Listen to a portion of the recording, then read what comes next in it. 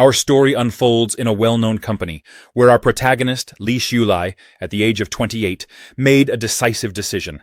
He chose to quit the rat race and resign from one of the top 100 companies in the country. As he packed up his belongings and prepared to leave, he was pleasantly surprised to see his friends, who had worked with him, come to see him off. His friends congratulated him and wished their team leader a bright future. Moments later, Li Xiulai invited his friends to a 5-star hotel to throw a farewell party. During the party, one of his friends with green hair exclaimed, "I can't believe you actually resigned.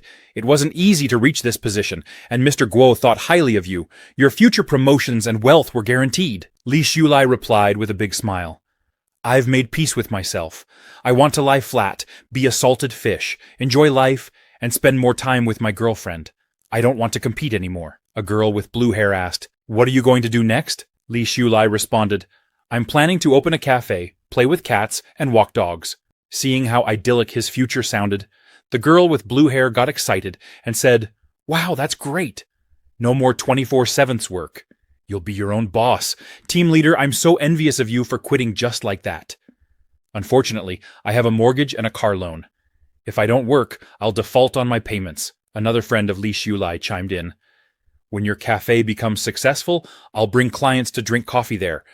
You must give us a discount." Li Xiulai assured them, "Don't worry, I'll treat everyone." Everyone stood up from their seats, raised their wine glasses, and toasted, "If we get rich, let's not forget each other." Sometime later, after Li Xiulai opened his cafe, it thrived, becoming a popular local spot with its unique decor, attracting countless visitors. Li Xiulai was filled with hope for the future, feeling that everything was going well. Standing in front of his cafe with his girlfriend, he said, "Guifen, did you know?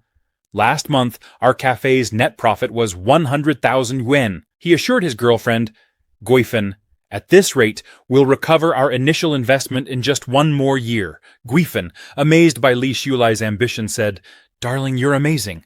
At that time, Li Xiulai thought that resigning and risking everything to start a trendy cafe with over 1,000,000 yuan in investment was the best decision of his life. But then, one day, bulldozers arrived to destroy his cafe. He demanded they stop and asked, "What are you doing?" The construction manager replied, "This land has been requisitioned by our leading group. All irrelevant personnel must leave." Li Xiulai, shocked, told them he hadn't heard anything about a demolition and demanded that they couldn't go through with it. The construction manager, Wang, told Li Xiulai, "You should ask your landlord about this. I'm just doing my job." Another man asked, "Brother Wang, what's going on? Who's this guy?" Li Xiulai insisted, "Hold off on the demolition. Let me clarify the situation first." The man urged him to hurry, saying, "Our project manager has a 3-day schedule for this area." In shock, Li Xiulai called his landlord, thinking, "Landlord, you need to explain why I was told today that the property I just rented and renovated is being demolished." Brother Wang, observing Li Xiulai, wondered, "This guy seems to have rented this place. Doesn't he know it was planned for demolition long ago?" Another worker remarked, "That's really unlucky." The landlord asked Li Xiulai, "Didn't I tell you about this?" He then apologized, saying, "I might have forgotten because I was busy. Anyway, that's the situation now." He advised Li Xiulai to hire a moving company to take his stuff away. Angry, Li Xiulai demanded, "What about the money I spent on renovations and marketing?" The landlord smiled and replied, "It's demolition. There's nothing we can do. We have to follow the city's development plans. Besides, isn't demolition for the city's betterment?" Li Xiulai, still upset, argued, "You had an obligation to inform me about the demolition before renting the place to me. Now you need to compensate me for the losses, or it counts as a breach of contract." The landlord laughed and said, "Compensate? I didn't say I wouldn't. I'll cover your moving expenses later." Brother Wang, observing the situation, remarked, "This kid seems young and inexperienced. Starting a business these days, you can't just think about making money. You have to consider all the risks."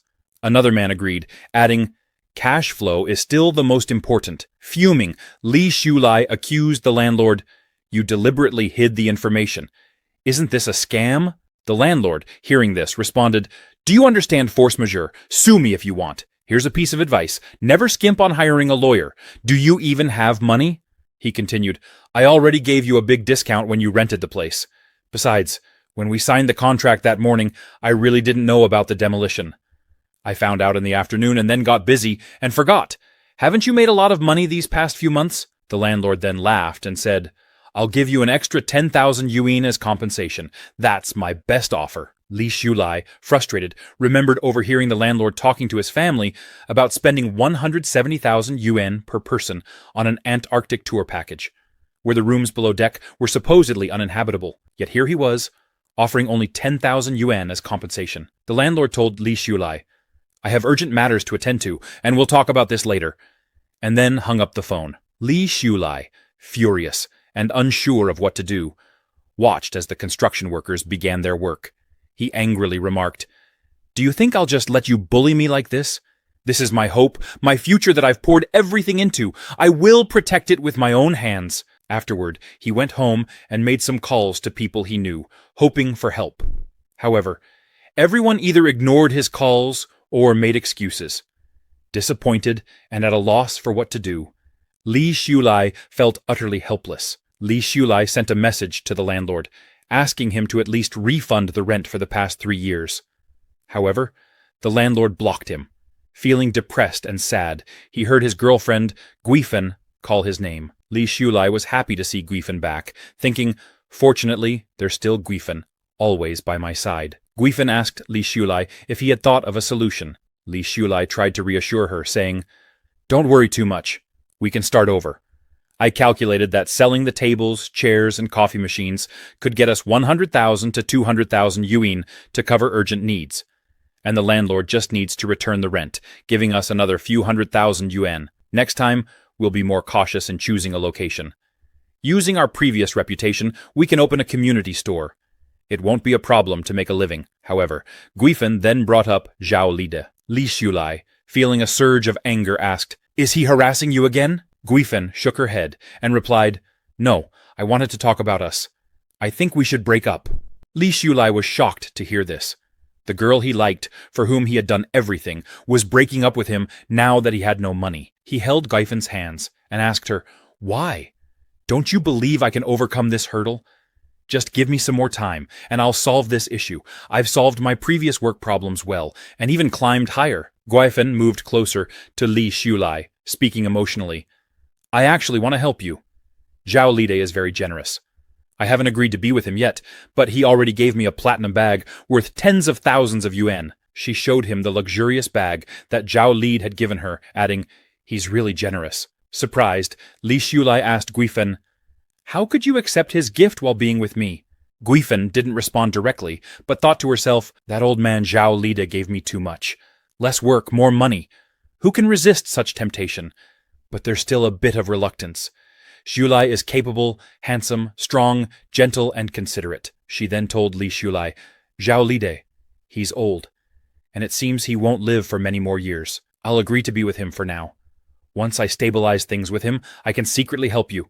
We'll just go from being public to secret. I truly love you, Shulai. You're the only one I love, being with Zhao Lide. I can also help you solve your current crisis. He promised that if I agreed to be with him, he'd immediately give me 1 million yuan.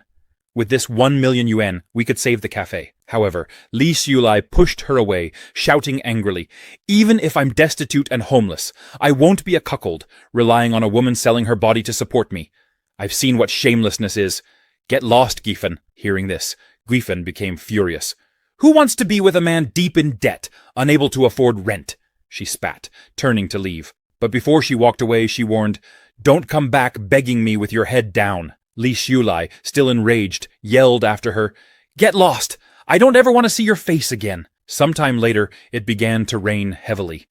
Li Shulai wandered through the streets, drenched and despondent, trying to figure out what to do next. He thought about selling his coffee machines and other items from the cafe, but the buyer told him that second-hand coffee machines these days are sold by weight. They're not worth as much as he had hoped. And those tables and chairs, how much could they sell for? Now he had nowhere to live. The house he had been renting was no longer available to him, because debt collectors were causing trouble every day. They had splashed the door with red paint so many times that the landlord had kicked him out. Every day the debt collectors demanded to know when he would pay back the money, coming to threaten him relentlessly. Frustrated and disappointed, Li Shulai didn't know what to do. He returned to where his cafe had once stood, now demolished, and thought, I clearly overcame the hardest step, seized the opportunity, and succeeded in my business. Why am I encountering such a low probability event? Why am I at such a dead end? He looked up at the sky and asked, God, are you playing with me? If you want to play, then play me to death. Sitting in the middle of the construction site, he took out a cigarette and muttered to himself, I will overcome these difficulties. But it seemed that fate had other plans. The brakes of a construction crane suddenly failed, and it collapsed on top of Li Shulai. At the age of 28, Li Shulai died from being crushed by the crane, losing too much blood. Even after death, he couldn't accept his fate. He found himself watching his own body as the police and ambulance arrived, taking care of the scene. He thought, good people get good rewards. That's just a myth. In the end, it's people like me who suffer. But then something strange happened. He noticed a golden light emerging from the spot where his cafe had once stood. As he approached, the golden light grew more intense.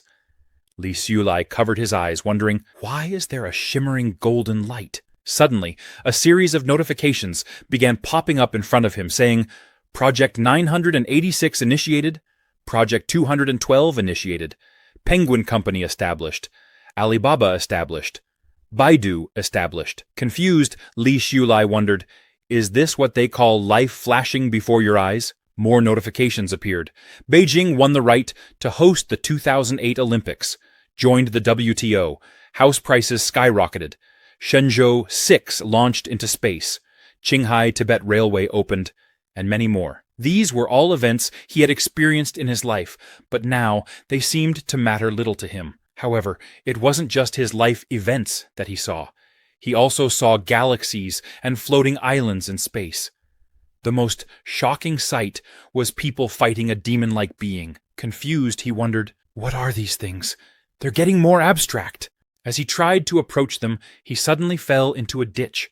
When he opened his eyes, he found himself in a classroom, sitting next to someone. The boy sitting beside him asked if he was okay. Li Shulai looked at the boy and was shocked. Zhang Ming, are you dead too? Zhang Ming, puzzled, asked. Are you all right? Don't say such unlucky things in broad daylight. Li Shulai stood up from his seat and looked around, wondering, Asterisk, is this heaven? At least I did good deeds all my life, so let me go to heaven. Zhang Ming, confused, asked, Have you changed? Why are you even sleeping through Old Man Guo's class? Isn't it your favorite class? What's up, dreaming of being paralyzed or something? Professor Guo noticed Li Shulai and asked, Why are you suddenly standing up in the middle of class? Li Shulai was stunned upon seeing Professor Guo, because, in his previous life, Professor Guo had been a great benefactor to him. When his family was poor during his school days, Professor Guo supported him in many ways, and helped him apply for scholarships, allowing him to continue his studies. But unfortunately, good people don't always get good rewards. Professor Guo had committed suicide by jumping off a building in Li Shulai's senior year, due to false accusations from a rich second-generation girl, Zhang Shuili. Zhang Shuili had falsely accused Professor Guo of forcing her to sleep with him in order to pass her thesis defense. Professor Guo tried to explain to everyone that it wasn't true, insisting that Zhang Shuili was talking nonsense and that he had never said such things to her. However, no one believed him. Zhang Shuili, being from a wealthy and powerful family, used her influence to trap him. Unable to bear the shame and the false accusations, Professor Guo tragically committed suicide. That's how Li Shulai's benefactor died unjustly and undeservedly, right in front of him. Seeing Professor Guo again, Li Shulai became emotional and hugged him tightly, saying, Professor Guo, I knew with your character you would definitely go to heaven. Thank you so much for nurturing me. Without your careful guidance, I wouldn't have been able to make it here. You must be ready to reincarnate, right? How many numbers ahead? I should calculate when I can reincarnate too. I wish you a good reincarnation, full of wealth and glory. Angry, Professor Guo grabbed a book and hit Li Shulai on the head. What are you talking about? Are you in a rush to reincarnate and dragging me along? How much cat piss did you drink yesterday? Zhang Ming quickly came to Li Shulai's rescue and told Professor Guo, Shulai hit his head this morning and isn't thinking clearly. You're magnanimous, so just take it as him being confused. Don't mind it. Then Zhang Ming turned to Li Shulai and asked, What's wrong with you today? Doing silly things in front of Guo Qiangguo. Hurry up and get back to your seat. Do you want to fail? See if you're dreaming or if you're in class. Surprised, Li Shulai wondered what Zhang Ming meant. But as he looked around, he realized he was in a classroom. Shocked, he quietly returned to his seat. Zhang Ming then advised, "Go wash your face after class. I told you not to stay up late studying at night. You've studied yourself silly." Still confused, Li Shulai wondered, "Why does heaven look like my university classroom?" He looked around to confirm what was going on and saw the school beauty, Xiaoning, sitting behind him. Surprised, Li Shulai thought, I never heard anything happen to her later. How did they all die so young? However, Li Shulai received a disdainful look from Xiaoning, the goddess of his university.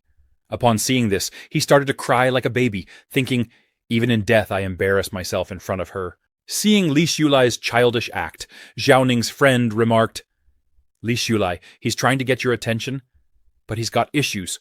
What girl would like being pursued this way? Li Shulai overheard their conversation and glared at Xiaoning's friend, angered by her words. Frightened, Xiaoning's friend asked, "Why are you giving me that look?" She then turned to Xiaoning, saying, "Don't fall for a creepy guy like Li Shulai." Xiaoning replied confidently, "Of course not, and I never will. He's just seeking attention." Zhang Ming, noticing the situation, whispered to Li Shulai, "Sit properly. Professor Guo is watching you, and stop looking at the goddess." Professor Guo was indeed observing Li Shulai's childish antics. Feeling the weight of Professor Guo's stern gaze, Li Shulai's whole body started to feel cold, thinking Teacher Guo was so serious both before and after his death. As Li Shulai's eyes wandered, he noticed the book on financial markets and investments that he had studied during his college days. Seeing so many familiar details, he began to realize, this doesn't seem like heaven, and it's too coincidental that they all died, finance and investment. This was a course I took in my third year. Unless it's the end of the world, and everyone is dead. But he quickly dismissed that thought, remembering how he died and the events that led to it. Finally, he came to a conclusion. Then it must be the most classic and common novel trope, Rebirth. As he pondered this deeply, suddenly the classroom bell rang, signaling the end of class. Everyone began filing out of the classroom, leaving Li Shulai to process the surreal situation he found himself in. After class, Zhang Ming came close to Li Shulai and asked, "What's wrong with you? Did something happen at home? You've been out of it all class." Zhang Ming offered his support, saying, "If something's wrong, tell me. I'll do what I can to help. A nightmare shouldn't make you this distracted. This must mean something happened at home." He handed Li Shulai 100 yuan, saying, "Don't worry too much. All problems will be solved." However, Li Shulai refused, saying, "I can't take this. It's enough for a month's living expenses." Zhang Ming insisted, "Don't worry, we're like brothers. I have plenty of living expenses. Even after giving you this, I still have over 400 left." Seeing Li Shulai still hesitating, Zhang Ming told him, "Consider it an investment. You can pay me back when you become rich. My dad told me your parents' small business has a lot of potential. If my parents kick me out for being wasteful, I can come to you." Reluctantly, Li Shulai accepted the money, saying, "I'll take this as a loan, and I'll pay you back double when I have the money." Zhang Ming smiled and said, "Don't worry too much. Just eat more meat today." Later that night, in their college dorm, Li Shulai found himself unable to sleep. He was still thinking about how he had returned to his third year of college, back in 1998. Whatever the reason, he felt like he had hit the jackpot. He remembered when he died, passing through the darkness. Those events' timelines, from recent to distant, were all etched in his mind. That must have been time travel, he thought. But why were there also scenes of monks fighting and floating islands? Other dimensions. He decided to forget about the strange visions, focusing instead on the information gap he could now exploit. Li Shulai began laughing quietly to himself, remembering the future events he knew were coming. Hearing Li Shulai laughing in the middle of the night, Zhang Ming got irritated and said, "Are you still not sleeping? What are you laughing at under the covers? The bed frame is creaking nonstop. It's annoying." Li Shulai apologized and promised to sleep quietly. But he couldn't help but smile, knowing there was still time to change everything. Zhang Ming, worried about Li Shulai, thought, "He's been distracted all day, looking like he owes millions.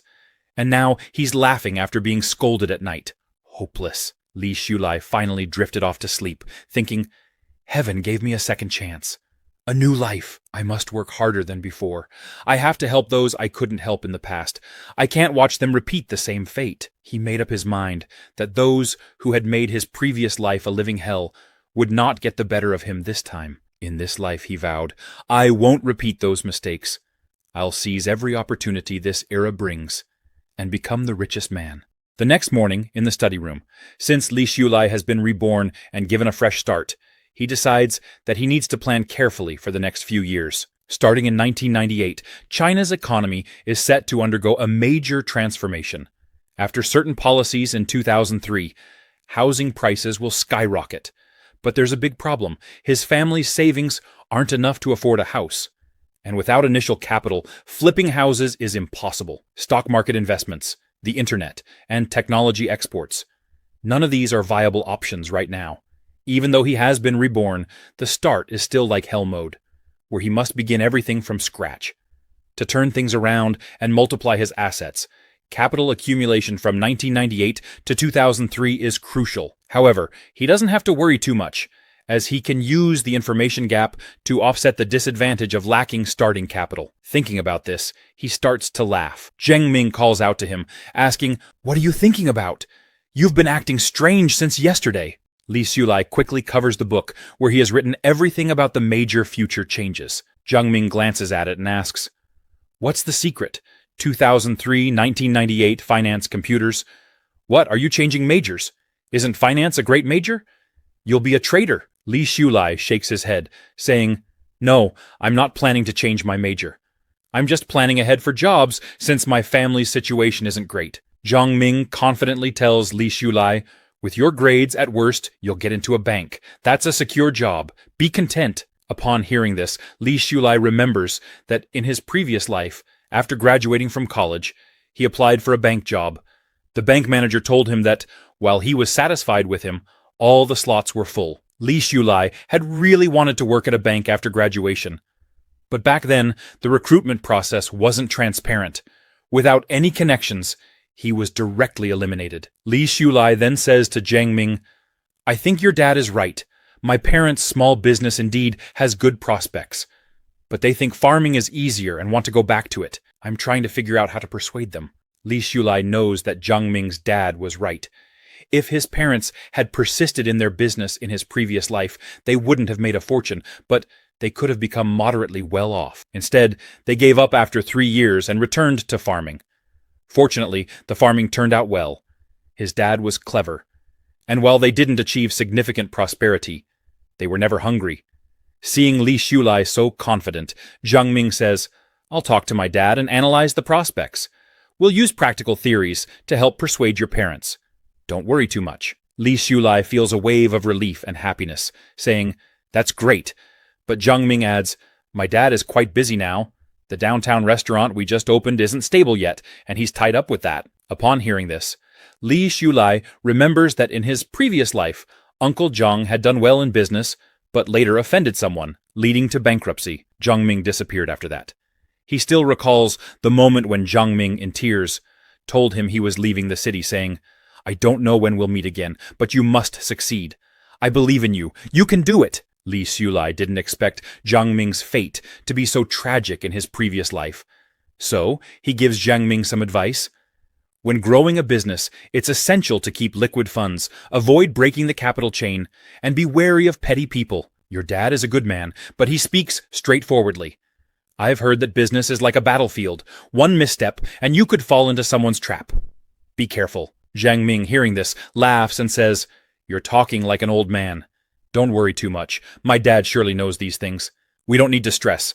Come on, class is over. Let's go to the bathhouse." Seeing Zheng Ming so carefree and happy, Li Shulai thinks, if I tell him now that his dad's business will fail, he'll think I'm cursing them. In the future, he needs to keep an eye out for this petty person and help them when necessary. After all, Zheng Ming never looked down on his poor family for 3 years. He always ordered extra food when they ate in the cafeteria, pretending he couldn't finish it and then giving it to Li Shulai. Knowing Li Shulai's family's situation, he often found excuses to give him money, saying, "You think I'm lending you money for free? When you're rich, I'll charge you high interest." He had protected Li Shulai so much before. Now, it was Li Shulai's turn to protect him. Later that night, in the student bathhouse. While taking a bath, Li Shulai was deep in thought. With my current skills and family background, standing out in the finance industry is tough. In his previous life, without a degree from a prestigious school, he couldn't find a good job after graduation. Fortunately, he had decisively switched to the computer industry. And after years of persistence and effort, he had made some achievements in programming. Now, he needed to pick up his old trade and seek opportunities in the internet sector because, in the coming years, the internet would rapidly develop and many prominent figures would emerge. As long as I seize the opportunity, I can ride on others' success and become a winner. He recalled that in 1999, Yang Feilong would establish Feilong Technology in Hangsha City, just 8 months away. Isn't this the first opportunity delivered to me? He thought. With his skills from a few years later, he'd be a top programmer now. If he could secure a position at Feilong Technology, his assets would surely multiply. Once he had accumulated initial capital, he could go further and climb higher. With this, he could not only rewrite his own destiny, but also change China's destiny, making it a dominant global power. Suddenly, he noticed that his soap had slipped from his hands. As he bent down to pick it up, he felt a sudden coolness. Turning his head back, he saw Zhang Ming standing behind him, smiling. The soap fell on the floor. "Why aren't you picking it up?" Zhang Ming asked. Li Shulai quickly stood up, without even picking up the soap. Li Shulai told Zhang Ming, "Don't speak in riddles. I'm a straightforward guy." Zhang Ming laughed, saying he was just joking. He grabbed his clothes and headed out for his shower, telling Li Shulai, "Take your time showering." But suddenly, Li Shulai noticed a golden light emerging from Zhang Ming's body. Startled, he shouted, causing Zhang Ming to turn back in surprise. "What's wrong?" Zhang Ming asked. The golden light began to flow into Li Shulai's body, leaving him in shock. What is this golden light? He wondered. Then he remembered that in his previous life, just before he died, he had seen this same golden light at the cafe. It was the same light he saw while time traveling. Li Shulai called out to Zhang Ming, asking, "Have you noticed any golden light on you?" Zhang Ming, confused, asked, "What are you talking about? What light? Is it Ultraman's light? I don't see any golden light on you." "Have you been watching too much TV?" He then told Li Shulai. "Don't startle me like that. You scared me." Li Shulai looked at his hand, but the golden light had vanished. Confused, he wondered if it was some kind of illusion brought on by his time traveling. Zhang Ming, noticing that Li Shulai had been acting strangely lately, advised him, "Just take a good shower and relax. If it doesn't get better, let's go to the school clinic tomorrow for a checkup." However, Li Shulai remained puzzled, still wondering what exactly the golden light was. Sometime later, at the college cafeteria, Zhao-Ning's friend asked her, "Have you noticed that Li Shulai hasn't been around much lately? We used to run into him all the time." Zhao-Ning, noticing how much her friend was talking about Li Shulai, responded, "You seem to care about him a lot.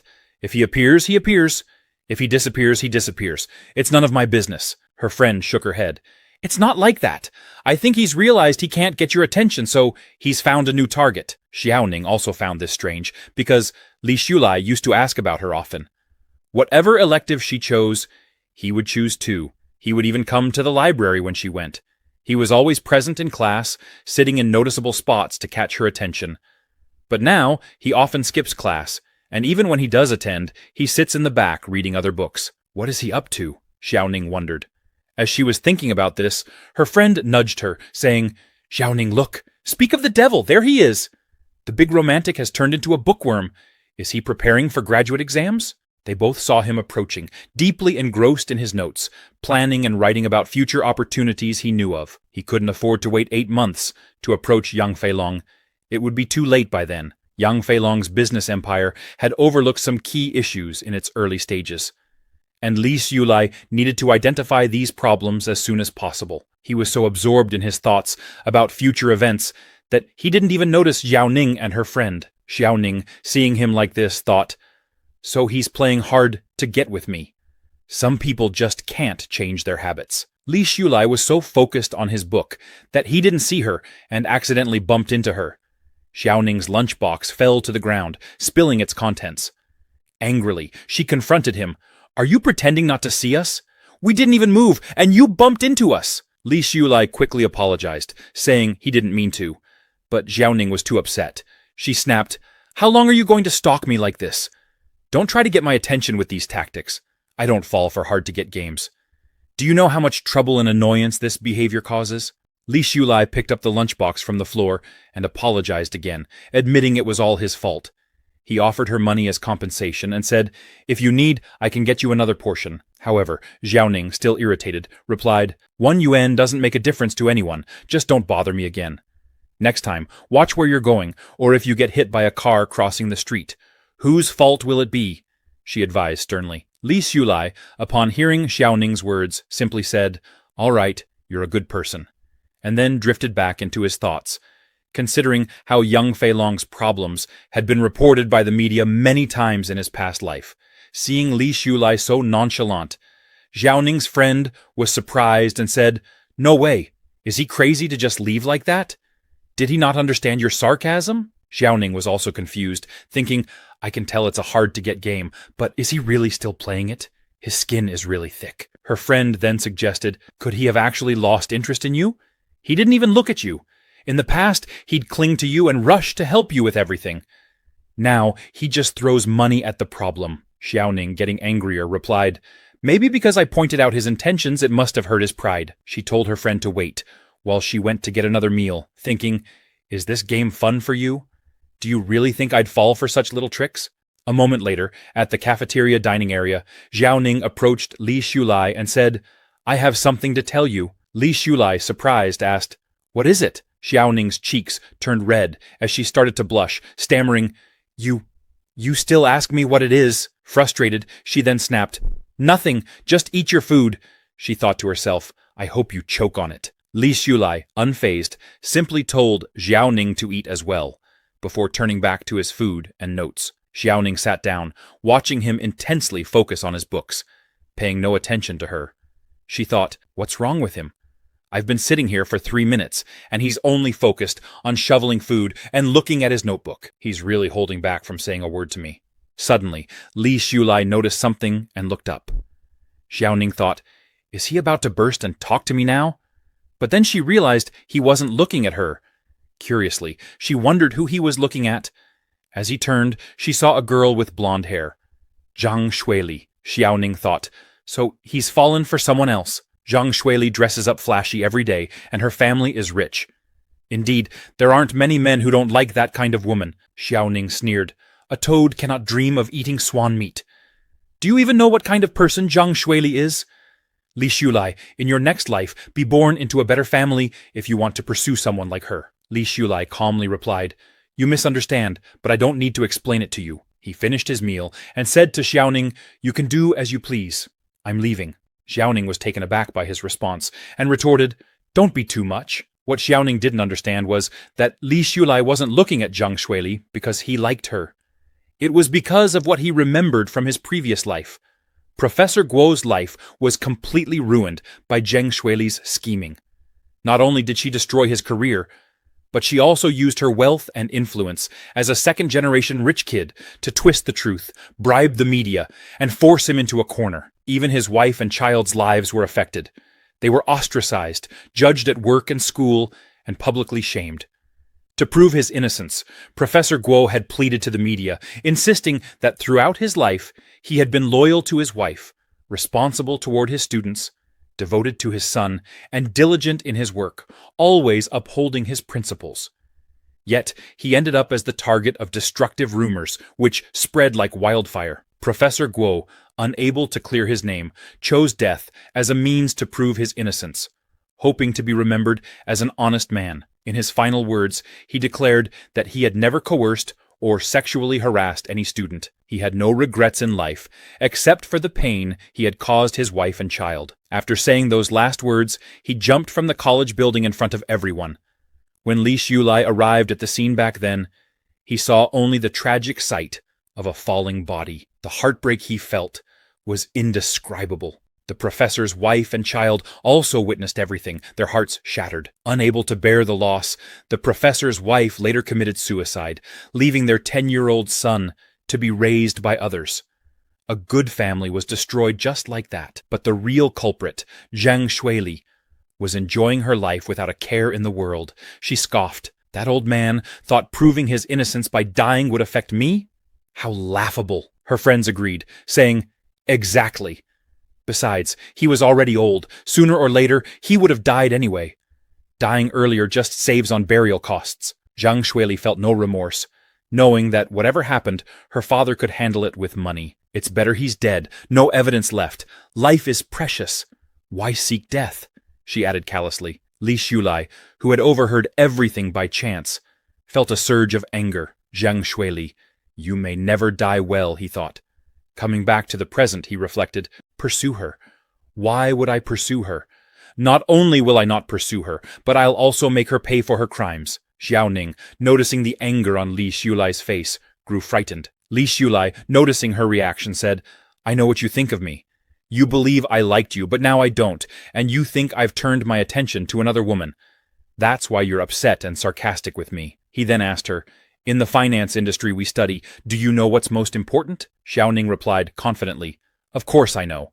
These are basic concepts from class, forward-looking vision and persistent perseverance. Li Shulai laughed. Wrong, it's liquidity funds. Without liquidity, the capital market collapses. He continued explaining, the financial wizards you'll meet in the future. Their success largely depends on risk management and optimizing their liquidity.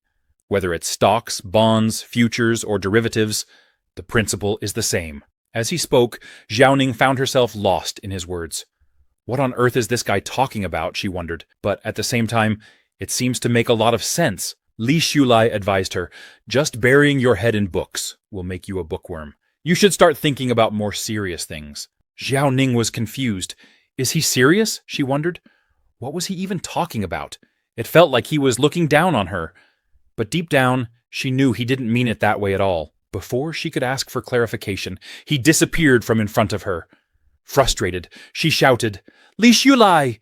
In anger, I got lectured and didn't even talk back, she thought, her mind racing with 1,000 ways she could have responded. Next time, for sure. Meanwhile, outside, Li Shulai was thinking, Xianxi Yumi, Ma Xiaoning is nothing special.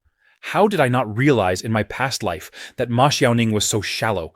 As he recalled the past, he remembered that Xiao Ning's friend once told her, I think Li Shulai really likes you. He seems like an honest guy. Why don't you consider him? People often say that marrying an honest person is a good choice, proving that honest people are still valued in the marriage market. However, Xiao Ning told her friend, don't compare me to just any random guy. It makes me sick. But if he wants to go after me, let him. If he wants to be nice to me, I can't stop him. In his past life, Li Shulai realized, his perspective was too narrow. Being a sycophant, he was smitten by the slightest kindness from Xiao Ning. He was completely infatuated with her. Who knows how much time he wasted? He even told Zheng Ming, the school beauty glanced at me. Could it be that she's starting to change her opinion of me? But now, when he remembers those things, he feels nothing but frustration, because in Xiao Ning's eyes, he was just a pushover. But in this life, he resolved, I will cherish my time and start by not being a pushover. Rather than trying so hard only to become a laughingstock, it's better to become strong and unattainable. Building a business is better than dating. Yang Feilong's looks were always mocked, yet many people chased after him, calling him Dragon Dad. And beauties were always surrounding him. Appearance, inherent flaws, or low status. What do they matter? When power and strength gather within you, all these things become the finery that showcases your ability. Rejecting fake social games and focusing on the pursuit of wealth and power is the way forward. What I want, I will get. What I once didn't dare to imagine, which could only exist as daydreams, I will achieve it in this life. Moments later, in the boys' dormitory, Zhang Ming invited Li Shulai over to his place to watch the game tonight, mentioning that his parents were out for a business dinner, so they could watch all night. Li Shulai remembered that today was the World Cup group stage match between Japan and Croatia. Japan loses badly and fails to advance. Li Shulai told Zheng Ming, I'm not going. I haven't finished the study plan I set for myself today. He thought to himself, this game, which I've watched hundreds of times in my past life, how can it be more interesting than making progress on my plans? Time waits for no one. I need to start making progress, securing Feilong Tech, and achieving Step 1. Zheng Ming, surprised, asked, Are you serious? It's the World Cup. The World Cup that happens once every 4 years and you're not watching? You haven't really become a bookworm from studying too much, have you? It's just the two of us. Are you still pretending to be a model student around me? Li Shulai replied, I don't need to watch to know the result. I already know who's going to win. Jiang Ming didn't believe him, accusing him of bluffing, and asked, Do you dare to bet with me? Li Shulai responded confidently, Bring it on, I'm not afraid. Jiang Ming proposed, Whoever loses washes the winner's underwear and smelly socks. And by the way, I have socks piled up under my mattress, just waiting for you to wash them. Li Shulai smiled and said, No problem, although after hearing you, Jiang Ming, I wondered why there was a faint smell of soy sauce in the dorm. Turns out it's you. Jiang Ming, laughing, said, I bet Brazil will definitely win this time. They're a traditional football powerhouse, no doubt about it, Li Shulai countered. I bet France beats Brazil 3-0, and Japan loses tonight without scoring a single goal. Upon hearing this, Jiang Ming exclaimed, Are you deliberately talking nonsense? You really want to wash my underwear and socks that badly? Don't turn gay just from picking up a bar of soap, okay? Buddy, I'm straight, Li Shulai, now angry, retorted. Get lost. Starting today, I won't wash my socks. I'll just wait for you to wash them for me. Moments later, back at the boys' dormitory, Jiang Ming started laughing and told Li Shulai, I'm definitely going to win. There's nothing to be afraid of. Speaking of which, he asked, didn't you mention how prosperous the gambling industry is abroad? Who knows how many people get rich overnight because of the World Cup? Jiang Ming wondered aloud. When will they allow gambling in our country? I want to get rich overnight too. If I were abroad, I'd definitely be a gambling god. Li Shulai, who actually knew a lot about this, remembered that in his past life, he was a hardcore soccer fan. He could recite the scores and results of all past tournaments by heart. Guessing the outcome was a piece of cake for him. He recalled that in 2001, a football lottery was introduced domestically. In a perfect scenario, it could indeed make anyone rich overnight, rapidly accumulating wealth. However, as good as reincarnation might seem, the butterfly effect is a terrifying thing. Who knows if a butterfly flapping its wings might cause a tornado? Besides, he needed to figure out quickly what those golden lights were all about. In his past life, his luck was incredibly bad. Even though everything was in place, he always fell short by one move. He wondered, what if all my luck in this life was used up just to be reborn? If I lose the advantage of foresight after winning 2 or 3 times, wouldn't that be a loss? For now, he realized, he should try to maintain the timeline, let events happen as they originally did, and not make any changes. He told Jiang Ming, gambling is essentially just that, gambling. It's very risky and not something to be touched. Dreams are beautiful, but reality is harsh. In practice, it's not as simple as guessing wins and losses correctly. You only see those who get rich overnight looking glamorous, but not those who lose everything and end up in poverty. He advised Jiang Ming, for ordinary people like us, without any backing or connections, winning once or twice might be fine, but if you keep winning every time, wouldn't people suspect something fishy? What if they arrest you for investigation? Who knows which big shot might take offense and have you taken out? You might end up being kidnapped and thrown into the sea, not even knowing which big shot you offended. Even if you luckily get that much money, without some means of violent protection, you might have your throat slit the next day. Your family destroyed, people dead, having money but no life to spend it on. Upon hearing this, Jiang Ming was really scared. His whole body started shaking. He said to Shulai, I never realized you knew so much. Li Shulai gave his sermons like Buddha. Li Shulai turned to Jiang Ming and said, My friend, say no to prostitution, gambling, and drugs. Be a positive youth. Promise me, okay? After hearing what Li Shulai said, Jiang Ming's eyes filled with tears. After listening to you, I feel like a righteous person, he exclaimed. Then he asked, Shoo, did something really happen to you? Your thoughts have become so profound. Lately, you've seemed a bit odd, like you're hiding something, looking so preoccupied. Jiang Ming laughed and said, Is there something you can't tell me? Or is it that you're just not having any luck as a simpa? Li Shulai replied, It's not like that. I've just realized that love is precious, but time is even more valuable. Instead of always thinking about side income, focus on solid work and improving yourself. Wealth can't accompany you for a lifetime, but skills can.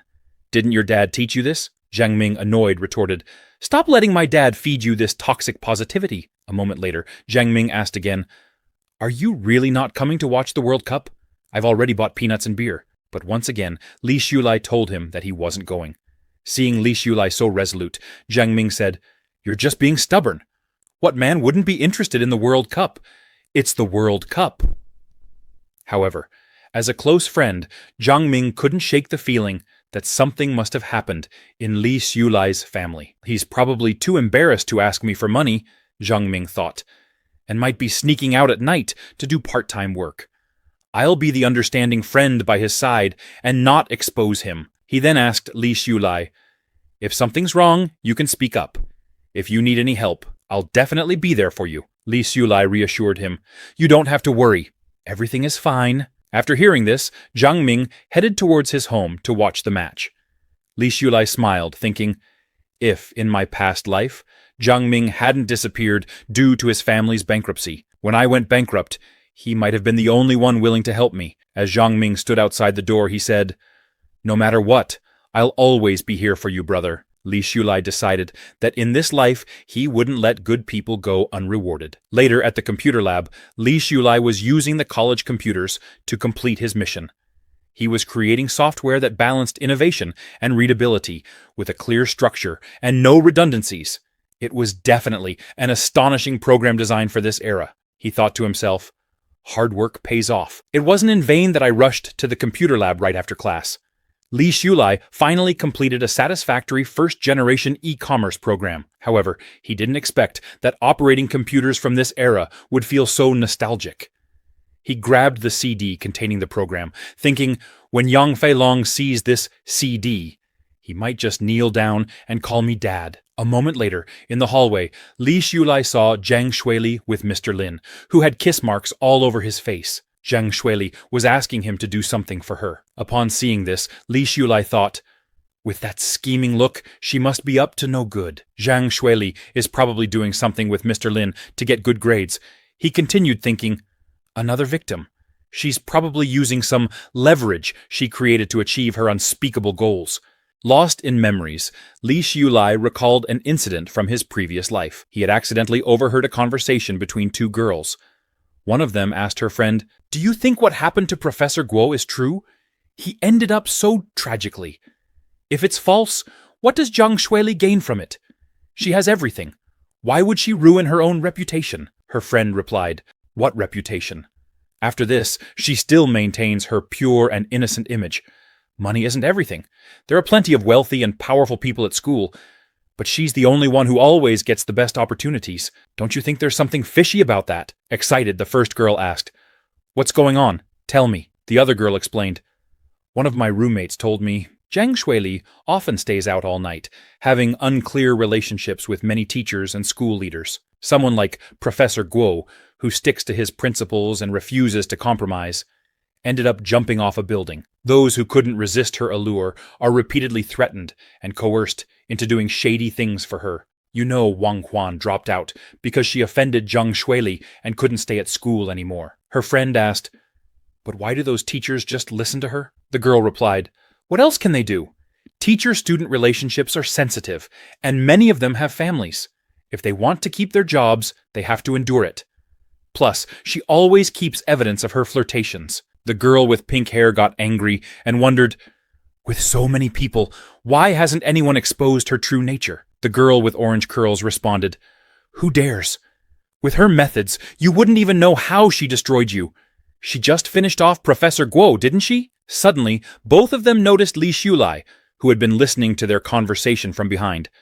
Upon seeing Li Xiulai, both girls immediately stopped talking and started to leave, but Li Xiulai, angered, stopped them and demanded, "Tell me everything you know." The orange-haired girl, clearly frightened, told him, "I'll tell you, but I just heard it from someone else. It might not be true." In the present, Li Xiulai wondered if that male teacher was also being blackmailed by Zhang Shuili. No one would have expected that someone as well off as her would resort to seduction and unspoken rules to play the campus version of a honey trap. Li Xiulai smiled to himself, thinking, let her be smug for now. Those who achieve great things must prioritize and endure hardships. But the only goal I have now is to take down Yang Feilong. I can't waste extra energy on her, or I'll get stuck like glue, wasting precious time that could be spent seizing opportunities. He then thought to himself about Zhang Shuili. Just wait. You used money to drive Professor Guo to his death, but one day you'll fall into an abyss because of that same money. I will be the one to create that abyss for you." As Zhang Xueli left, Li Xiulai came out of the computer lab. Lost in thought about Zhang Xueli, he wasn't paying attention to his surroundings. Suddenly, he bumped into a beautiful girl who was carrying a stack of books. The girl fell to the ground, and all her books scattered. Li Xiulai quickly apologized and offered her a hand to help pick them up. However, the beautiful girl politely refused, saying, "You don't have to. I can do it myself." As he bent down to help anyway, their hands accidentally touched. She blushed and quickly pulled her hand away, looking a bit shy. Li Xiulai apologized again, explaining that he had been lost in deep thoughts and hadn't been paying attention to where he was going. The girl reassured him, "It's okay. I was in a bit of a hurry as well." As Li Xiulai got a closer look, he suddenly recognized her. Isn't this Liao Kexin? In his previous life, she had become a best-selling author and was also his idol.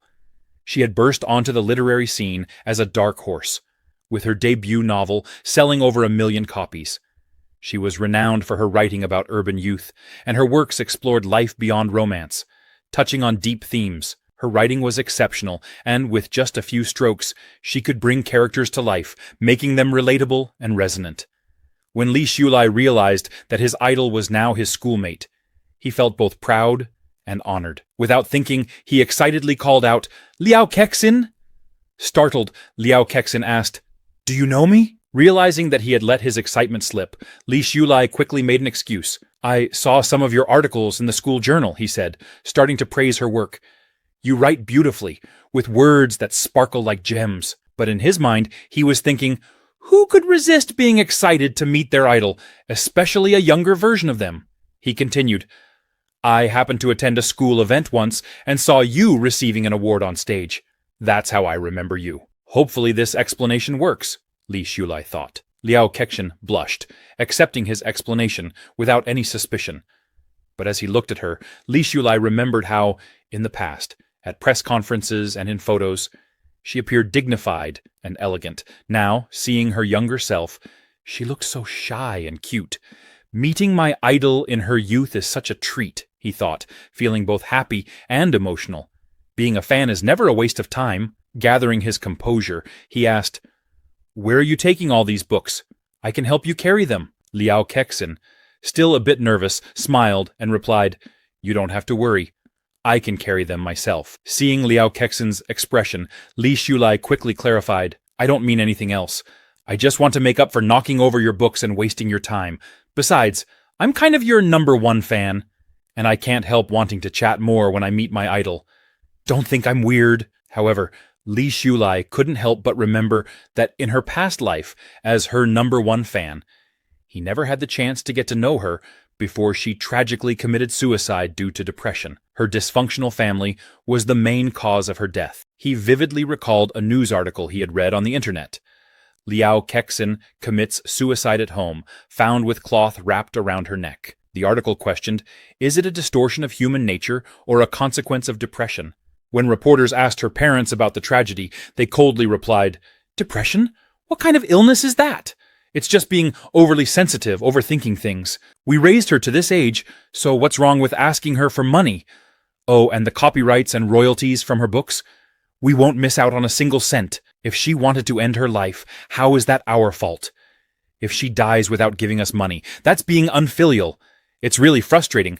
As her younger brother, I'm still waiting for her support. She's so selfish. Girls are born to contribute to their families." Back in the present, Liao Kexin agreed to let Li Xiulai help her carry the books.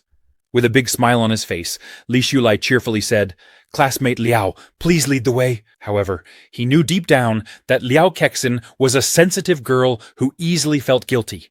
In this life, he vowed to himself, I won't let her family manipulate her again. Besides, he knew that she was going to become a top-tier author in the future, incredibly influential. Getting to know a future big shot early is all benefit and no harm. Successful people not only seize every opportunity, but also build networks and resources. Later, as they walked across campus, Li Xiulai casually said, "You know, you remind me of a cousin I have back in my hometown. Both of you love to write and are very talented. If I remember correctly, she won first place in a writing contest there, but she wasn't as lucky as you. She had a younger brother, and her family favored males, so she had to quit her studies. Now she works in a factory, and her dreams were shattered. I think telling her this much should be fine, Li Shulai thought, watching for her reaction. Upon hearing this, Liao Kexin's expression turned somber. With a sad look on her face, she quietly admitted, I also have a younger brother, and my parents favor him more than me. Seeing Liao Kexin's eyes well up with tears, Li Shulai immediately apologized, feeling guilty for making her sad. I'm sorry, I didn't mean to upset you. My cousin once told me that she regrets not fighting harder for her dreams. That's why I think you must keep writing. One day, you'll become famous because of your work.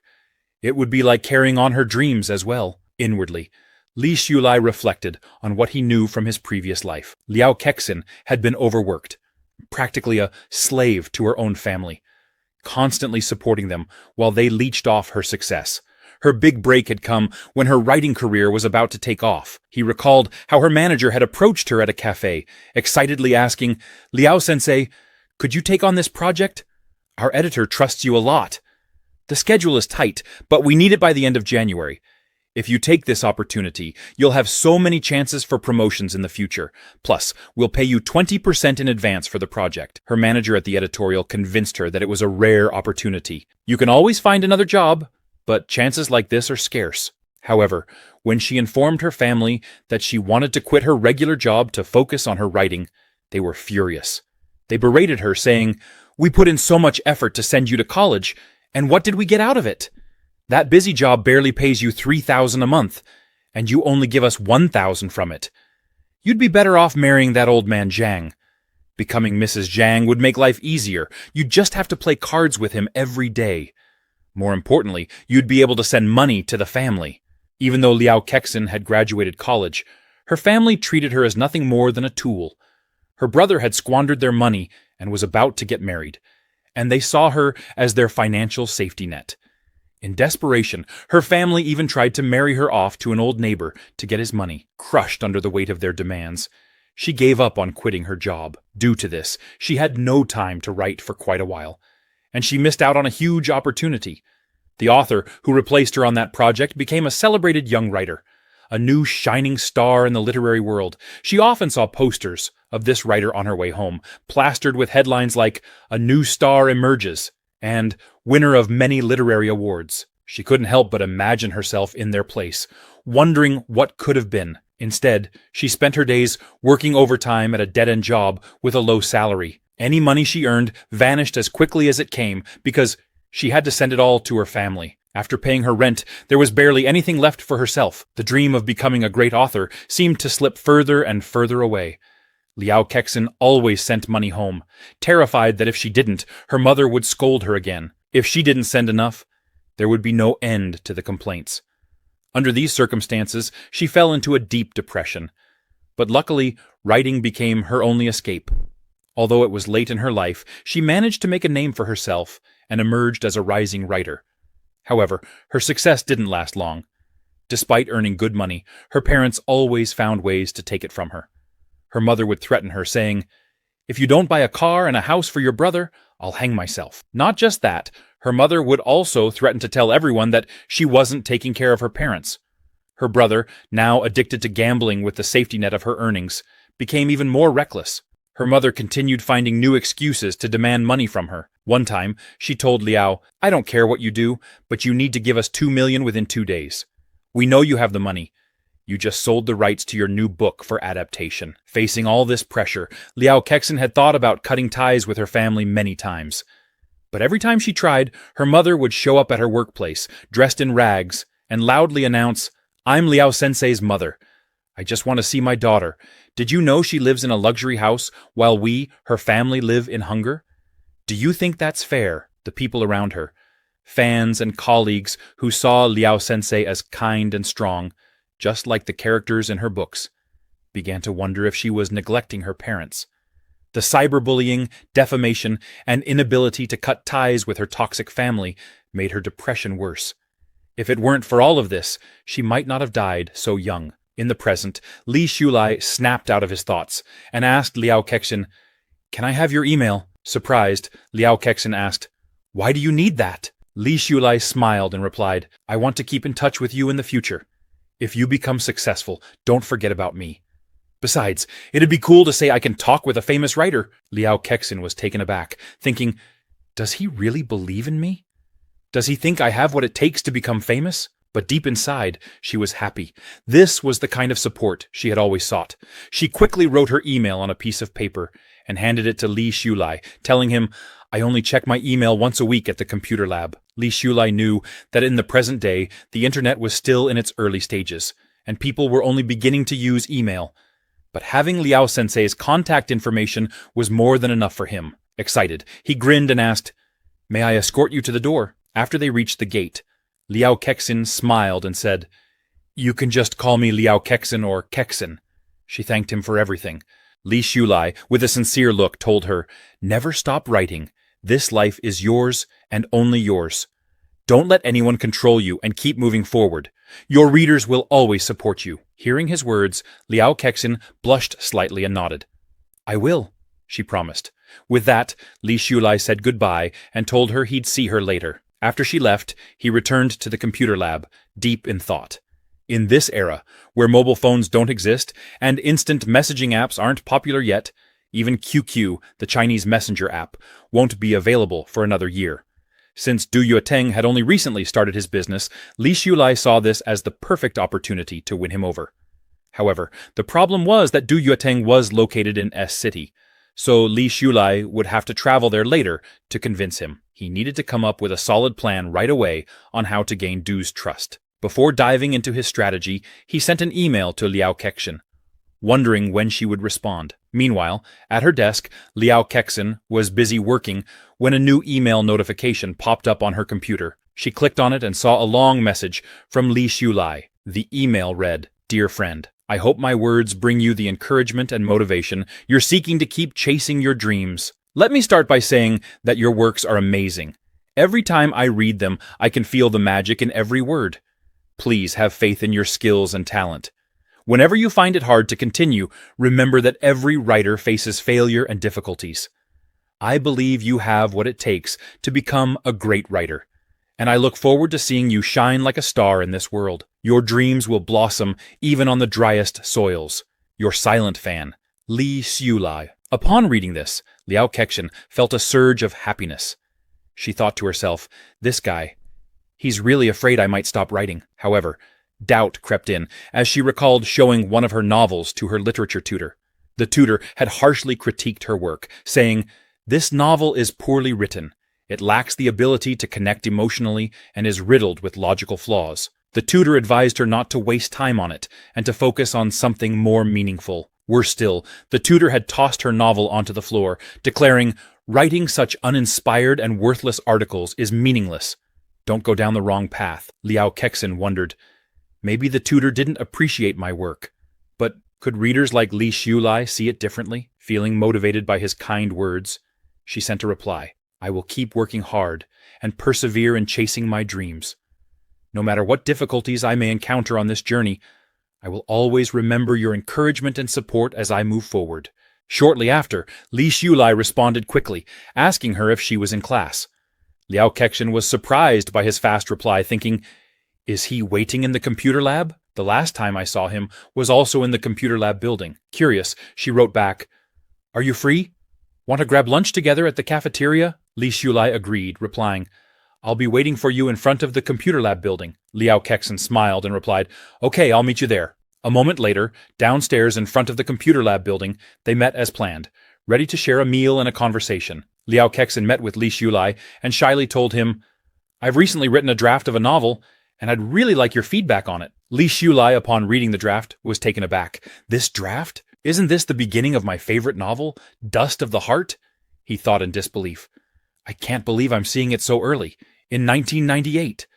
I remember every line of it. It's filled with memorable quotes that people used in their QQ statuses. And she won countless awards for this novel, even coming close to being nominated for the Nobel Prize. Liao Kexin, seeing his surprise, asked nervously, Do you also think it's poorly written? Li Shulai blinked, confused. Poorly written? What do you mean?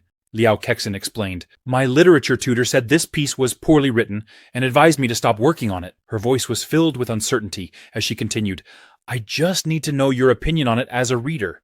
Is it really that shallow? I mean, I really like it. Is it really that bad? She looked at him with genuine concern in her eyes. Hearing this, Li Shulai recalled reading in an interview that the beginning of Dust of the Heart had been harshly rejected by Liao Kexin's tutor, who said it was worthless.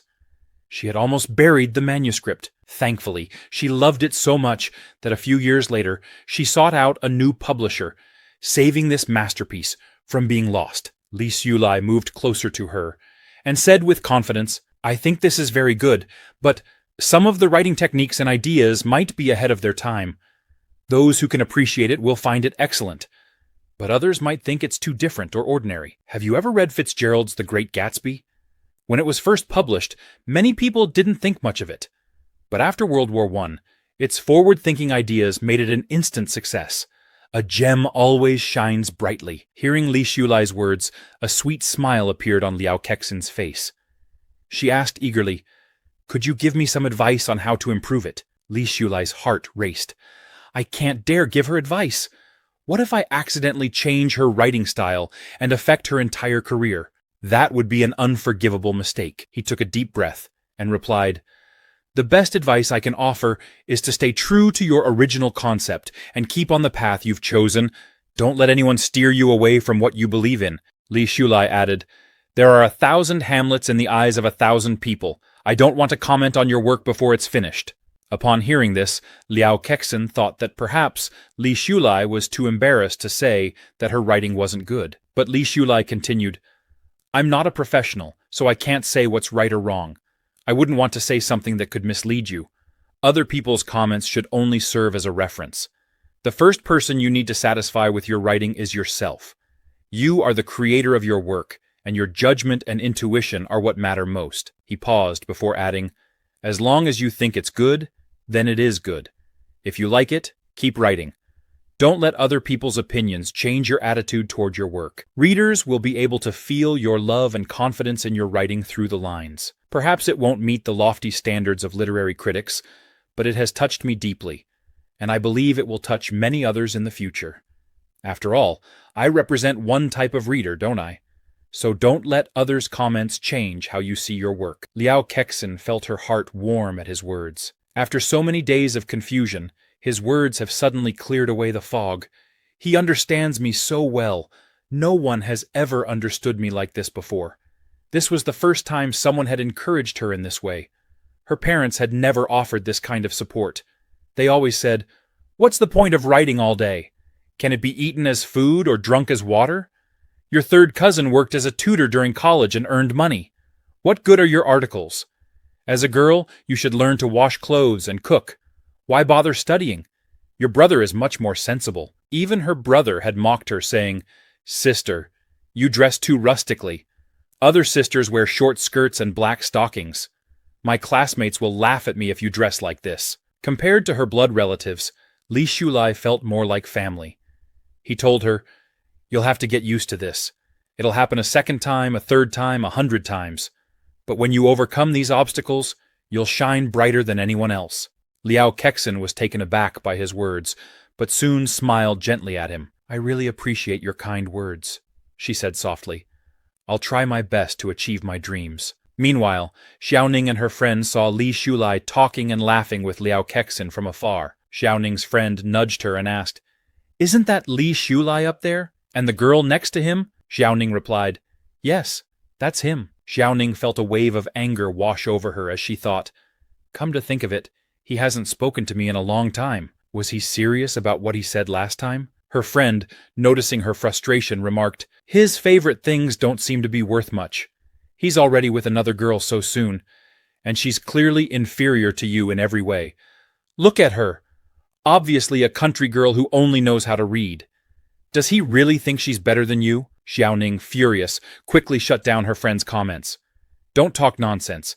It's his choice who he spends time with. It's none of my business. Don't go pairing us together." Her friend, smiling slyly, asked, "Xiaoning, you're not jealous, are you?" Xiaoning forced a smile and replied, "Jealous? Of him? You're overthinking this." At that very moment, Li Shulai, who had overheard their conversation, was boiling with anger. "These two are so annoying! Why do they always show up to disturb me whenever I'm at the cafeteria? And to talk so loudly about me and my idol? It's insulting to the friendship I have with Liao Kexin." He clenched his fists, furious with Zhao Ning and her friend, but quickly calmed himself down, thinking, "Thankfully, my idol didn't realize what they were saying." Turning to Liao Kexin, he said, "Wait a minute. I'm going to say hello to my two classmates." He stormed over to Zhao Ning and her friend, calling their names angrily. However, as he approached, Li Shulai was taken aback. "Ma Xiaoning, how did she get so far away? I thought she was just half a meter behind me a moment ago." Confused and surprised, he wondered, "What's going on?" Zhao Ning's friend teased her again. "Look, he's coming back. Want to try and win him over?" Zhao Ning, irritated, snapped, "Stop talking nonsense!" Li Shulai, still fuming, clearly overheard their conversation. "I heard it again, so clearly from this distance? It doesn't make sense." Li Shulai thought to himself, "Forget it. Those two are useless. No need to pick a fight with them." However, he suddenly felt something strange happening with his body. Closing his eyes and focusing, he realized that the world around him had changed. The sound of the wind, the distant lecture of a teacher explaining derivatives, the function at a certain point represents the rate of change at that point, and even today's lesson on capital markets and investment portfolios, asset pricing models, and risk management principles.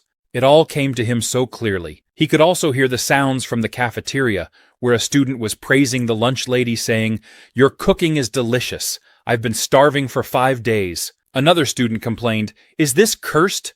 Why are the scrambled eggs with tomatoes so sweet? Zhang Ainan, do you want to die? How dare you put the chicken leg that fell on the table into my bowl? Are you trying to rebel?" The chatter and noise from the cafeteria filled his mind, despite the great distance between them. Surprised, Li Shulai wondered, is this a new ability brought by reincarnation? A wave of happiness swept over him. Isn't this the legendary celestial ear? Let's call it that for now. I wonder how it activates. It seems like a passive skill, so what about active skills? Either way, this is incredibly beneficial. Noticing Li Shulai's strange behavior, Liao Kexin asked, "What's wrong with you?" Li Shulai quickly calmed himself and replied, "I was just thinking, since we're classmates, if we don't meet here, we'll meet somewhere else. There's no need to greet each other every time. It feels a bit too formal." But inside, he was ecstatic. This must be some kind of ability, a golden finger. They call it that on the internet, golden finger. He then told Liao Kexin, "It's past noon now.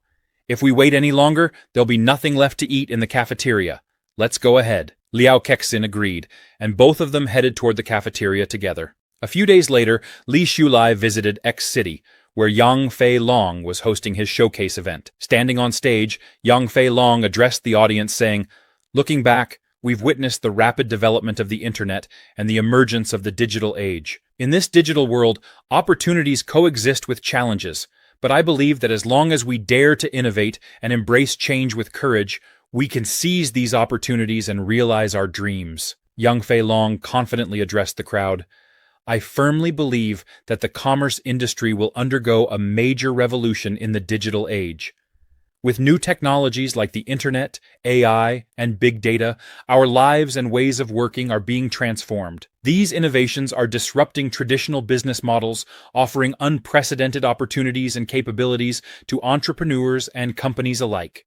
Li Shulai, watching from the crowd, thought, "Indeed, Daddy Fei Long." Just those soul-stirring words have already captivated the audience. His ability to hype things up is truly top-notch. Yang Fei Long continued, "In this digital world, we will break the boundaries of space, time, and language, creating an invisible link for global commerce. To put it simply, this means bringing electronic transactions to a global scale, ensuring that everyone benefits from convenient, efficient services that meet the Generalized System of Preferences, GSP, standards." The crowd murmured in agreement. Yang Fei Long's vision of a digital world and commercial revolution is truly outstanding, some praised. As Yang Fei Long basked in the approval of the crowd, Li Shulai saw the perfect moment and stood up, speaking loudly for everyone to hear. "I think your dream is wonderful and will surely come true in the future, but there will also come a day when you'll be crushed." The crowd immediately erupted in anger. "Who is this kid who doesn't understand anything but dares to speak so boldly? He's just a student," someone shouted. "What's he saying? Coming here to cause trouble?" another remarked. He's just showing off. Young Fei Long, startled by the interruption, thought, who is this argumentative kid, ruining my event? He almost swayed the crowd just now. The event manager hurriedly called for security, barking at them. How could you let anyone in here so casually? But Li Shulai wasn't finished. He locked eyes with Young Fei Long and continued, I know what you're really thinking. I even know the deepest thoughts hidden in your heart. If you truly want to break through your difficulties, come find me. Young Fei Long stood frozen in surprise. What does he mean, hidden thoughts in my heart? With a calm smile, Li Shulai turned and headed toward the exit, leaving the crowd in shock. The manager rushed over to Young Fei Long and said, people like him are just here to show off, trying to step on others to gain fame. You don't need to pay attention to what he says. Your grand plan can't possibly be crushed. Young Fei Long nodded and agreed. He really is speaking nonsense. But then smiled and added, yet, I don't know why, but I admire him. Don't you find that young man very interesting? Seeing him reminds me of my younger self, even if he's just showing off or knows a little. Daring to refute me in front of so many people makes me curious. The manager was surprised and asked, General Manager Yang, what is this? A moment later, outside Young Fei Long's office building, Li Shulai was standing there when Young Fei Long approached him. You said I will be crushed one day. I think your words are not baseless, and I'd like to hear your advice. Young Fei Long thought to himself, this young man is very purposeful and courageous.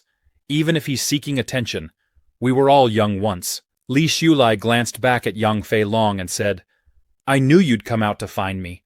So, you're still teachable. Young Fei Long, slightly startled, wondered, why am I so intrigued by this pretentious act? Li Shulai continued, I know you're working hard to build Fei Long technology into a B2B TOB enterprise. That's not a problem at this stage. After all, China has the advantage of a population dividend right now. He paused before offering advice. But think about it. Ordinary people aren't that wealthy yet. If they had access to cheaper consumption channels, what do you think they'd choose? Hearing this, Young Fei Long was confused and thought, could this guy just be a bookish idiot? I've already researched this extensively. Li Shulai smiled and explained, TOB is fine, but in the end, you must also focus on B2C, TOC, to succeed. Focusing on consumers' needs and experiences will allow you to directly engage with them, get feedback quickly, improve your products, and meet diverse consumer needs. E-commerce channels will help expand your market share. Mr. Yang, you've probably already considered this, right? You just haven't dared to make it public yet. But I know you. You're a determined person. If you continue down this path, you'll change the world. Li Shulai's flattery hit its mark at just the right time, helping to solidify the negotiation. Young Fei Long's eyes filled with tears as he thought, it's true. No one understands me better than this young man. I've been anxious and conflicted about this for so long. I've hinted at it to my partners, but everyone thinks I'm daydreaming. I didn't expect this young man to see my vision so clearly. Li Shulai, happy with how things were progressing, thought, Step 1. Completed. First, build a closer relationship so that he, feeling misunderstood by others, can see me as a teammate. Li Shulai then took a CD from his pocket and handed it to Young Fei Long. This is a program I wrote. I'm giving it to you as a gift. Whether you use it or not is up to you, but the opportunity is ahead of you. It's up to you whether you seize it or not. As for what I said earlier, anyone with a bit of charm could say things to flatter you. But this CD? That's the real thing I wanted to give you today. Step 2. Completed. I've given him the real deal, a strong dose to make him fall into my trap. Young Fei Long, still confused, asked Li Shulai, why are you just giving this to me like this? Aren't you afraid I'll steal your technology? He added, at the very least, you should sign a contract with me first to protect yourself from trouble in the future. Upon hearing this, Li Shulai smirked and replied, if you're going to be that kind of businessman, you're doomed to fail. Besides, this is just an appetizer. If you want to focus on the sesame seeds and throw away the watermelons, I won't stop you. He turned and started walking away, adding, that's it for today. Wait! Young Fei Long called after him. Li Shulai stopped and looked back. What else do you want to say? Curious and confused, Young Fei Long asked, why did you choose me? Li Shulai looked at him calmly and said, because what you're doing benefits the country and the people. If you do it well, China will soar. So it can only be you. With that, he turned and resumed walking. But then, he suddenly stopped again. Young Fei Long's heart raced as he thought, he must have more important advice for me. I must be crazy, but I'm eager to hear it. However, young Fei Long was mistaken. Li Shulai simply turned around to say, "By the way, my name is Li Shulai. Don't forget it." Young Fei Long, who had been expecting something profound, felt a wave of disappointment. I really thought he had more to say. A little while later, after Li Shulai had left, young Fei Long returned to his office. Curious, he inserted the CD that Li Shulai had given him into his computer. As the program loaded, young Fei Long's eyes widened in shock. "Isn't this the code I had been planning to develop?" he thought. He even annotated every single line. Excited, young Fei Long smiled to himself and said aloud, "It turns out he's a hidden master among the people. No wonder he's so confident. I have to recruit him to my side. With his talent and this framework, the Flying Dragon Empire will surely grow bigger and stronger." Later that evening, in the school cafeteria, young Fei Long came to meet Li Shulai. As people noticed young Fei Long, whispers spread through the crowd. "That person looks familiar. Wasn't he on TV?" some murmured. Li Shulai was impressed by how quickly young Fei Long had found him. He's quite capable, Li Shulai thought. But then again, it's not that hard. When the program runs to the end, the name of the school cafeteria appears in glittering gold. Hard to miss, right? Young Fei Long had waited for 3 days at the cafeteria, determined to meet Li Shulai. This kid is so pretentious, young Fei Long thought, but I have to hold my ground too. Approaching Li Shulai, young Fei Long asked, "How did you know I would find you?" Li Shulai replied calmly, "You're clear-headed now. You wouldn't miss this opportunity." Yang Fei Long felt a bit frustrated, thinking, "That makes it sound like I've been out of my mind all along." Politely, he invited Li Shulai to join his business empire. "Do you know how much Fei Long technology will flourish in the future? I hope to create a business empire with you by my side." However, Li Shulai shook his head and refused. "Forget about joining, and spare me the sales pitch. It might work to lure in eager youngsters, but it doesn't work on me. Do you think you can attract me with such empty words?" Young Fei Long was shocked by the blunt rejection. Frustrated and angry, he thought, "Damn it, I checked before coming here. Isn't he just a slightly talented college student from an ordinary family?" Noticing young Fei Long's reaction, Li Shulai smiled and said, "Since you've come to find me, I won't let you leave empty-handed." He unzipped his bag, pulled out a CD and a piece of paper, and handed them to young Fei Long. Upon receiving the items, young Fei Long smiled, thinking, the last CD contained sample programs. This time, it must be the complete one, right? But when he unfolded the piece of paper and read it, his eyes widened in shock. This is Fei Long Technology's biggest future business opportunity. The key to the company's global expansion. Young Fei Long couldn't help but smile to himself. If Fei Long Technology is a massive ship about to set sail on a long journey, these pieces of paper are the rudder that will steer us to the fertile continent. The value of this information is several times greater than the previous program. Li Shulai looked at young Fei Long and said, "You're a smart person, so don't ask me how I know all this or where I got it from. And don't ask why a poor college student like me knows so much. If you're willing to believe, then go ahead and act on it. If not, that's fine too." He added, "If Fei Long Technology develops in the future, and you find that what I've done today is of value, you'll know what to do." Young Fei Long looked at Li Shulai with admiration, thinking, this man is not only intelligent, but also dazzling, like a shining star. Li Shulai continued, "In short, stay firm in your belief in Fei Long Technology, and I wish you great success. After all, what you're about to accomplish will benefit both the country and the people." He then turned to leave, saying, "I've said all that needs to be said. Please, do as you see fit." Young Fei Long, feeling an immense sense of clarity and lightness in his heart, smiled. This feeling is like a spring breeze. In the blink of an eye, it was December 31st, 1998. Young Fei Long stood in front of the media, announcing the official listing of Fei Long Technology. Zhang Ming approached Li Shulai, excitedly asking, "Brother Shu, did you see the news about Fei Long Technology? It said that it just got listed today, and they've already secured investments worth hundreds of millions, shocking the financial world. Isn't that incredible?" With a broad smile, Zhang Ming added, "They say the internet is the future trend. Fei Long's father is truly far-sighted. However, Li Shulai felt a little nervous inside, thinking, the progress is much faster than in my previous life. I'm not sure what kind of changes this will bring. Zheng Ming, still animated, remarked, Fei Long Technology is based in Hangzhou. If we had graduated a year earlier and joined Yang Fei Long's business, we'd probably be very successful right now. Li Shulai smiled and replied, I guess so. But deep down, he was genuinely pleased. Although it's launched 9 months earlier than it did in my previous life, the momentum after listing is much stronger. Still, this is good. Very good. He nodded to himself and thought, Yang Fei Long did a great job. By April 1999, Li Shulai was preparing to show his graduation project to Professor Guo. As he was discussing it with the professor, Zhang Shuili suddenly stormed into the office, slamming her bag hard on the desk. Angrily, she said, Professor Guo, if you want to make things difficult for me, just say it outright.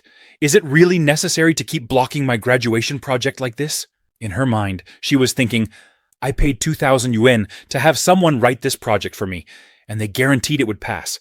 This old man must be out to get me. Zhang Shuili continued, I'm not doing scientific research. It just needs to be good enough for me to get my degree. Professor Guo, unfazed, calmly replied, Your graduation thesis may look professional, but it's filled with basic errors and nonsense. Passing this would be unfair to other students. Fuming, Zhang Shuili demanded, So, you're really not going to pass it? Professor Guo firmly responded, Not with the quality of this project. It won't pass. At least, not under my supervision. Zhang Shuili clenched her teeth in anger, grabbed her bag from the desk, and said, Just wait, I'll revise the design. She stormed out of the office. Li Shulai, who had witnessed the whole scene from the back of the room, approached Professor Guo with a concerned expression. Teacher Guo, you might want to be cautious. I've heard people who cross her tend to have unfortunate endings. He thought to himself, That's all I'll say. I hope Professor Guo stays vigilant. However, in the next second, Professor Guo picked up Li Shulai's graduation project and said, You have a good first page, but there are a few issues here. Overall, it's not that great. Li Shulai smiled awkwardly, thinking, Oh no, Professor Guo has a sharp eye.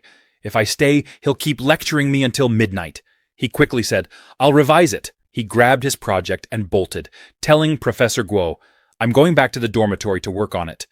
Once outside, Li Shulai thought, April is the most beautiful month of the year. In the blink of an eye, graduation season will be upon us.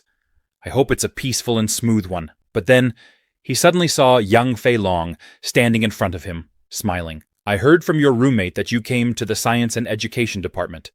So I came here specifically to wait for you.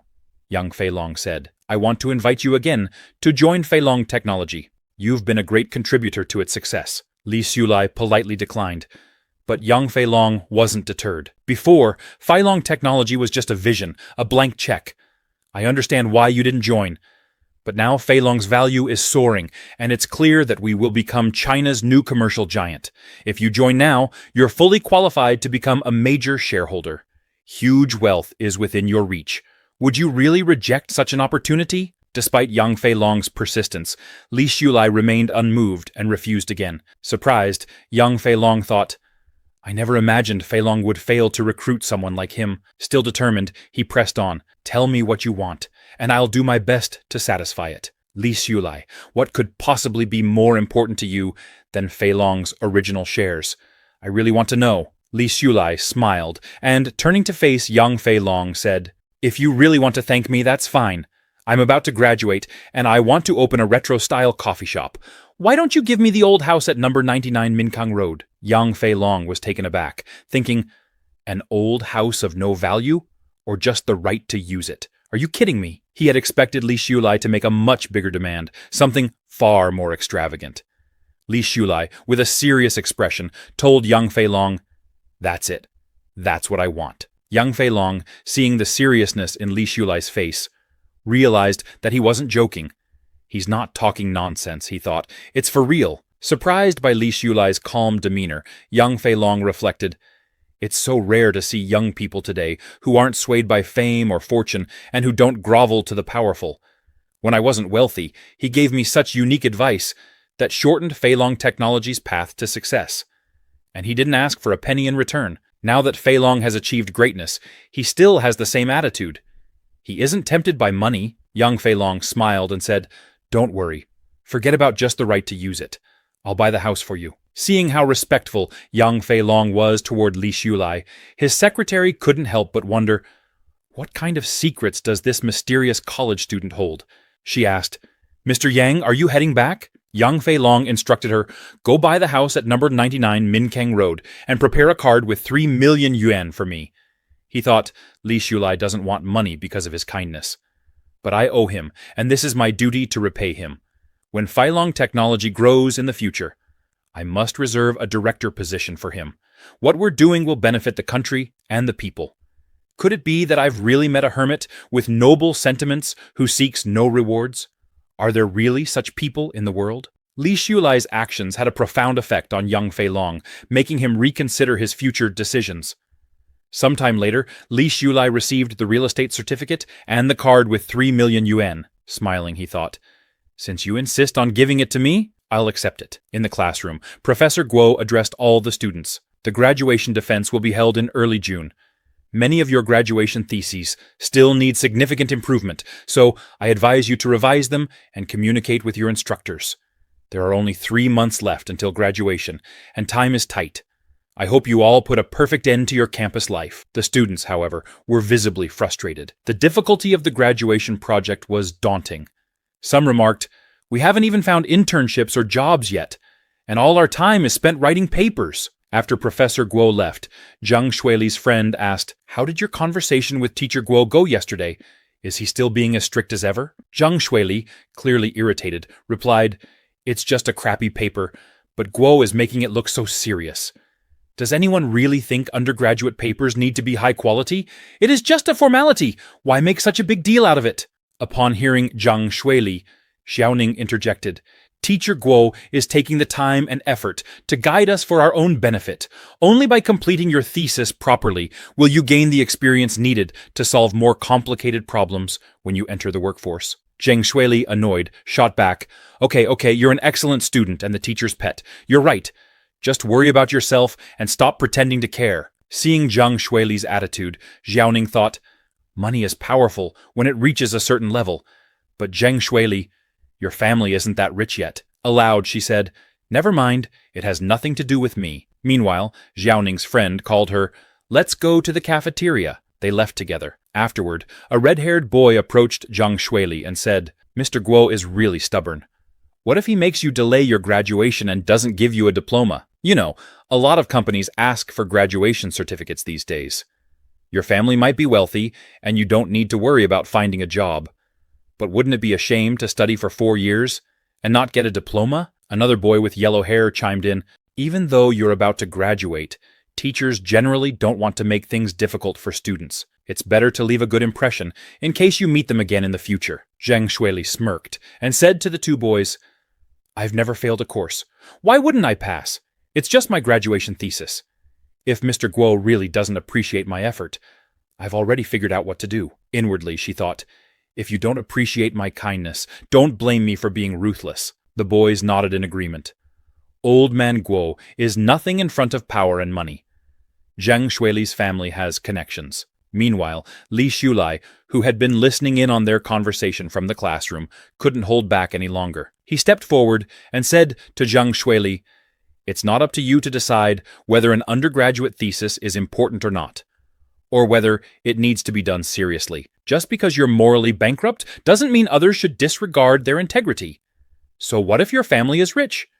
Being born into wealth is just an advantage of luck. But that doesn't give you the right to look down on others." With an angry expression, he added, "Things change over time. If your Zhang family falls from grace with your attitude and behavior, people would treat you like a dog." Zhang Shuili's face flushed with fury. "Who are you to lecture me, you poor student with no standing? You have no quality." Li Xiulai smiled coldly and replied, "Are you talking to me about quality?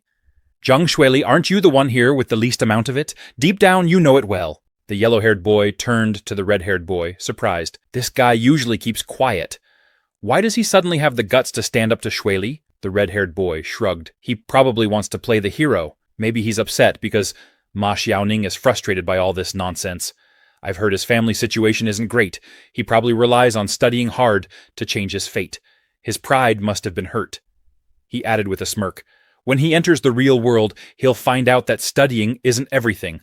It's better to be like Shuili, who doesn't have to worry about anything." Zhang Shuili, still furious, glared at Li Shulai. "Yes! My family is rich, and that's incredible, unlike you, whose entire life's effort can't compare to what I have by birth. My privilege is my capital. You're just a country bumpkin with parents working on a farm.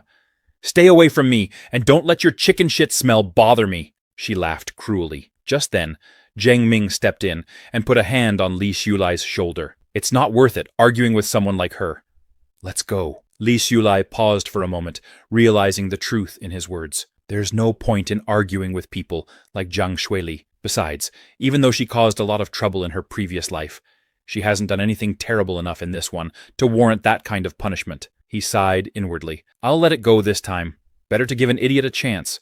Li Shulai knew deep down that people like Zhang Shuili would never change. People like her always take shortcuts to achieve their goals. No matter how many times they fail, they'll repeat the same mistakes. He thought to himself, "I'm just waiting for her to mess up again, so I can crush her without hesitation." Li Shulai stepped closer to Zhang Shuili and said, "Your father is rich, sure, but he's just a 5 millionaire, just a small-time wealthy boss in Hangzhou." The yellow-haired boy was shocked and blurted out, 5 million? Isn't that impressive? Why is he so nonchalant about it?" The red-haired boy replied, "He's like a frog in a well. How can he understand what 5 million means? That's enough to buy 100 houses for my family." Li Shulai, ignoring them, continued speaking to Zhang Shuili. "There are plenty of people in this world far richer and more powerful than your father. You might use money to oppress others, but when the tables turn and someone uses money to oppress you, don't cry and scream." He then leaned in and whispered, "I'm waiting for that day, Zhang Shuili." Zhang Shuili's face turned pale, a mix of surprise and anger washing over her. "Why do I suddenly feel so nauseous?" she thought. Meanwhile, Li Shulai turned to Zhang Ming and casually asked, "What do you want for lunch?" Zhang Ming grinned. "Lanzhou ramen sounds good." Li Shulai nodded. "All right, my treat." Zhang Ming, still buzzing with excitement, said, "Brother Shu, you were so cool just now. I'm so pumped.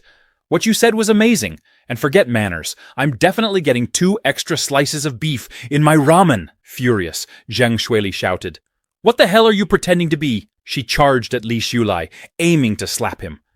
But Li Shulai dodged effortlessly, grabbing her wrist in the process. "Girls shouldn't shout about fighting and killing," Li Shulai calmly told her. "Be careful, or you'll mess up your hormones." Enraged, Zhang Shuili tried to kick him, but somehow she ended up bouncing backward toward the red and yellow-haired boys. The onlookers were stunned, and whispers quickly spread throughout the crowd. "What just happened?" one student asked, confused. "What just happened?" one student asked, confused. "I don't know. It looked like Shuili wanted to slap Li Shulai, but he moved so fast. How did Zhang Shuili fall like that?" Another student added. The red-haired boy rushed over to help Zhang Shuili up. "Are you okay?" he asked. The yellow-haired boy noticed she seemed dazed. Zhang Shuili, on the verge of tears, was still wondering what had just happened. Later, back in the boys' dormitory, Zhang Ming couldn't stop smiling. "Brother Shu, you were so cool just now. You left without showing off, but didn't you see Zhang Shuili's face? She was pale. She doesn't even know her own limitations. How could she look down on others like that in front of you?" But then, curious, Zhang Ming asked, "Did you secretly learn Qigong or something? How did Zhang Shuili get bounced back so far so fast?" Li Shulai smiled and replied, "If I told you I don't know either, would you believe me? It was strange." Zhang Ming looked disappointed. "Do you expect me to believe that?" Li Shulai laughed. "Honestly, I have no idea how it happened. Maybe she just tripped because she wasn't paying attention." Zhang Ming, still skeptical, said, "That's too perfunctory. There's no way she just tripped." Li Shulai, however, had no answers. He didn't fully understand what was happening either. First, his coffee shop had been surrounded by a strange golden light. And then, when he was taking a shower, the same golden light appeared. Confused, he had wondered, "What is this golden light? What kind of ability did I awaken after being reborn?" And now, the same thing had happened with Zhang Shuili. Before he could react, his body moved on its own, and her movements slowed down before his eyes. He could even see the trajectory of her actions. When Zhang Shuili tried to kick him, It felt as though a barrier had suddenly appeared around his body, pushing her away. This can't be a coincidence, Li Shulai thought. Something's happening to me that can't be explained by science. Determined to get to the bottom of it, he decided to visit the university library the next day. The following day, at Hangcheng University Library, Li Shulai grabbed a stack of history and mythology books, searching for any clues that might explain what was happening to him. While reading, he stumbled across a section in one of the books detailing ancient legends about a phenomenon called resurrection of spirit energy. According to the text, when spiritual energy between heaven and earth reflows and strengthens, mortals with spiritual roots can naturally absorb this energy. Through meditation, they can connect with the forces of nature and embark on the path of cultivation, merging with heaven and earth. Different factions practice different methods of cultivation, such as swordsmanship, physical training, and qi cultivation. However, the difficulty of cultivating immortals requires hard work, perseverance, and constant breakthroughs in day-to-day practice. Although the text called it a legend, it also stated that many such myths had been passed down and exaggerated over time. Li Shulai knew that such stories were often dismissed as old folklore, but he couldn't ignore the strange things happening to him. These legends may not be entirely baseless. After all, science hasn't disproved them either, he thought. Perhaps I am one of these so-called individuals with spiritual roots. Maybe there really are hermits and hidden masters practicing silently in corners of the world. Returning the books to the shelf, Li Shulai left the library deep in thought. I don't know if the revival of spiritual energy started after my rebirth, but regardless, this is my opportunity. I have to seize it. That evening, he decided to try practicing. The next day, at 6 in the morning, Li Shulai headed to the park. He had read on the internet that early morning, when the sun rises, is the best time to practice. Practitioners would use this time to purify their bodies, harmonize their breath, and cultivate their inner strength. He arrived at a park near the university and found a quiet spot under a tree. Sitting cross-legged and calming his mind, he focused inward. Let's see if I can gather qi in my dantian. Li Shulai was shocked when he realized he could actually see the energy. He was leading and controlling it. Without hesitation, he continued practicing, circulating the spiritual energy through his body for 9 cycles. He became so engrossed in the process that he didn't even notice the temperature rising to 29 degrees. His body started feeling hot, and he wondered, is this normal? Opening his eyes, he thought, I've vaguely touched the threshold of cultivating immortality. If I persevere, small efforts will accumulate, and even a little water can form a river. But despite his excitement, he still wasn't sure. Is this really how one cultivates immortality? After practicing for so long, he noticed that his body felt lighter, and the fatigue and sleepiness from getting up early were mostly gone. He made up his mind to return every day to practice. However, he suddenly noticed several elderly people gathered in front of him. They were all surprised to see a young man in the park so early for morning exercise. That's great, one of them said. Young people should exercise more and keep fit to stay healthy. One elderly lady even tried to introduce her granddaughter to Li Shulai, while another man attempted to teach him the correct posture for Tai Chi. Nervous, Li Shulai politely declined, saying, Grandpa, Grandma, I have to go back to school for classes. I'm leaving now. The elderly group insisted that he should come every day to practice.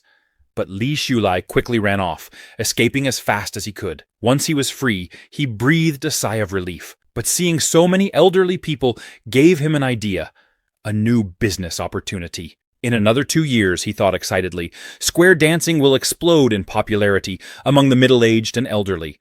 Right now, it's spontaneous, with no organization or discipline. China's society is aging rapidly, and if I create a structured, safe space for square dancing, not only would it contribute to society by providing a place for exercise and relaxation, but it would also be a fantastic business opportunity. Thrilled by the idea, he thought, I'll make a plan when I get back. As he walked away, an old man practicing martial arts in the park noticed him and thought, this young man has an aura similar to ours. Later at the airport, an announcement echoed through the terminal. Ladies and gentlemen, welcome aboard our flight to Yanzhou. It is now boarding time. Please have your boarding pass and valid ID ready and line up to board the plane. Everyone noticed Li Shulai talking on his cell phone, and they were surprised. A mobile phone? They thought. That's so expensive. In the 90s, owning a mobile phone was considered a luxury. The lady on the other end of the call told Li Xiulai, "We've selected several houses near Sanli Lake for you." The woman on the phone asked Li Xiulai, "When would it be convenient for you to come and have a look?" Li Xiulai, preparing to board his flight, replied, "I'm about to board the plane now. Contact me in 3 hours when I've landed." After grabbing his bag, Li Xiulai boarded his flight to Yanzhou. A few hours later, he landed and made his way to Dezuo Real Estate. At the real estate office, the receptionist greeted him and said, "The market price of the house you're interested in is 1 million yuan. Would you prefer to pay in full or through installments? If you're interested in installments, I can introduce you to our bank loan services." The receptionist smiled, thinking, he looks to be in his early 20s. Could he be a rich, second-generation kid? He sounded so generous on the phone. Could he be the god of wealth? Li Xiulai paused and told her, "Give me a minute. I want to take another look before deciding." He knew this property would not only serve as a base for him in Yanzhou, but its market value would also skyrocket in the coming years. The agents have a good eye for selecting properties. No wonder this industry has thrived for so long, but it's a shame about real estate. In about 10 years, the market will collapse. Without further hesitation, Li Xiulai took out his golden card and handed it to the receptionist. "I'll pay in full," he said. The receptionist's eyes widened in shock, not just her. Everyone present in the office was taken aback. "Did he just pull out 1 million like it's nothing?" Someone whispered. "He looks so young, and his clothes are modest. But he didn't even blink when paying in full. Maybe he's from a super rich family." Another person nodded. "Must be a second-generation rich kid for sure." A girl dressed in black overheard the conversation and remarked, "Sanli Lake is far from the city center. There's no room for the property value to appreciate. I must have been fooled." Another person whispered, "Are you stupid? The value of houses in that area won't appreciate. That's the old town." After signing the contract for the house, Li Xiulai smiled to himself. They don't know anything. Forget Sanli Lake. If you buy property in Yanzhou, you'll make a fortune too. Being reborn has its perks. Satisfied, Li Xiulai thought, "Next up, there are other important things to take care of." He made his way to a newspaper vendor and bought a copy of the Financial Evening News. As he flipped through the pages, he noticed an article about Feilong Technology's rapid growth. The company had not only secured domestic success, but also attracted overseas investments. Father Long really knows how to seize business opportunities and climb to the top, Li Xiulai thought. But then he smiled knowingly. I can't let him dominate the market alone. As the chill of the evening air set in, Li Xiulai thought, it's time to meet Brother Shi and Brother Hong. Later that day, at the Daguankun building within Yanjing Technology, Lu Daxi, the CEO of Yanjing Electronic Technology, addressed the receptionist. "How is Hu Shuo progressing with the material preparation? Please ask him to provide a status update. Also, make a reservation at a nearby restaurant for later. I have a lunch meeting with Mr. Lin." His secretary then informed him, "A young man has arrived and mentioned that he wishes to discuss something with you." Lu Daxi responded, "Send him away. I'm not taking any meetings at the moment." He thought to himself, it's probably another aspiring young entrepreneur wanting to pitch his ideas. I've seen more of them lately. However, after a moment of reflection, he reconsidered and instructed, "On second thought, let him in. Also, ask Xiao Hu to come by later." He mused, "I was once young and inexperienced too. Perhaps I should give this person an opportunity." The secretary nodded in acknowledgement. "I'll inform the young man right away," he replied. Meanwhile, Li Xiulai stood patiently at the reception desk, contemplating. The well-established competitor next door is already thriving, while Mr. Lu is still operating as a small technology firm. It's no easy feat to fall behind at the start, and still manage to stay competitive. The secretary approached Li Xiulai with a cup of tea and politely said, "Please wait for a moment. Mr. Lu will see you shortly, once he has concluded his current tasks." As Li Xiulai waited, he noticed Lu Daxi on a phone call. "You might not be fully aware of the potential market for IT chain stores in China," Lu Daxi was saying. "With the country's rapid economic growth and the rise of the internet, demand for IT products and services is increasing exponentially. This is the ideal time to expand into the market." However, the individual on the other end seemed distracted and uninterested in the conversation. Mr. Lu concluded, "Let's schedule a meal for another day, and I'll explain everything to you in detail." He ended the call and turned his attention to Li Xiulai, noting, "So this is the young man. He seems sincere enough." Approaching him, Mr. Lu asked, "Are you here to apply for a position?" Yanjing Technology is not currently in the process of expanding its workforce.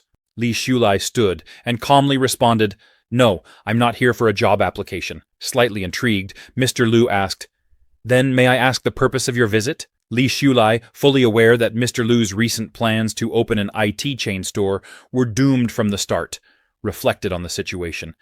It wasn't just the market limitations that posed a challenge. In a few years, the spread of an epidemic would further complicate matters. His entire strategy would likely collapse. However, such external and uncontrollable factors could not be openly discussed. He realized that the approach he took with Mr. Lu had to be different from how he handled things with young Feilong. Mr. Lu seemed uncertain and confused. Unlike Lao Yang, who had been easily motivated with just a few words of encouragement. To earn Mr. Lu's trust, Li Shulai knew he would have to be direct and address the core issues. As Mr. Lu looked at him, puzzled, he thought to himself, "Has this guy not figured out what to say yet?" Meanwhile, Li Shulai, inwardly amused, thought, "It feels odd not to play the role of a master this time." Li Shulai addressed Mr. Lu confidently. "I've been studying the situation of various domestic internet companies and have developed some insights of my own. I overheard you mention the IT chain store during your call, and I'd suggest abandoning the plan sooner rather than later." Upon hearing this, Mr. Lu smiled, thinking, "If you want to join Yanjing, just say so directly." Making bold statements to prove your abilities?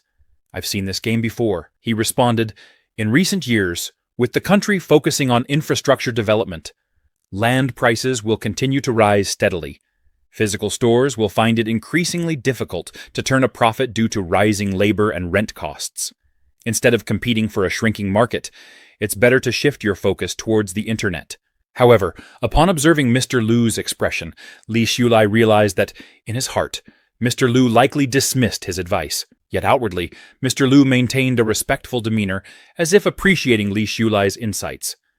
Mr. Lu shook his head and said, "You're only seeing the surface, not the core. While physical store costs have increased, the profits from IT chain stores are more than enough to cover those expenses." Mr. Lu continued, "You have no idea how popular the Yanjing counters are.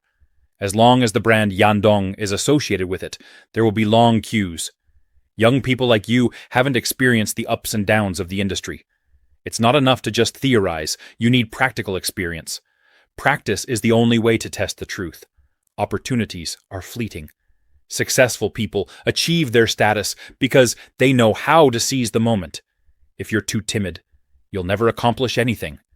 That said, I do admire your courage to come here and say these things." Li Shulai smiled inwardly, thinking, "Yes, practice is the ultimate test of truth, but I've activated the Rebirth cheat." With newfound confidence, Li Shulai responded, "I have one more piece of advice for you, Mr. Lu. E-commerce will only truly rise to prominence if it controls its own logistics. One day, you'll understand exactly what I mean."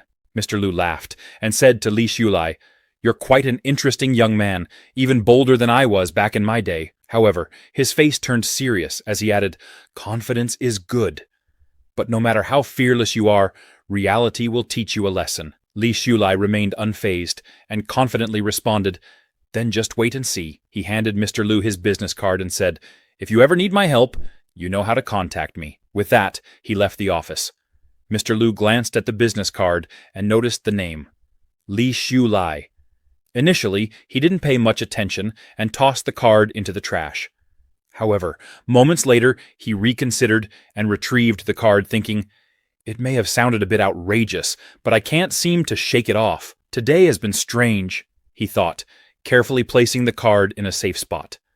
"When my IP chain empire is built, I'll invite him to see it firsthand," he resolved. Meanwhile, Li Shulai walked out of the building, smiling to himself. At this stage, Mr. Lu wouldn't abandon a long-prepared plan just because of a few words. But once he faces setbacks and realizes his mistake, he'll come looking for me. Let him be humbled by his ignorance, Li Shulai mused. As both men pondered their encounter, Li Shulai's thoughts shifted to his next target, Qiandu. After securing both Mr. Lu and young Feilong, he was ready to move forward with his plans. Sometime later, at Hangcheng University in the boys' dormitory, Zhang Ming greeted Li Shulai enthusiastically. "Hey, it's great to see you again. Where did you disappear to over the weekend? Why are you still carrying your luggage?" Li Shulai brushed off the question and replied, I went home to visit my parents. Zhang Ming, excited, said, Say hello to them for me. Tell them you have a good friend who's ready to join the family. Teasingly, Li Shulai responded, I don't need another brother. What I need is a sister. Zhang Ming, pretending to act like a girl, joked, If needed, I could be your sister too. Annoyed, Li Shulai shot back, Get out of here. But even as he joked with his friend, his mind drifted back to Mr. Liu, wondering, I left him my contact details. Will he actually reach out? Later, Li Shulai handed another CD to the receptionist at Qiandu. The Yanzhou plan had been completed as scheduled, and now the real game was about to begin. Turning back to Zhang Ming, Li Shulai asked, I've gone home on the weekends before, and you've never missed me. Why the sudden attachment this time? Zhang Ming replied, There's been an old man asking around for you. Based on his description, I realized he was talking about you. I just wanted to know what was going on. Curious, he asked, Did you run into a scammer or something? You have to be careful. There are a lot of shady old men and women out there these days. Teasingly, Li Shulai remarked, It's just the bad guys getting old. Most older people are still kind and trustworthy. Zhang Ming grinned and replied, Well, if anything like that happens, you know I, your dad, will always have your back. However, Li Shulai couldn't shake a feeling of concern. Who could be looking for me at this time? Father Long isn't that old, is he? He shrugged the thought off. If it's something important, they'll find me again. With that, he finished packing his things and prepared to leave. Just then, the old man who had been searching for Li Shulai appeared. He had been asking around the university and nearby marketplace, hoping to track him down. As Li Shulai went out for a walk, the old man finally found him. Rushing over, he grabbed Li Shulai's hand and urged him, Come with me! Confused but curious, Li Shulai followed the old man to a nearby park. Once there, the old man instructed him, Look carefully. Suddenly, fire-like energy began to gather around the old man's body, and Li Shulai stood in shock. Is this what I read about in the ancient texts? The old man then shouted, Focus your energy and center your mind. Although the technique wasn't overwhelmingly powerful, it was strong enough to cause the leaves on the surrounding trees to fall. Li Shulai, trying to remain composed, thought, The dignity of the elders should be respected. The old man, somewhat embarrassed, asked, Did you understand what I was trying to teach you? Li Shulai, now deeply intrigued, thought, This blazing energy, like a raging fire, shows that this man has been practicing for a long time. Then it hit him. Is this man an immortal cultivator? He quickly pieced it together. It's not that the spiritual energy in this world is reviving, but that there are already many hidden masters practicing in secret. I didn't have the qualifications or opportunity to join them before. Deciding not to reveal his inexperience, Li Shulai thought, I'll just play along and act knowledgeable. Meanwhile, the old man was having his own internal revelation. I've met countless people, but this young man's essence is the purest I've ever encountered. I've struck gold. If my granddaughter marries him, the Zhang family's future will be secure. Feeling a bit nervous, Li Shulai asked, What exactly do you want me to do? His thoughts raced. Is this like the novels? Is something off here? With a serious expression, the old man asked, Are you currently seeing anyone? Li Shulai was stunned. That's what he wants to ask me? He thought to himself, This is the first time I've met a real-life immortal cultivator. And instead of talking about the spiritual world or discussing the mysteries of cultivation, he's asking me about my dating life? Realizing the situation, he thought, Is this old man setting me up for a blind date? Nervously, Li Shulai replied, What kind of relationship could a serious person like me have? I have to go to class soon, so I'll be leaving now. But before he could move, the old man stopped him, saying, My granddaughter is smart, clever, considerate, and beautiful. She attends your school. I'll call her over right now. Li Shulai felt a sense of unease wash over him. Am I in serious trouble here? The old man, wasting no time, dialed his granddaughter at lightning speed. Li Shulai, noticing the strength of the old man's grip, thought, This man is indeed a cultivator. His strength is incredible. Meanwhile, on the other end of the call, the old man's granddaughter picked up, asking, Grandpa, did you come out of seclusion?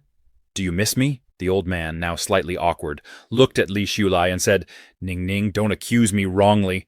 I think about my precious Ning Ning every day. Look, your grandpa came to your school today specifically to see you. Come find me quickly. Ning Ning, surprised, asked, Grandpa, why didn't you tell me earlier? I just promised to go shopping with my classmates. Now I'll have to cancel on them. Her grandfather quickly reassured her.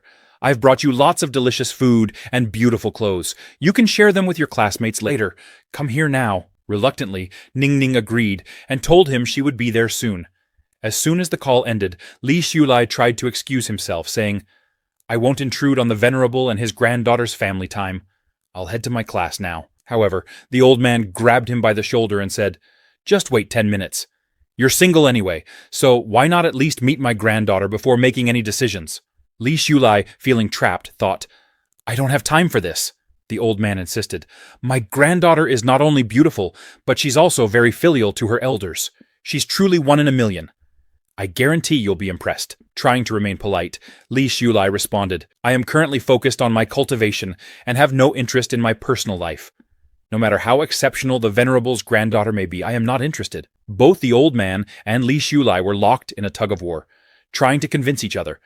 The old man, observing Li Xiulai's calm demeanor, thought, "This young man not only has excellent qualifications, but also strong self-control.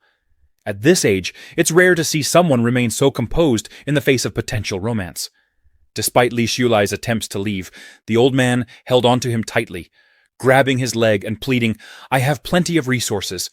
Please understand an old man's wish to have grandchildren and live a peaceful family life." However, Li Xiulai, exasperated, gently pushed the old man away and firmly stated, "I won't agree." The old man, with a wounded expression, said, "You're bullying an old man." Li Xiulai, speechless, wondered what on earth he was getting involved in. Just then, Xiaoning was approaching.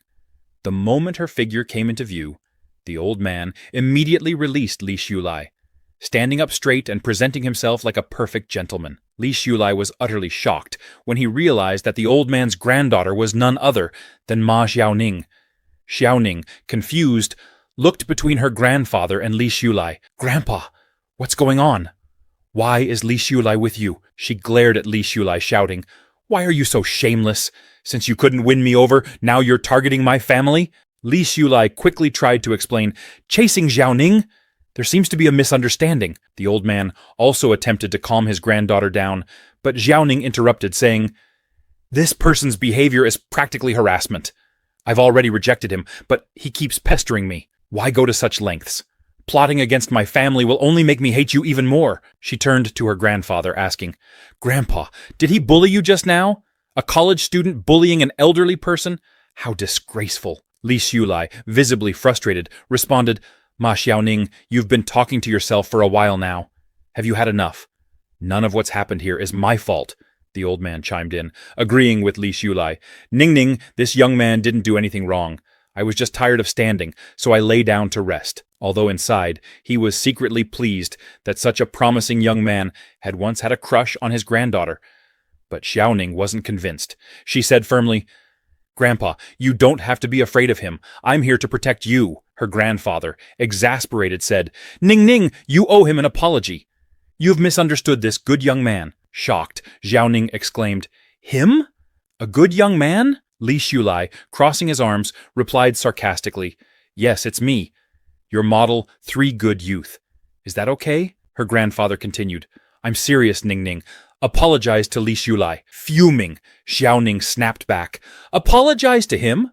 That's impossible." Her grandfather, now losing his patience, shouted, "Ning Ning!" Tears welled up in Xiaoning's eyes as she cried out, "Grandpa, you came all the way to my school just to be mean to me. I don't want to deal with you anymore." With that, she turned and ran away. Her grandfather tried to stop her, but it was already too late. He sighed, muttering, "This child has no sense of propriety." Then, with a small smile, he turned to Li Xiulai and said, "There must be some misunderstanding here. I'll speak with her when I return home. It seems this matchmaking won't work out." Li Xiulai, having witnessed the chaotic scene, asked, "So, can I leave now?" But the old man stopped him, saying, "Hold on.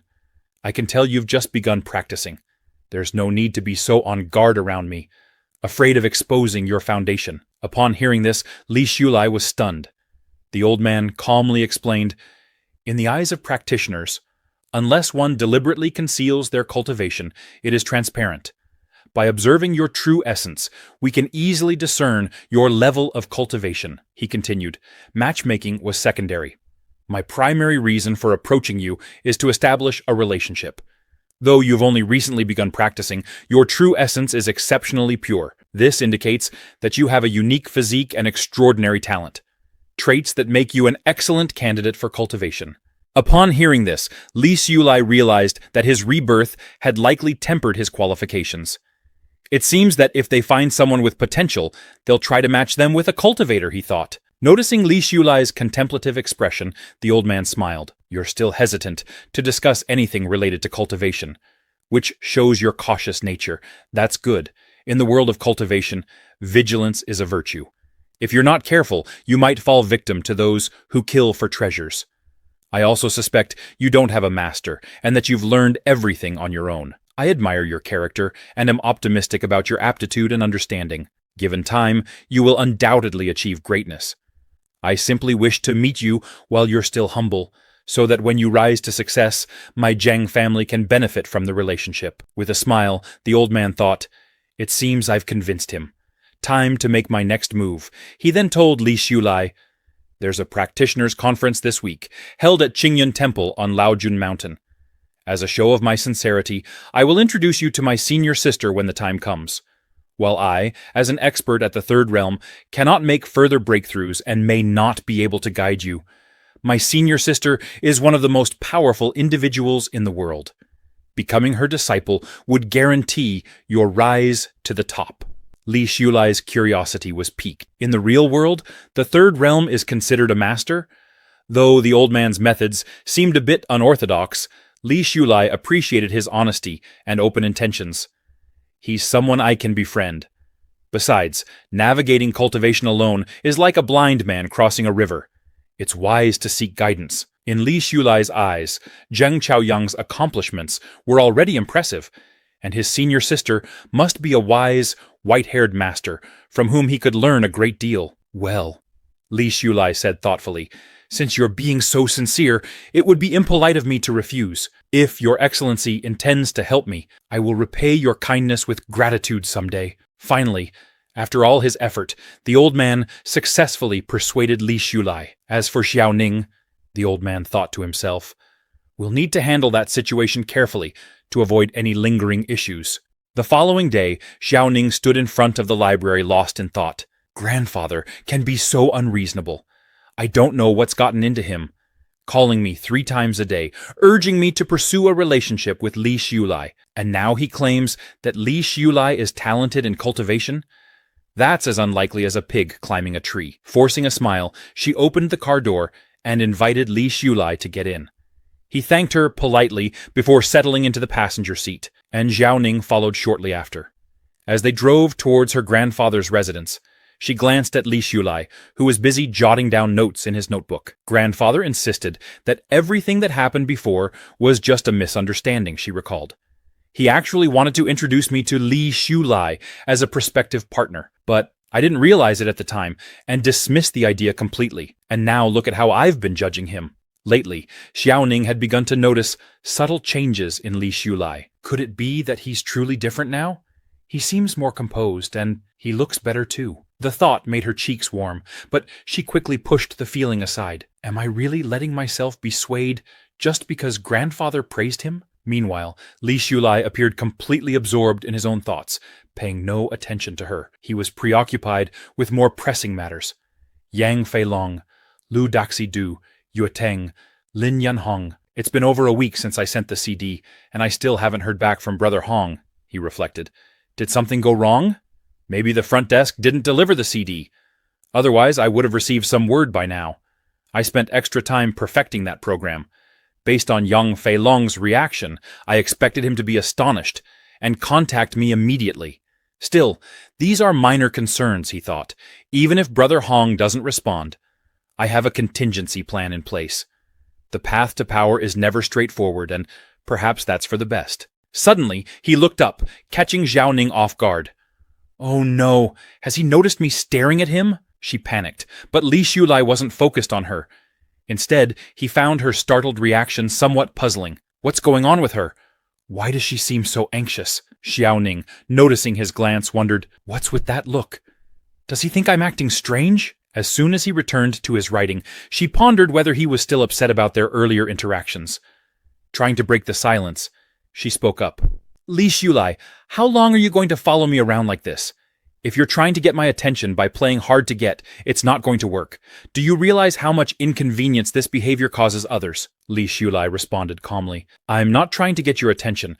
I've been occupied with more serious matters. Her words lingered in the air as Xiaoning considered his response. Have I been reading too much into everything? A short while later, they arrived at their destination. Xiaoning surveyed the surroundings. We're nearly at the top of the mountain, yet it's still so isolated. Li Shulai turned to the old man and asked, Aren't we going to Qingyun Temple? Why are we heading into the mountains? The old man chuckled and replied, Those who practice cultivation have their own territories. Only those initiated in cultivation can see them. Without crossing the barrier, the scenery beyond remains invisible. Li Shulai was taken aback, unsure of what the old man meant. But in the next moment, his confusion turned to astonishment as he watched Xiaoning walk through an invisible barrier. When he followed her, passing through the barrier himself, he was greeted by a breathtaking sight, a majestic castle standing before him. Li Shulai was amazed. So this is a territory. It's nothing like the traditional Taoist temples. It feels as though it's floating among the clouds. His mind wandered briefly. I wonder if, once I've reached a certain level of cultivation, I'll have a territory of my own. Suddenly, he noticed the faint traces of true energy within Xiaoning, and thought, her true energy is so weak, it's almost non-existent. How can someone with such minimal essence cultivate? Xiaoning caught him staring and blushed, irritated by what she assumed to be his wandering eyes. Rogue! She snapped. Startled, Li Shulai was confused. What do you mean? He asked. I was just observing your true essence. You've let your imagination run wild for no reason, he explained defensively. Xiaoning's face flushed a deeper shade of red. Don't say such nonsense, she replied, embarrassed. Li Shulai, undeterred, pressed on. Your true energy is very weak. I was just curious as to why. Ma Xiaoning, we're college students. You shouldn't focus solely on your personal matters. Think more about how to create value and contribute to the country. Xiaoning shot back. I have no idea what you're talking about, and even if you are observing my true essence, don't look at it. Yes, my energy is weak. I'm not suited for cultivation like you. Watching the exchange, the old man smiled inwardly. My granddaughter won't be alone forever. Young love isn't so different from my own time. Li Shulai, still deep in thought, remarked, Your energy doesn't seem weak. It looks like it's blocked by something. But I'm not entirely sure. Just treat it as idle speculation. Xiaoning, taken aback, replied, No one has ever told me that before, not even my grandmother. Li Shulai responded with a touch of uncertainty. I could be wrong. My level of cultivation isn't that high yet, so I might have made a mistake. The old man, observing them, mused, Despite their differences, perhaps they'll grow closer. After all, even enemies can become family. Meanwhile, Li Shulai noticed a group of cultivators gathering in front of them. They had come for the same event. This is truly a grand gathering of the cultivation world, he thought, impressed. I never expected such a small city like Hangzhou to attract so many talented cultivators. I wonder if other cities host events like this. Everyone here seems ordinary, but they're clearly exceptional. His gaze landed on one person in particular, a postman who dashed across the field at an incredible speed, leaving Li Shulai speechless. That young man's true energy is remarkable, he thought. With such ability, he could probably deliver hundreds of parcels in a day. He could easily earn more than 1 million in 3 years at that rate. The old man approached Li Shulai and said, Come along, my friend. Let's meet the senior sister first, and then I'll introduce you to some people and show you around the temple. With that, the old man led Li Shulai to the Langquan pavilion. Entering the building, he called out loudly, Senior sister, I've brought Xiaoning and her boyfriend. Xiaoning, both angry and embarrassed, exclaimed, Grandpa, stop talking nonsense. Li Shulai, also feeling slightly embarrassed, thought to himself, How can this old man still be so mischievous? Well, maybe Jiang Chaoyang has his reasons. Masters often have secret techniques that they don't pass on to outsiders. Nepotism might be at play here, but for now it's best not to call attention to it. Xiaoning, still flustered, noticed that Li Shulai hadn't refuted her grandfather's words. Why didn't he deny it? Is he actually happy with this title in his heart? Meanwhile, Li Shulai mused, In the past, Ma Xiaoning would have ridiculed me, calling me a toad trying to eat swan meat. But now, seeing her angry, yet unable to speak out, it's quite amusing. Just then, a small blue bottle appeared before Li Xiulai, and from it emerged a stunning woman. Lin Shuhuan, the master of Qingyun Temple. Both Xiaoning and her grandfather immediately greeted her with respect. Li Xiulai, shocked at the sight, thought, "Isn't she Zhang Chaoyang's senior sister? And isn't she Ma Xiaoning's grandmother? God! Grandma! Young grandma?" Lin Shuhuan smiled warmly and said, "This is your home. There's no need to be so formal every time." The old man, feeling slightly embarrassed, agreed, "Senior sister is right." Lin Shuhuan placed her hand gently on the old man's head and said with a teasing smile, "Our little Chaoyang seems to have grown younger recently. It appears your cultivation has made great progress." The old man, flustered, responded, "It's all thanks to the elixir you gave me a few days ago, senior sister." Li Xiulai, observing the interaction, was stunned. A girl who looks around my age is calling this old man little Chaoyang? But then he recalled something from his readings. Online articles always mention that the higher one's cultivation level, the older they become. I just lost my composure. I must have looked so unrefined. Lin Shuhuan continued, "If you encounter any difficulties, be sure to let your senior sister know." Old man Chaoyang playfully leaned his head on her shoulder, saying, "Everything's fine. If I run into any trouble, you'll be the first person I turn to." Li Xiulai, witnessing this scene, thought, "It's incredible how someone so dignified can become so clingy in an instant. Even though I understand that everyone here practices cultivation, seeing this in person still feels strange." Lin Shuhuan finally turned her attention to Li Xiulai, asking, "So is this young man truly Xiaoning's boyfriend?" She observed him closely, thinking, the true energy within him is quite pure. Perhaps he could help Xiaoning with her cultivation problem. Xiaoning, clearly uncomfortable, quickly explained, "Grandma, he's not my boyfriend. Grandpa just said that. We're only classmates." Frustrated, Lin Shuhuan turned to the old man, asking, "If he is not Xiaoning's boyfriend, why did you bring him here to meet me?" Old man Chaoyang, suddenly nervous, tried to explain to Lin Shuhuan, "I just thought he had good aptitude and strong character. He seemed like a suitable candidate, so I wanted him to become your disciple." Upon hearing this, Lin Shuhuan glanced at Li Xiulai, and quickly realized that his true energy was remarkably pure, upright, and awe-inspiring. However, she turned to Old Man Chao and said, "No rush. Let's head to the banquet hall first, and meet the other practitioners." Old Man Chao understood exactly what his senior sister meant. He approached Li Xiulai with a big smile, congratulating him. Confused, Li Xiulai wondered why the old man looked so pleased. Old Man Chao leaned in and said, "If my senior sister wasn't satisfied with you, she would have rejected you on the spot. Since she hasn't, well, you can consider that a good sign, but be ready. Senior sister may have a small test for you." He then laughed heartily and shouted, "Come along, my future nephew." Moments later, they arrived at the banquet hall, filled with people laughing and conversing. However, when Lin Shuhuan entered the room, everyone fell silent, bowing their heads respectfully. Some called her Grandma, others Senior Sister, Lord of Langhuan Pavilion, or simply Master. Lin Shuhuan smiled and said, "Please everyone, take a seat."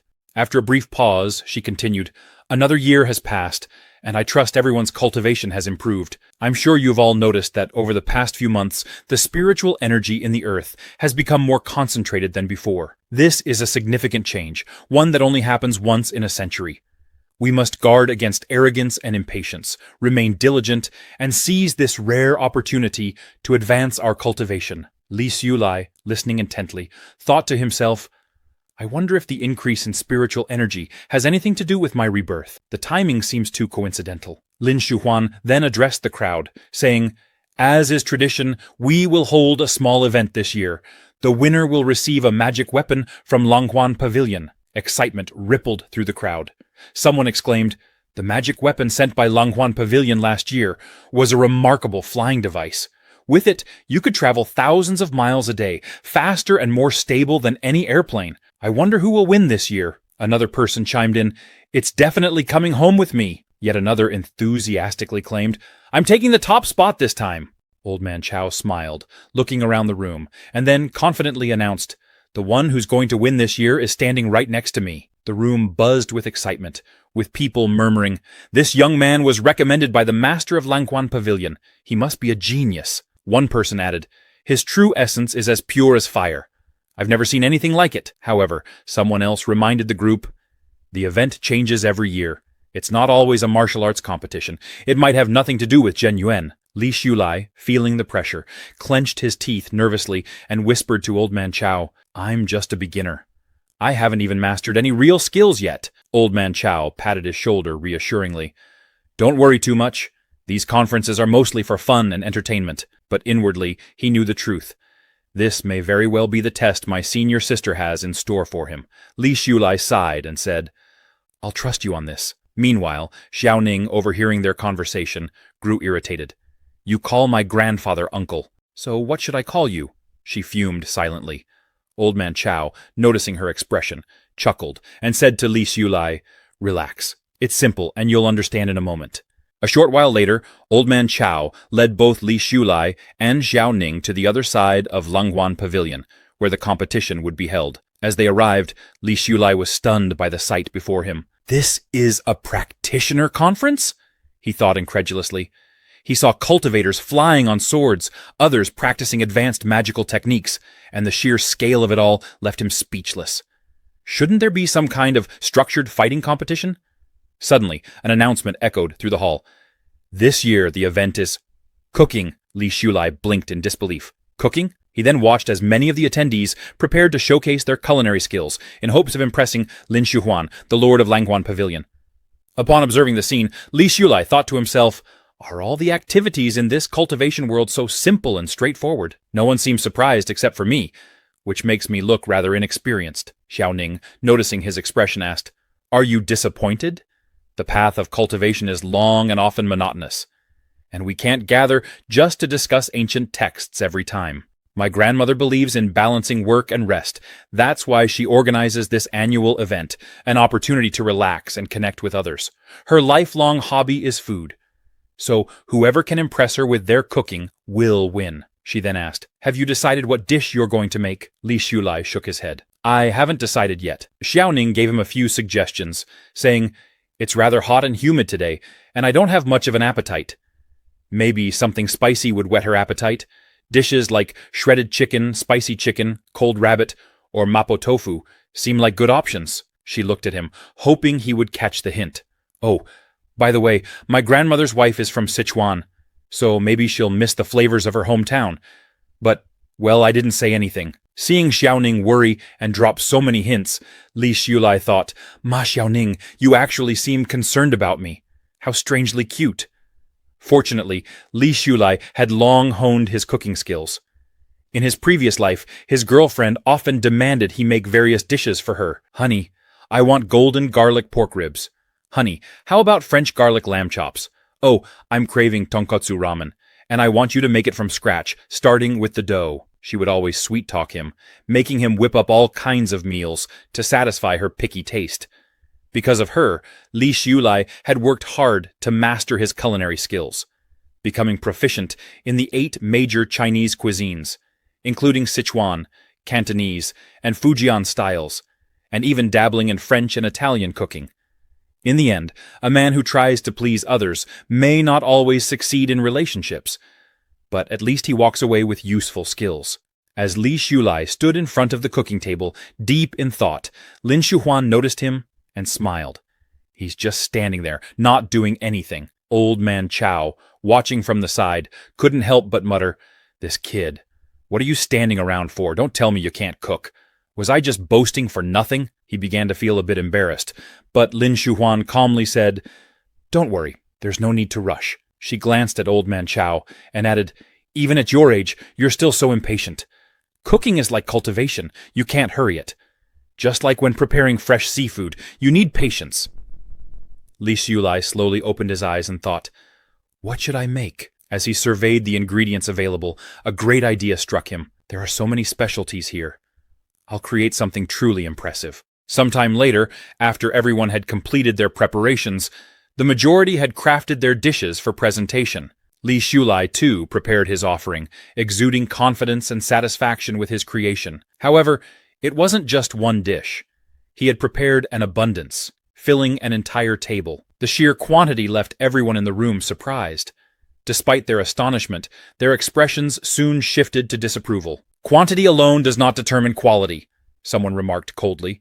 "Does he truly expect the pavilion master to taste every single dish?" Others murmured in agreement. "Our leader is known for being extremely particular." "Who invited this young man?"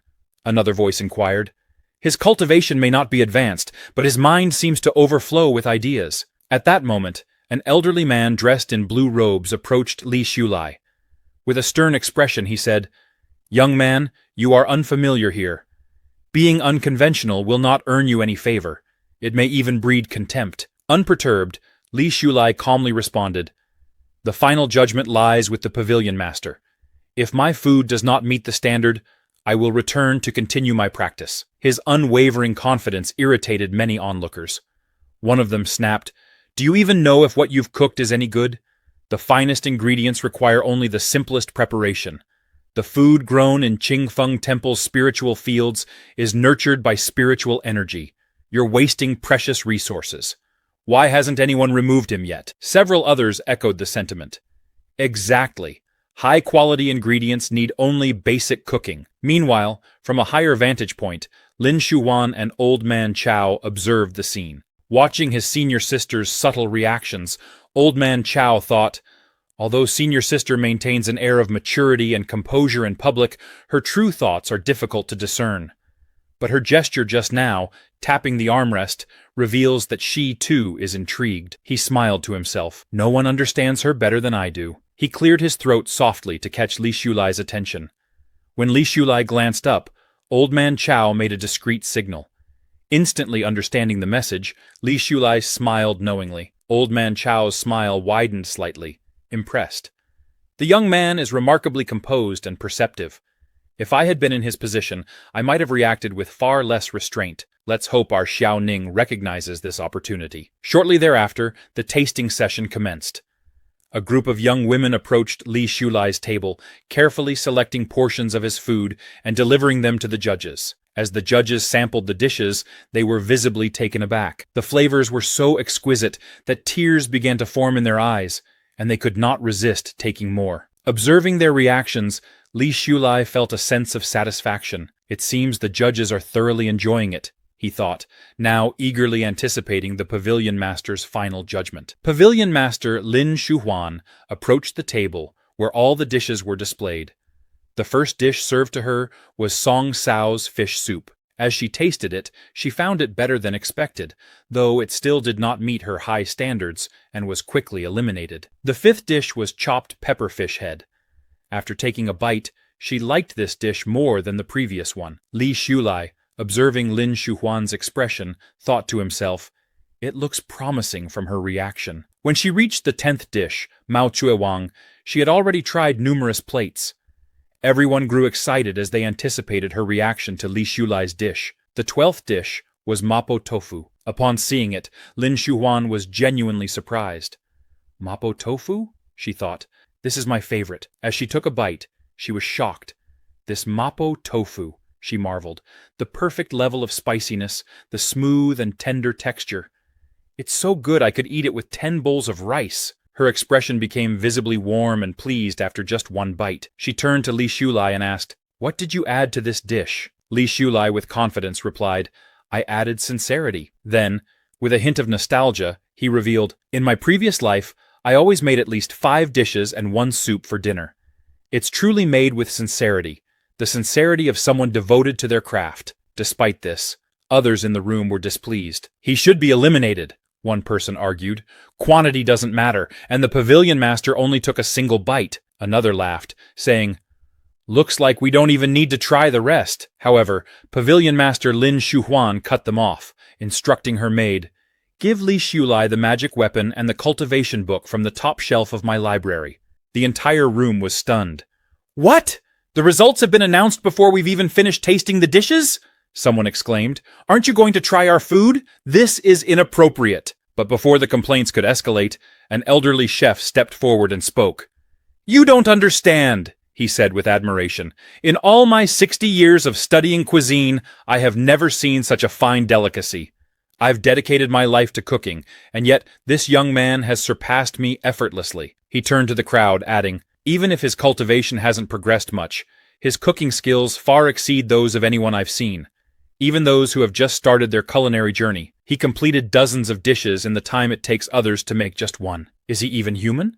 With that, the elderly chef approached Li Shulai, kneeling before him and pleading, "Please, will you accept me as your apprentice?" Surprised, Li Shulai hesitated, unsure of what to do. As the evening came to a close, and the cultural festival drew to an end, people began returning to their duties. Pavilion Master Lin Shuhuan, however, invited Li Shulai and the others to her home. Once there, she turned to Li Shulai and said, "I want you to cook something for us." She then declared, "From today onward, you are my apprentice." Li Shulai was shocked upon hearing this. Shouldn't there be a formal apprenticeship ceremony? He wondered. Is it really that simple? Can you become a master just by recognizing someone from the stove? Noticing his confusion, Lin Shuhuan asked, "What's the matter? Do you think becoming a disciple is too simple?" Embarrassed, Li Shulai replied, "Well, just a little." With a soft laugh, Lin Shuhuan said, "It's the 21st century. Don't be so rigid in your thinking." With that, she left. Later, at the dining table, Lin Shuhuan instructed, "When you return, practice on your own according to the scriptures. If you have any questions, ask your uncle Chao Yang or write them down. You'll need to come to Qingyun Temple once a week for training. I'll let you know the specifics later." She also told Zhao Ning, "You should come along as well. Master will help you resolve your cultivation issues." Zhao Ning thanked her grandmother with a big smile on her face, saying, After that, both Li Shulai and Zhao Ning walked back together to their university dorms. Zhao Ning glanced back at Li Shulai and said, "I noticed you've been staring at me the entire way. What's on your mind?" Surprised, Li Shulai thought, "Does she have eyes on the back of her head?" Confidently, he replied, "Nothing," adding with a teasing grin, "From now on, I'll be more tolerant toward younger people." He playfully teased her, "Come on, don't dawdle, do you hear me, my little niece?" Zhao Ning processed what he had said and immediately got angry, snapping, "Li Shulai, are you taking advantage of me?" The next morning, Li Shulai went to Professor Guo's office to present his new graduation thesis. Upon reviewing it, Professor Guo remarked, "This thesis is excellent. The structure is clear, the arguments are well presented, and the data analysis is solid and convincing. Well done, Shulai. I'm very optimistic about your future." Li Shulai, with a smile, replied, "Mr. Guo, your praise is a bit too direct." Professor Guo, smiling, continued, "Let's discuss a few minor points. The paper could benefit from a bit more elaboration on certain key concepts." As they discussed some minor adjustments, suddenly a woman in a suit entered the office. She addressed Professor Guo. "Please come to the Academic Affairs office." Professor Guo turned to Li Shulai and said, "We'll continue this discussion tomorrow. I need to attend to something first." As Li Shulai watched Professor Guo leave, he had a strange feeling, thinking to himself, "It's happening." When Professor Guo stepped out of his office, he noticed Zhang Shuili standing nearby. However, he paid her no attention and walked past her, ignoring her completely. Furious, Zhang Shuili muttered under her breath, "How dare this old man try to compete with me? If he doesn't let me graduate, I'll make his life miserable too." Meanwhile, Li Shulai also exited the office. Zhang Shuili spotted him and thought, "Li Shulai, look at how unlucky your favorite teacher is now. Do you really think I'm afraid of you?" Later that day, back at the boys' dormitory, Zhang Ming noticed that Li Shulai seemed to be in a bad mood. Concerned, he asked, "Shulai, what's going on? Didn't your thesis pass? You look serious." Li Shulai shook his head and said, "Don't worry, I'm just thinking about something else." Zhang Ming, being his best friend, patted his shoulder and said, "Don't stress too much. If there's anything you need help with, let me know." Li Shulai playfully punched Zhang Ming on the head and joked, "You should be paying more attention to your own thesis." Zhang Ming sighed, "I'm already desperate about that thesis. Forget it, I'd rather take a nap." Li Shulai smirked and warned, "Be careful, or you might not graduate." But deep down, his thoughts turned darker. Mr. Guo's punishment is coming soon. Before the disciplinary notice is issued, I need to put my plan into action. The evidence I've gathered over time will finally come to light. Later that evening, in the university office, campus investigators arrived with Zhang Shuili to conduct an investigation into a serious matter involving Professor Guo. Mr. Guo, surprised and confused, wondered what was happening as he saw Zhang Shuili crying in front of the campus investigator. The investigator, maintaining a serious tone, addressed him. "Mr. Guo Guoqiang, a classmate has reported you for abusing your power and attempting to take advantage of her. Please, explain what's going on." Mr. Guo slammed his hand on the table and adamantly denied the allegations. This is completely false. I guarantee, based on my personal integrity, that I had no intention of taking advantage of her. I, Guo Guoqiang, have served this institution for many years, and everyone here knows the kind of person I am. Zhang Shuili, with tears streaming down her face, looked at him and said, Professor Guo, didn't you tell me that my graduation thesis wouldn't pass? Didn't you say that I wouldn't be able to make it through the defense? Professor Guo, exasperated, responded, That's because your graduation thesis was fundamentally flawed from the start. And furthermore, more importantly, you didn't even write it yourself. You had someone else revise it for you. Zhang Shuili broke down further in front of the investigators, sobbing, Dear investigators, do you really think I, an innocent girl, would need to use my innocence to slander someone? How important is innocence to a young woman? Would I throw that away just for a graduation thesis? Just for a defense? I've received numerous scholarships over the years. Why would I resort to something like this? The female investigator, moved by her tears, comforted Zhang Shuili and began to sympathize with her, thinking to herself, this student is young and beautiful, and her family is well off. There's no reason for her to use such serious accusations to frame an aging man like Mr. Guo. After all, what would she gain by doing so? Professor Guo, clearly frustrated, addressed the investigators firmly. Please, do not make irresponsible remarks based on Zhang Shuili's unfounded claims. However, Zhang Shuili, still crying and positioning herself as the victim, tearfully addressed the investigators. Dear leaders, listen, Teacher Guo is asking me for evidence. If he truly has nothing to hide, shouldn't he be the one to provide proof? Isn't it up to him to show there are no hidden rules? Professor Guo, growing angrier, shouted at her, You slander me and then demand to provide evidence. With an innocent expression, Zhang Shuili responded, How can I, a student who hasn't even entered society yet, compete with someone like Teacher Guo, who has been part of the system for decades? Besides, I always thought of him as an upright and honorable teacher. Professor Guo, now even more exasperated, retorted, Zhang Shuili, stop lying. I have a family, a wife and children. I cannot afford to have my reputation destroyed by these false accusations. You claim there are hidden rules, so where is your evidence? Zhang Shuili told investigators. That day, he let her into his office, locked the door, and whispered to her while touching her secretly. And then he pulled off my skirt. How could he leave evidence if he was capable of such a filthy act? How could he allow me to leave evidence? The female investigator interrupted, her voice firm. That's enough, Zhang Shuili. No more talking. But Zhang Shuili, still sobbing, continued. He must be a sexual offender. Who knows how many other girls he's hurt? I'm the only one brave enough to stand up.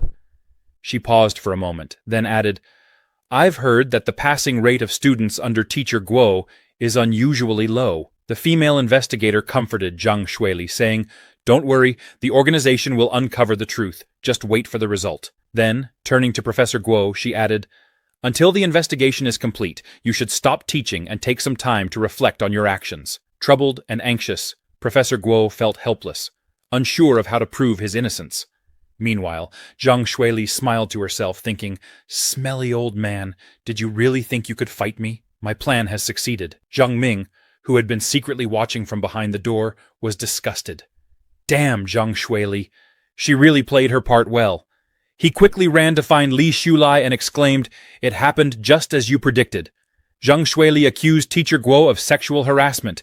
Should we take action now? Li Shulai smiled knowingly and replied, The night is dark and windy, perfect for action. At midnight, Li Shulai and Zhang Ming, both dressed in black like thieves, snuck around the campus. They plastered photos of Zhang Shuili with other teachers in compromising positions all over the university, where everyone could easily see them. The next morning, the campus was buzzing with shock. Students and faculty were stunned by what they saw. Zhang Shuili, who had always presented herself as innocent and well-respected, was revealed to be someone entirely different. We completely misjudged her, many thought. At the same time, in the girls' dormitory, Zhang Shuili woke up, still feeling drowsy. She noticed her friends staring at her with disappointment, creating an awkward atmosphere. Confused, Zhang Shuili asked, Why are you all looking at me like that? What's going on? One of her friends nervously replied, "It seems someone posted your pictures all over campus." Hearing this, Zhang Shuili jumped out of bed. "What photos? Where?" she demanded. Her friend showed her the photos. Images of her in a relationship with a teacher. Zhang Shuili, shocked, quickly snatched the photo from her friend's hand.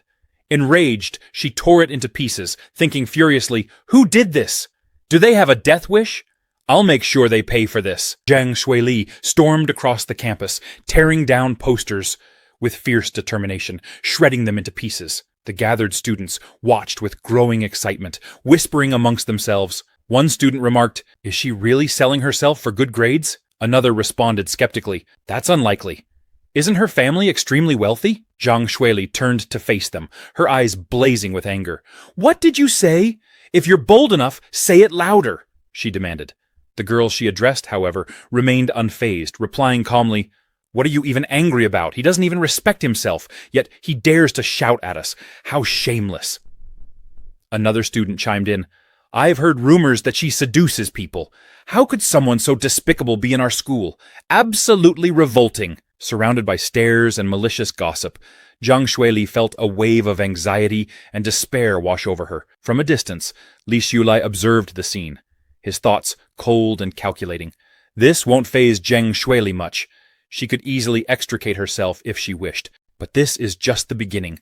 It's essential to dismantle the innocent image she's cultivated so carefully. He allowed himself a brief smile before murmuring under his breath, "Next, I'll destroy the background she takes so much pride in." Later, at the Coffee Road Cafe, Li Xiulai met with Yang Feilong, handing over several new technological proposals. Upon reviewing them, Yang Feilong's eyes widened in astonishment. "This plan is nothing short of brilliant.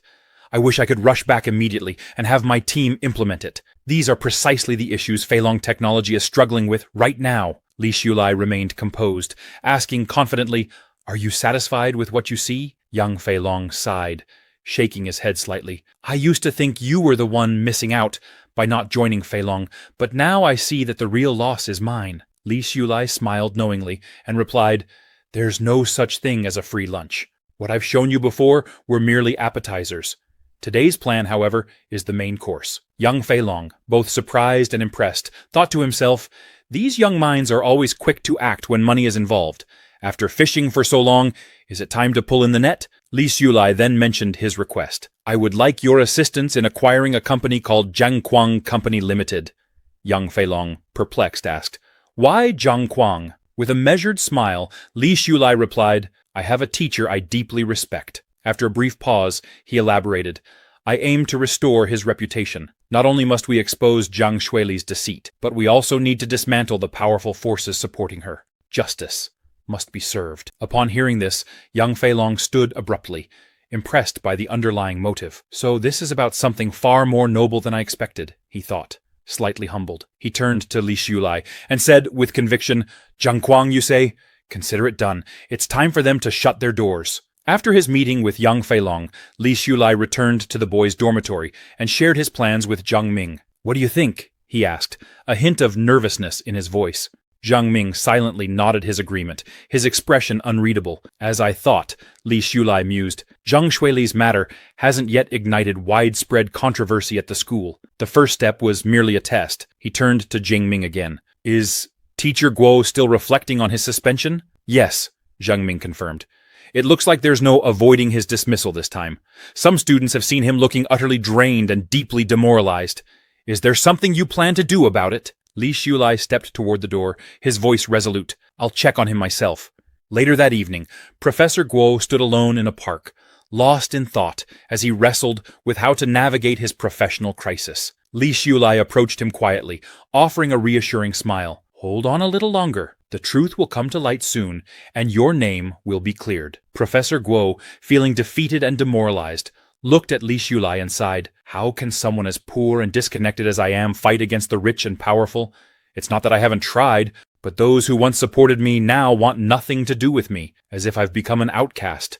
he continued, recalling his recent attempts to seek help. I reached out to an old friend, hoping for some assistance, but he told me, Lao Guo, I'm about to be promoted. Getting involved with you now would only jeopardize that. Another friend explained that Zheng Shuili's family is related to Deputy Director Wang from the Ministry of Education. When her father found out about the situation, he became furious and vowed to get to the bottom of it.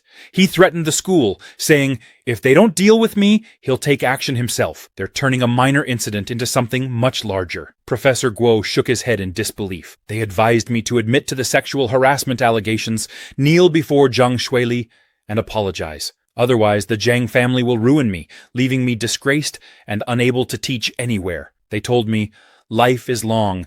Kneel down, apologize, and move on. There are plenty of private schools out there where you could start over. Can you believe that? Anger flickered in his eyes as he continued. Who would have thought a student from such a prominent family would stoop to such methods? A rumor takes only one person to spread, but trying to refute it feels hopeless. Li Shulai, calm and thoughtful, responded, if they are using money and influence to pressure you, then we'll fight fire with fire. Use even more resources to make them surrender. For the first time in a while, Professor Guo felt a glimmer of hope. Classmate Li, I never expected you of all people to be the one standing by me, believing in me when no one else does. His voice softened, but concern soon clouded his expression again. But the problem remains. How could we possibly have more resources than the Zheng family? In this world, does justice ever prevail for the common man without a price? He looked at Li Shulai with a mixture of gratitude and resignation. Since you're here, I have nothing more to teach you. Just remember this. Talent and ability are vital, but you must always be wary of hidden dangers. Your teacher is living proof of that. Li Shulai looked at Teacher Guo with unwavering confidence. Teacher, you always told me never to be defeated by difficulties and hardships. Now I'm telling you the same thing. Justice will come, and the guilty will be punished. But please, don't even think of proving your innocence by taking your own life. He smiled brightly as he added, in this life, evildoers never go unpunished. Teacher Guo, visibly moved yet slightly awkward, managed to smile. Then I will wait, he said quietly, feeling a glimmer of hope for the first time in a long while. A short while later, in the corridor of the first teaching building, Li Shulai walked into a classroom and approached Zhang Shuili. With a calm, respectful tone, he asked, Zhang Shuili, I respectfully request that you withdraw your complaint against Teacher Guo. Zhang Shuili stood abruptly from her seat, her expression furious. Li Shulai, stay out of this. Don't forget what happened to Guo Guoqiang. You don't want to risk not graduating, do you? Unfazed, Li Shulai met her gaze steadily. This is your last chance. Taken aback, Zhang Shuili sneered. Oh, a last chance, huh? Where did you pick up that line? Have you been watching too many cartoons lately? She grabbed Li Shulai by the collar, her voice dripping with contempt. You're from the lower class, Li Shulai. Don't think you can save anyone. People like you are destined to be trampled underfoot for the rest of your life. Who cares about ants like you? She smirked as she let go of his collar. That's my advice to you. With that, she turned and began walking away. Before she could leave, Li Shulai's voice rang out, calm but firm. Zhang Shuili, the countdown has begun. Zhang Shuili paused, confused. What are you talking about, you fool? She snapped, before leaving. Later that evening, back at Zhang Shuili's villa, she returned home in high spirits. Kicking off her shoes, she called for her father. Her father rushed to her, his face beaming with excitement.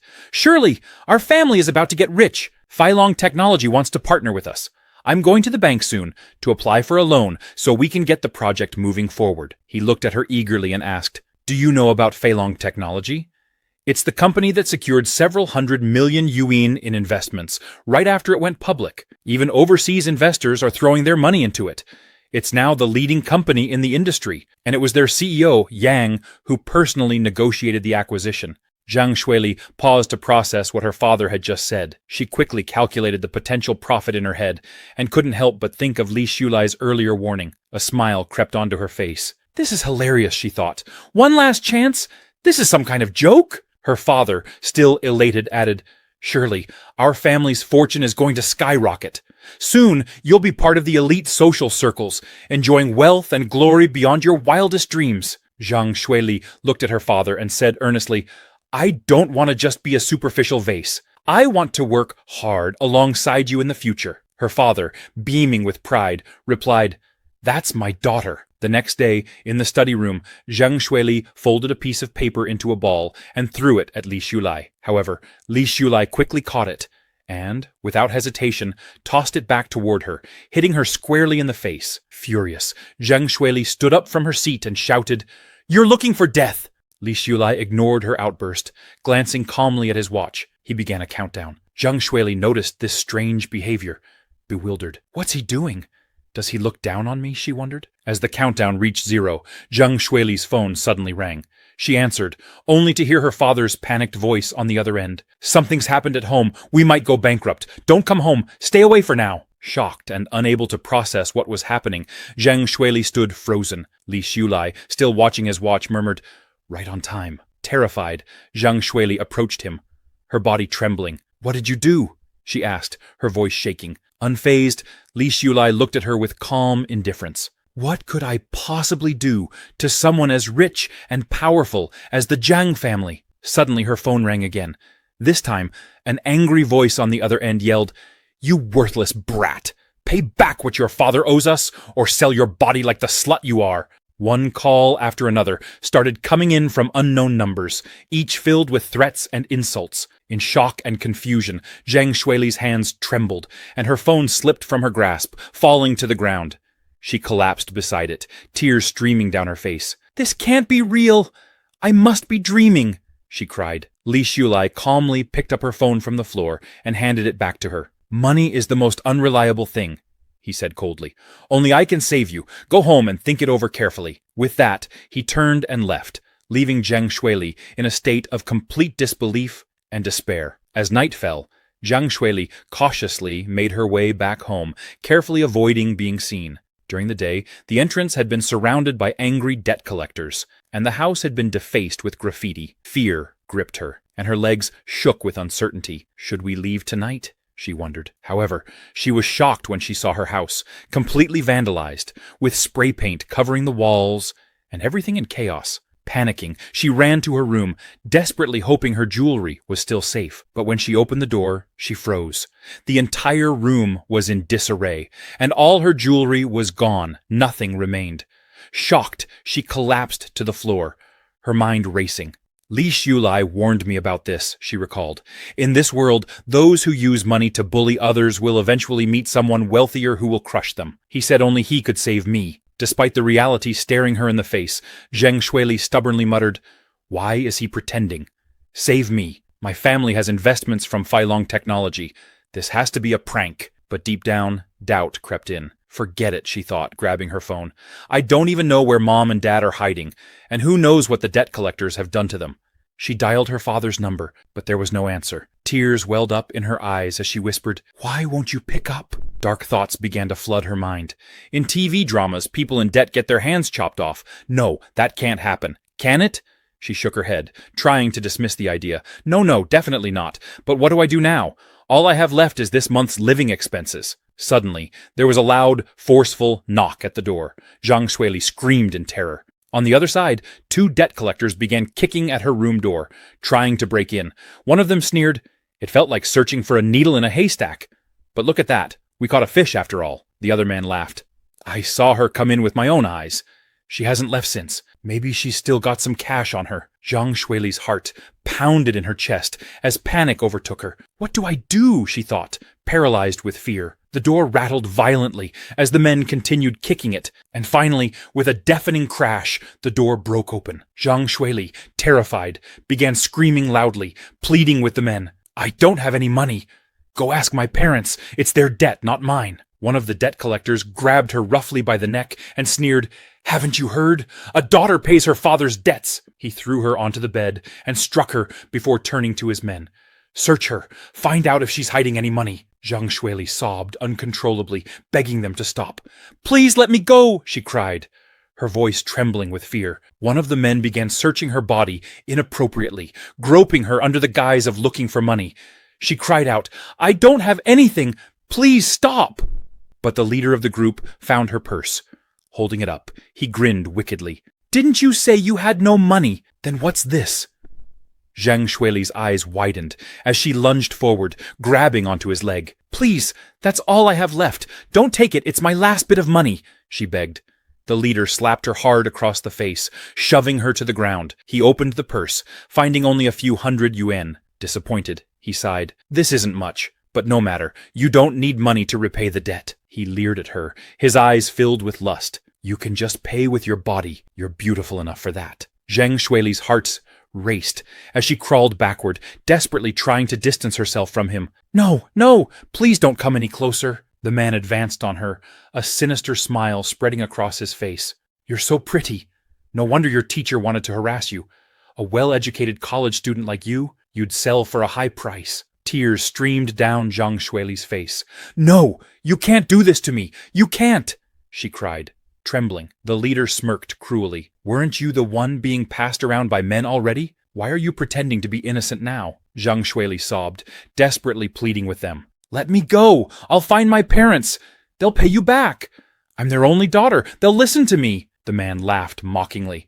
Give up on that. Your parents ran away long ago. It's clear they don't care about you anymore.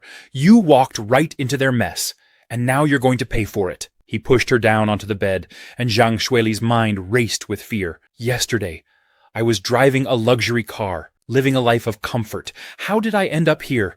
In this nightmare, she thought, overwhelmed. Why is this happening to me? Just as the debt collector was about to force himself on her, a man in a black suit suddenly appeared and stopped him. Don't mess around, he commanded, his voice cold and authoritative. Zhang Shuili, feeling a brief wave of relief, thought, thank God, someone is here to save me. But her relief was short-lived. The debt collector leader ordered his men, take her.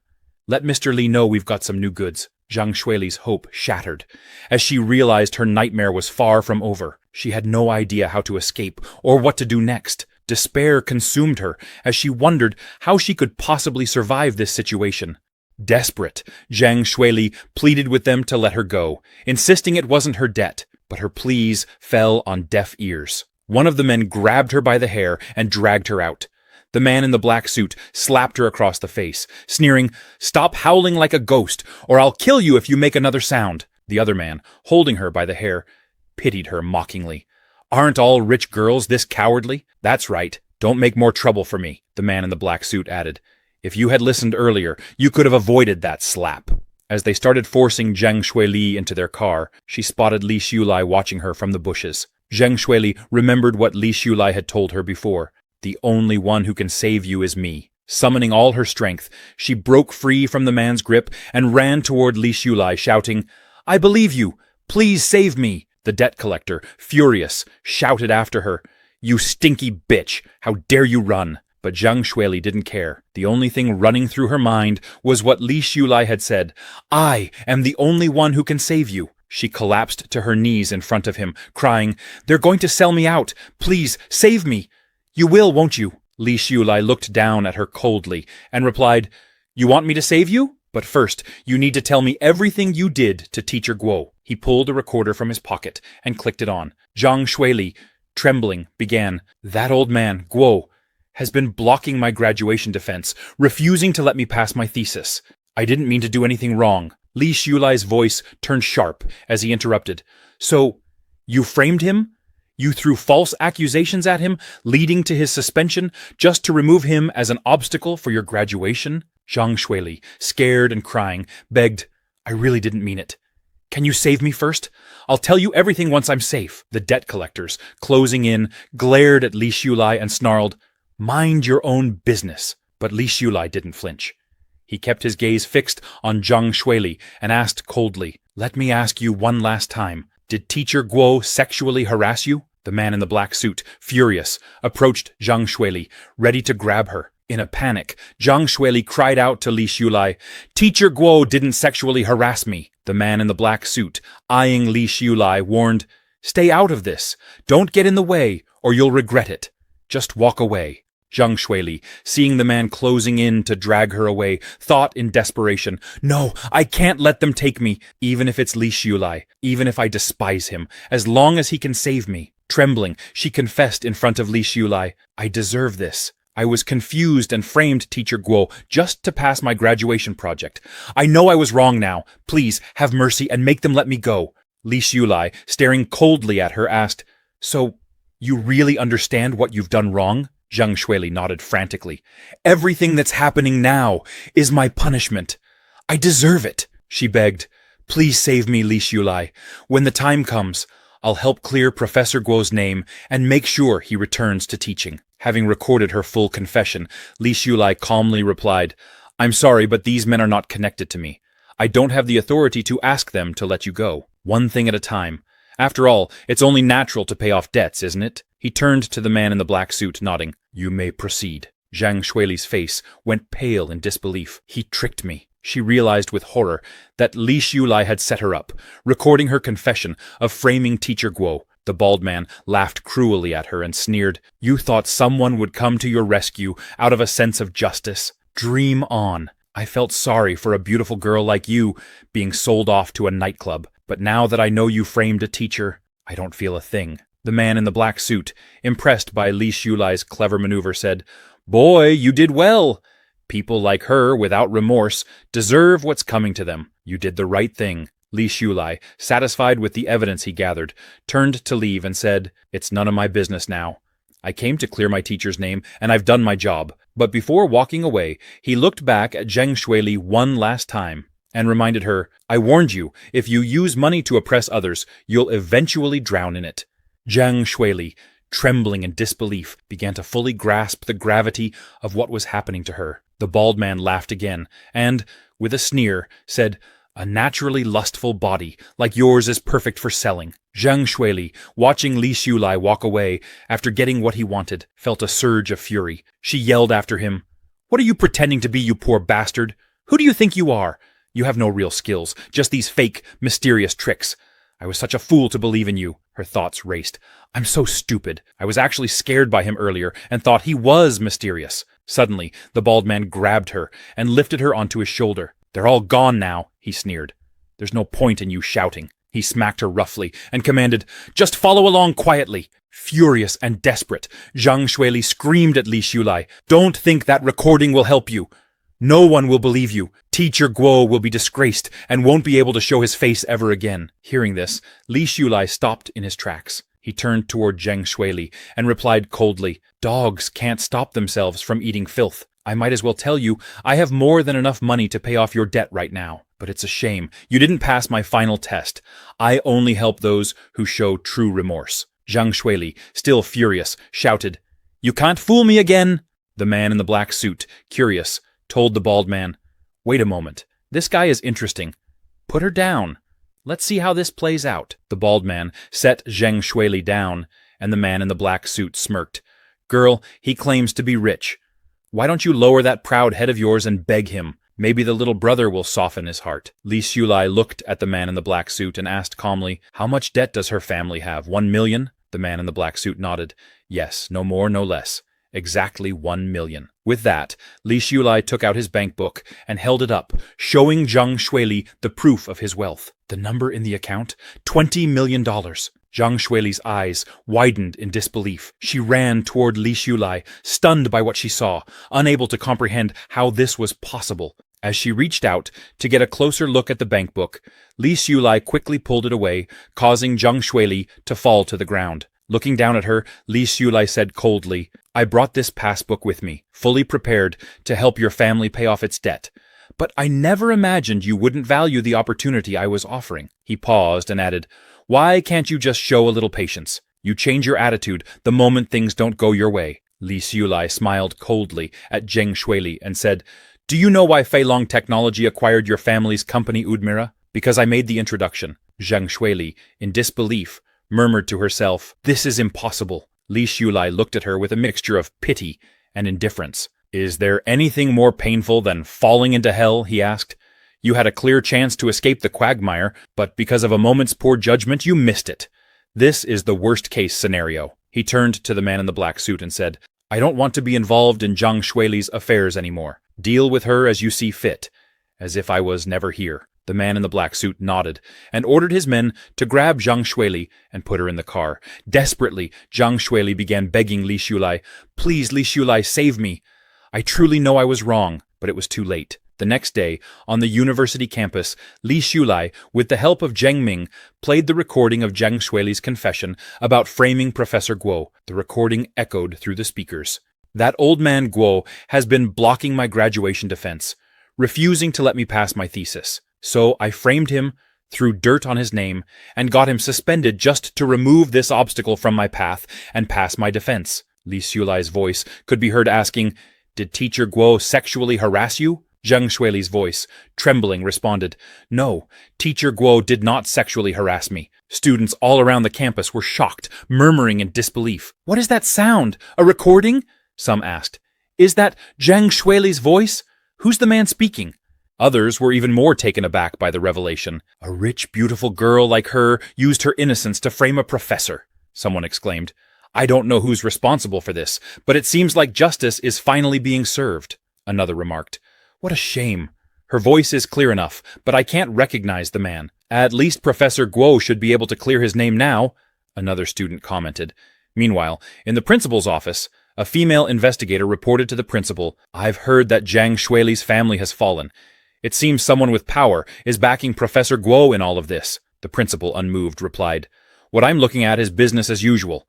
Now that the truth is out, no one is answering Zhang Shuili's calls. Let Professor Guo return to his teaching post. He's been wronged for far too long. It's outrageous that a student would falsely accuse a teacher just to pass her graduation defense. What happens if other students follow her example?" The female investigator agreed, saying, "That's exactly what the principal said." A man with glasses added, "In the future, we must prevent situations like this from escalating. It's crucial to stop this kind of unhealthy trend before it spreads." After such a scandal, rumors spread across the university campus about Zheng Shuili. Some whispered, "Zheng Shuili finally got what she deserved. She hasn't shown up since the recording surfaced." As rumors swirled around campus, a student whispered, "I heard she dropped out. Her family went bankrupt, or something terrible happened. It's such a shame to drop out so close to graduation, 4 years of study wasted." Another remarked, "Someone said they saw her working at a nightclub. She looked completely different, but the person denied it was her. Who knows if it was really the rich girl? This just proves the saying, every evildoer is punished by their own actions." Jiang Ming, overhearing their conversation, listened silently. Li Xulai, noticing, pulled him away. "Still eavesdropping? Are you ready to queue up?" he teased. Jiang Ming chuckled and asked, "Xulai, who do you think that kind-hearted person is? The one who seems to know everything about our school? Could it be one of our classmates?" Li Xulai calmly replied, "That person is me." Jiang Ming burst out laughing. "Impossible! Someone who could bring down the Jiang family would need tens of millions in assets. You're so poor." He cut in line ahead of Li Xulai and said, "Don't worry, I'm here with you, and I won't let you go hungry." Li Xulai grinned and teased, "Cutting in line, huh?" He grabbed Jiang Ming and pulled him back. With a playful pout, Jiang Ming asked, "Brother, is this how you treat me? Why are you being so distant?" Li Xulai's eyes softened as he gazed across campus. Professor Guo's crisis is resolved now. Things will go smoothly from here on out. A moment later, Jiang Ming asked, "I'm going to get a drink. Want anything?" Li Xulai shook his head. "No thanks. I'll just enjoy my soup." Jiang Ming nodded and walked off to get his drink. Suddenly, Li Xulai noticed Xiao Ning approaching him. She came straight to the point and asked, "Did you make that recording?" Li Xulai didn't respond and quietly continued eating his food. Xiao Ning, not one to back down, said, "Not denying it is the same as admitting it. I could tell from the sound processing. You're the only one who could have done it, and the only one who cared enough to—" Li Xulai glanced up at her. "Since you already know, why are you asking?" Xiao Ning, still pressing, asked, "What happened to Zhang Shuili? Who were those people? Why do you hate her so much? Yes, she slandered Teacher Guo, but does she really deserve this fate? We can't just stand by and let her die. We can't just hand her over to them." Li Xulai's expression turned cold. "She was taken by her creditors. It has nothing to do with me. I'm not going to pretend to be some hero and rescue her, and besides, she's not even beautiful." Despite his harsh words, he was inwardly impressed, thinking everyone else focused on the recording's content, but Xiao Ning noticed the environment Zheng Shuili was in. Does she have an overflowing sense of justice? Xiao Ning, visibly upset, asked, "Do you even know what will happen to her?" Li Xulai, unbothered, replied, "Who knows? Some people are born bad and aren't worth saving." He then turned the conversation back to her. "Did you ever think about what would have happened to Teacher Guo if no one had helped him? He's lived a clean life, and she tried to destroy it. I didn't act for revenge.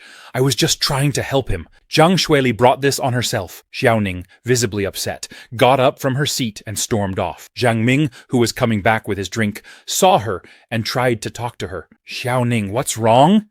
He asked, but she was so angry that she didn't even acknowledge him. Confused, Zhang Ming muttered, "Did I say something wrong?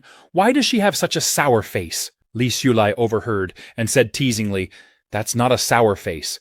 That's what they call a saintly face." Zhang Ming handed Li Xulai his drink and smiled. Between father and son, no need to say thank you. Li Xulai laughed, patting him on the back. Good son. Later, Li Xulai visited Teacher Guo in his office. Overjoyed to see him, Teacher Guo said, "Xulai, I'm really grateful for everything you've done for me. To be honest, I didn't know what to do back then.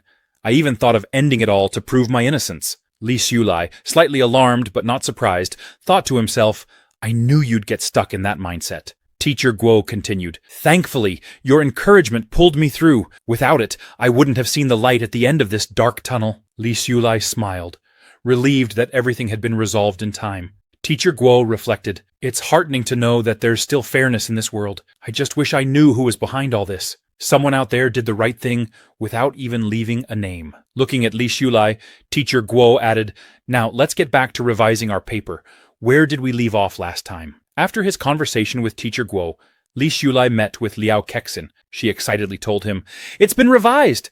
The short story I submitted a few months ago got published. The magazine sent me a few sample issues, so I'm giving you one as a thank you to my #1 fan." Li Xulai, delighted, took the magazine. "I'm honored. Now you must sign it for me. When you become famous, this autographed magazine will be worth a fortune." He thought to himself, "I've seen major internet giants, cultivation world leaders, and even Yang Feilong take Feilong technology public ahead of schedule, but nothing has made me this excited. Is chasing stars really what excites me the most after my rebirth?" Smiling, Li Xulai said to Liao Kexin, "I'll definitely read it carefully." However, Liao Kexin seemed a little down.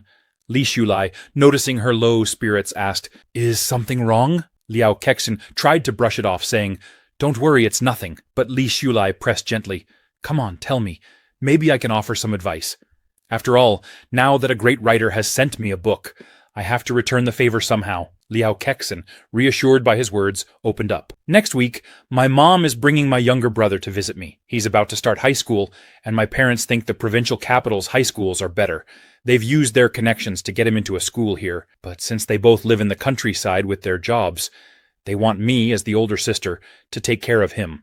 Li Xulai could sense there was more to the story. There's definitely something heavier weighing on her, he thought. Liao Kexin continued, "My manuscript was published recently, and I earned a little money from it. My brother saw my name in the magazine and asked if it was really me. I didn't deny it. I wanted to prove to them that I could make it on my own, that their efforts raising me weren't in vain. But instead of being proud, my parents started thinking I could drop out of school and become a full-time writer to take care of my brother. My mom called me and said, 'You can write articles at home. Your brother's in high school now, which is a critical time.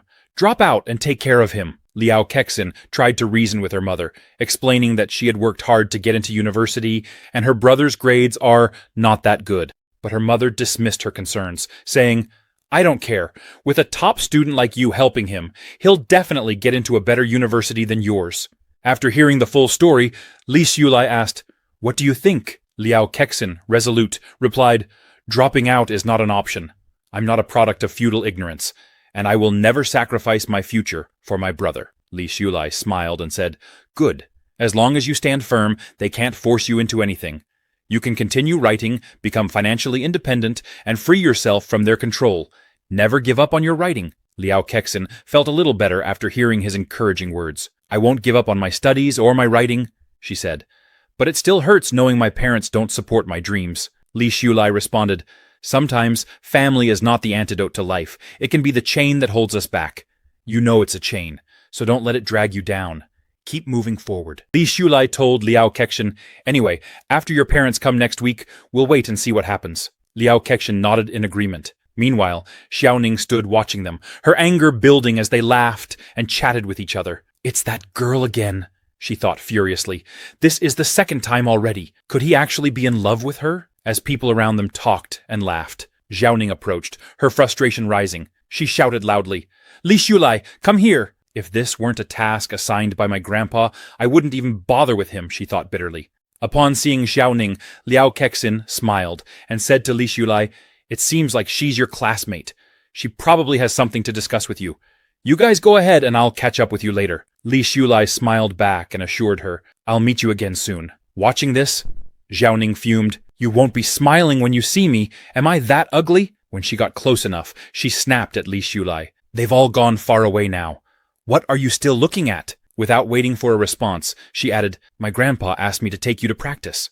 As they headed towards the pavilion house, Xiaoning sat with Li Shulai, feeling conflicted. Ma Xiaoning, hold it in. What exactly are you trying to ask? She thought nervously. Finally, she turned to Li Shulai, and with a hint of hesitation asked, you seem to have a good relationship with that girl.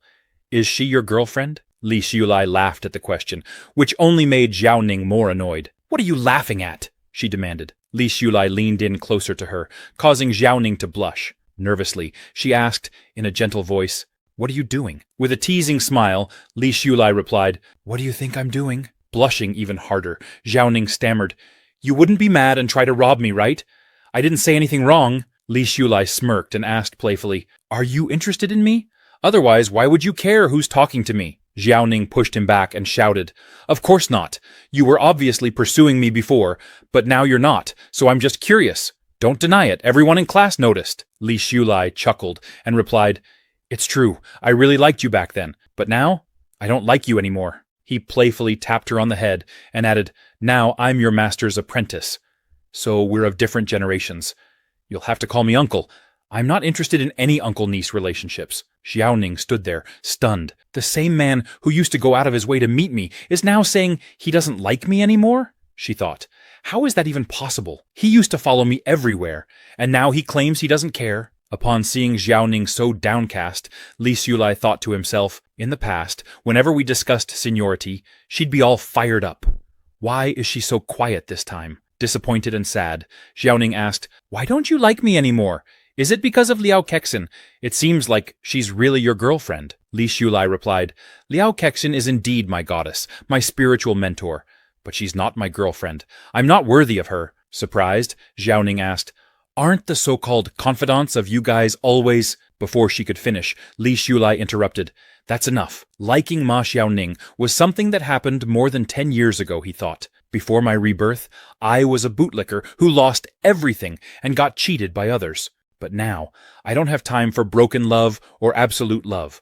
I have to focus on my career. Xiaoning, recalling his words from the cafeteria, remembered when Li Shulai had told her, you should think about more serious things. She had never expected him to be serious. I thought those were just excuses. Maybe I'm the one who's no longer worthy of him now. He feels so distant, she mused. Sometime later, the two of them reached Qingyun Temple, where Xiaoning's grandmother, Lin Shuhuan, was cultivating. Lin Shuhuan told them to wait, and they nodded in agreement. After a moment, when Lin Shuhuan completed her cultivation, she slowly opened her eyes and was stunned. Li Shulai's true energy has become so much more powerful than before, she thought in surprise. She asked him, what have you done in the past week, Li Shulai? Li Shulai paused, thought carefully, and then replied, I smashed Zheng Shuili's plans, cleared Professor Guo's name, went to the square outside the school to practice Tai Chi with the elderly, and did some research on the commercial promotion of square dancing. He added, I haven't really done anything extraordinary, except help someone in need when I saw injustice. I practice Tai Chi every morning and occasionally participate in square dancing. The rest is just routine practice as arranged by my master. Reflecting on his week, Li Shulai thought to himself, Zhang Shuili's situation took up too much of my time. I didn't even have time to expand my business this week. Lin Shuhuan, impressed by Li Shulai's progress, thought to herself, this boy truly is a genius in cultivation. She then told him, Li Shulai, come with me, before turning to Xiaoning. Xiaoning, please wait outside for a moment. Xiaoning nodded in agreement, but as she watched Li Shulai walk away, her thoughts churned. Ma Xiaoning, stop being so sentimental. Just leave it be. You don't even like Li Shulai, right? Why are you feeling so jealous? As Li Shulai followed Lin Shuhuan into the depths of Qingyun Temple, he was taken aback. There's an entirely different world beneath this small Qingfeng temple, he thought, marveling at the hidden chambers and spiritual aura that surrounded him. Once inside, Lin Shuhuan turned to him and said, take off all your clothes. Shocked, Li Shulai stumbled back, exclaiming, "Isn't this inappropriate?" He hesitated, nervously adding, "Master, I don't have time or the budget to fall in love in this lifetime, but if you insist on taking advantage of me, You are my master, after all." His face turned red as he stammered, "But I only respect you as my teacher." Lin Shuhuan, irritated by his awkwardness, shouted, "When I tell you to take something off, just do it. Why are you being so shy? I want to immerse you in the spring. You don't have to undress yourself. Just follow my instructions." He's so awkward, Lin Shuhuan thought to herself. Why am I the one feeling embarrassed? Reluctantly, Li Shulai agreed, saying, All right, I'll take it off right away." Yet, internally he worried, do I really want to be so honest with a master I've only met twice? His thoughts spiraled. Does this sect specialize in taking yin to replenish yang? As Li Shulai continued to hesitate, taking far too long to undress, Lin Shuhuan's patience ran out. Furious, she grabbed him, lifted him into the air, and with one swift motion, removed all his clothes, throwing him into the hot spring. Startled, Li Shulai shouted, "Master, you can't just do that!" He thought, where are your moral principles? I was only a little slow in undressing. Why are you so impatient? But before he could protest further, something incredible happened. As his body made contact with the hot spring water, he felt a sudden surge of spiritual energy. His cultivation level began to rapidly improve, and the sensation left him astonished. It's as if my entire body feels smooth, like every meridian is absorbing the spiritual energy from the water on its own. This is amazing. "Master," he asked, eyes wide with surprise, "what is this spring water?" Lin Shuhuan, now more composed, explained, "This is the Ningxian pool. It can cleanse your body and significantly enhance your cultivation." As she spoke, Lin Shuhuan felt a sudden wave of embarrassment wash over her. Her eyes inadvertently drifted to Li Shulai's body, and she couldn't help but think, cleansing the soul.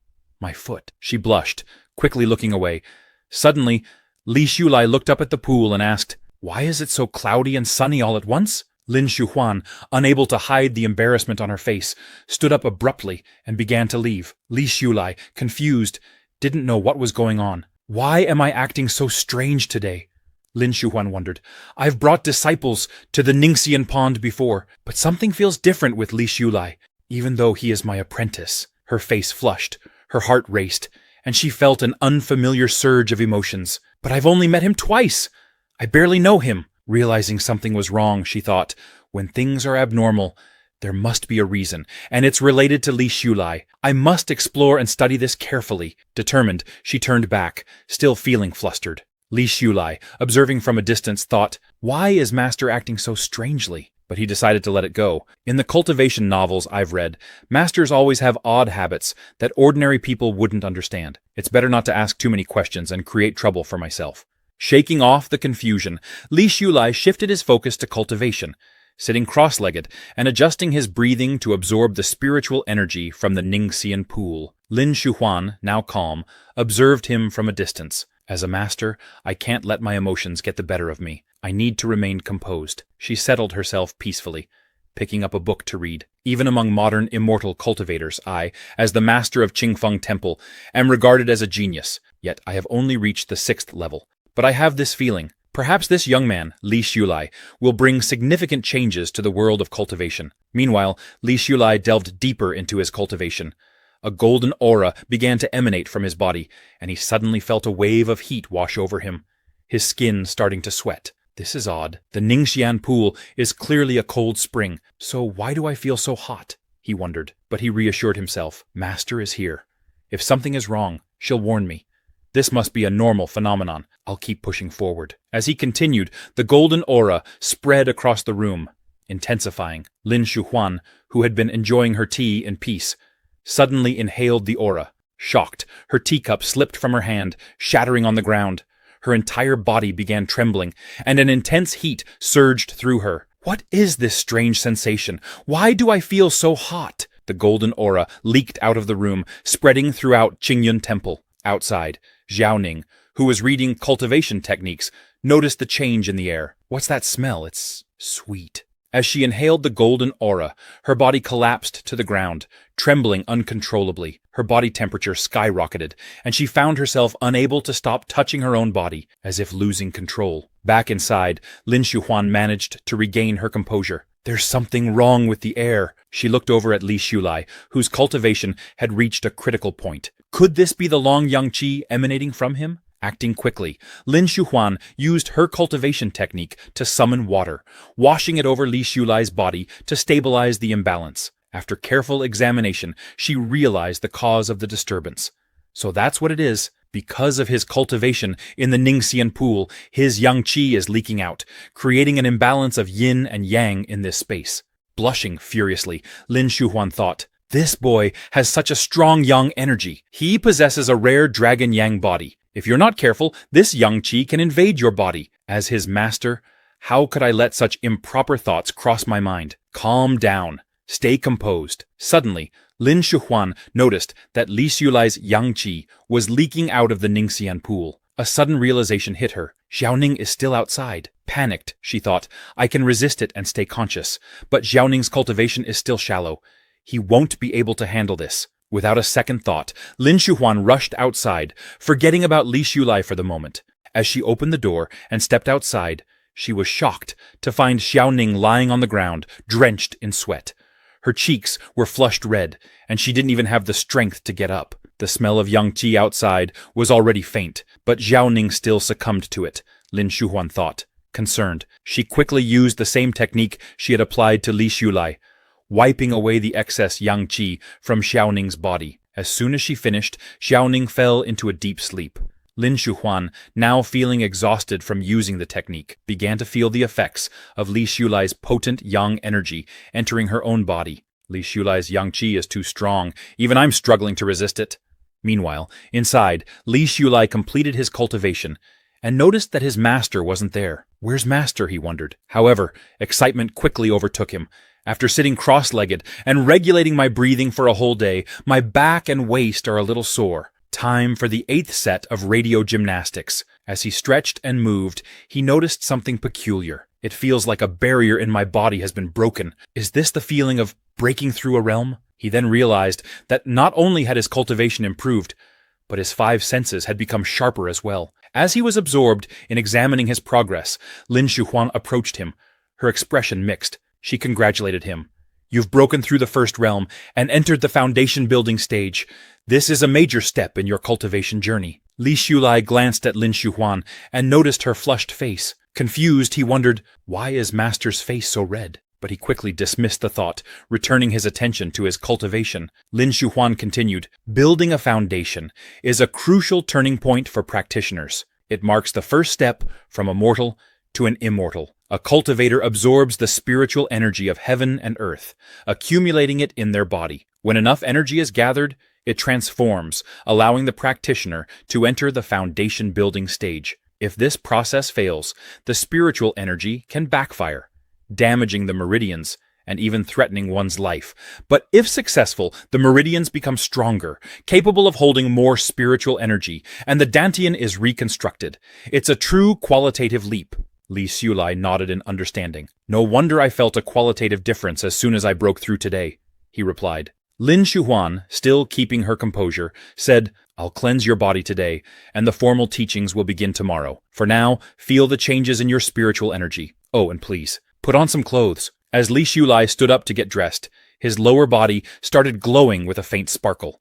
Embarrassed, he quickly covered himself and apologized. Master, I was too excited just now. Lin Shuhuan, not even looking at him, walked away deep in thought. I originally intended for him to soak in the hot springs, just to aid his practice, but he ended up breaking through a major realm. So many talented cultivators in the world need foundation-building pills to condense their spiritual energy and establish their dantian. I soaked in the Ningxian pool for 7 days before I even felt my mind loosen up. And it takes most people at least a year to begin their cultivation journey, after discovering they have potential. But him?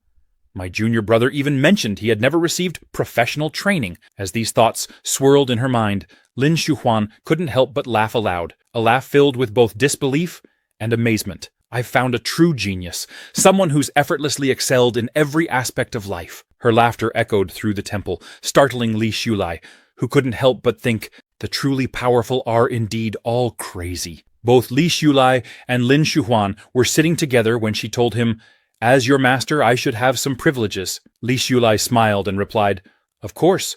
What can I do for you, master?" With a smile, Lin Shuhuan looked at him and said, "I want to eat something delicious." Li Shulai's eyes sparkled with excitement. "Okay, master. Whatever you want to eat, even if I don't know how to make it, I'll learn immediately." Grateful for her guidance, he thought, "Thanks to master, I was able to reach the foundation building stage so quickly." Noticing his enthusiastic expression, Lin Shuhuan felt her face flush and quickly turned away. "The yang qi may have stopped leaking, but I still feel strange around him.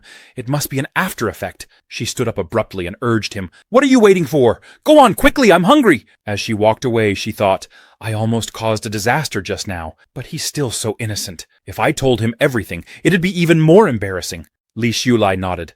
"I'll get started right away." A moment later, in the kitchen, he busied himself, preparing food for his master. Reflecting on his past life, he thought, "Back then, I worked like a slave for others, only to be betrayed. But master, she's straightforward, sharp-tongued, yet warm-hearted. She's truly wonderful." He smiled, determined. To honor her, let's make 10 dishes. Perfection. A celebration of today's foundation building. Suddenly, he noticed Jiao Ning peeking in from outside. Embarrassed, she stepped in and offered, "I'll help you wash the vegetables." Li Shulai, confused by her blushing face, politely replied, "That's okay, I don't need any help."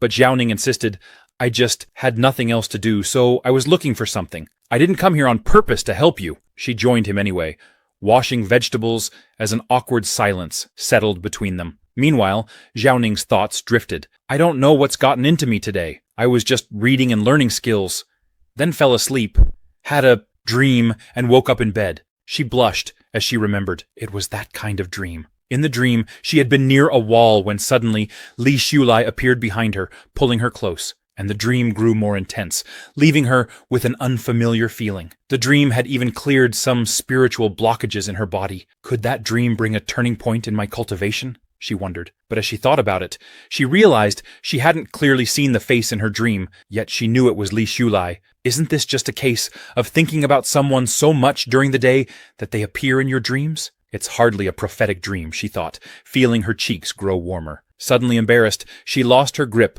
on the cucumber she was washing, which slipped from her hands. "How could I have such a dream?" she thought, mortified. Li Shulai, noticing her odd behavior, asked, "Is something wrong?" Flustered, Jiao Ning quickly turned and left the kitchen without answering, too embarrassed to stay a moment longer. Li Shulai, puzzled by Jiao Ning's abrupt exit, called after her, "You don't want to wash the vegetables?" Jiao Ning replied with a hint of attitude, "Wash them yourself." She stood just outside the doorway, leaning against the wall.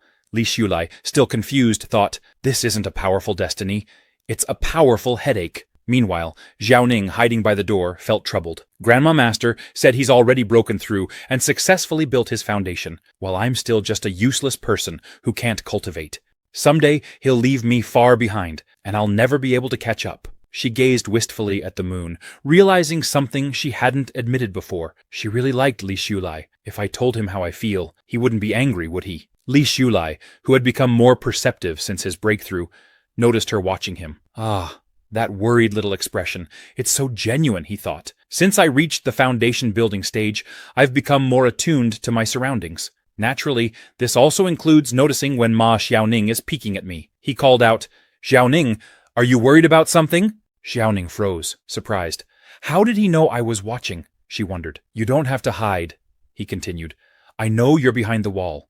Embarrassed, Xiaoning stepped out and replied, "I just have something on my mind. It's none of your business." Li Shulai smiled gently. "It may have been none of my business before, but now I'm your uncle. It's only natural for an uncle to care about his nephew." He took her hand, adding, "Come, talk to Uncle Master. What's bothering you?" Xiaoning, flustered by his touch, quickly pulled her hand free and ran outside. Li Shulai was left bewildered, wondering why she had dashed off so suddenly. Outside, Xiaoning's heart raced as she berated herself. "What's wrong with me? It was just a handshake, but my heart's beating so fast." She scolded herself. "Xiaoning, don't be so silly. You're making a big deal over nothing. He just touched my hand, not my lips. It must be that Dream I had, that must be it. Watching her from inside, Li Shulai chuckled to himself. She has the temper of a child, he mused. In my past life, I lived to be over 30, so Ma Xiaoning, who's barely in her 20s, really does feel like a child from a different generation. After he finished preparing all the dishes, he called everyone to eat. Lin Shuhuan, seeing the spread of food he had prepared, thanked him for his hard work and invited everyone to dig in. Li Shulai, blushing slightly, said, "The master's approval is the disciple's greatest motivation." Seeing Xiao Ning still sulking, he thought, "Is this nephew still holding a grudge?" Lin Shuhuan then turned to Xiao Ning and said, "I've been thinking recently. I may have a way to clear the blockage in your meridians." Xiao Ning's eyes lit up with excitement, and she eagerly asked, "What's the solution? If it can help clear my blocked meridians, I'm willing to try anything." To her surprise, Lin Shuhuan pointed at Li Shulai. Confused, Xiao Ning asked, "Why are you pointing at him?" Lin Shuhuan looked at Xiao Ning and said, "Why don't you try practicing dual cultivation with your uncle master?" Xiao Ning, utterly shocked and embarrassed, stammered, "No way! Could my dream have been prophetic?" She thought, horrified. Lin Shuhuan raised an eyebrow. "Why not? I can see you like Li Shulai very much. Isn't that a good thing?" Xiao Ning jumped to her feet, exclaiming, "Like him?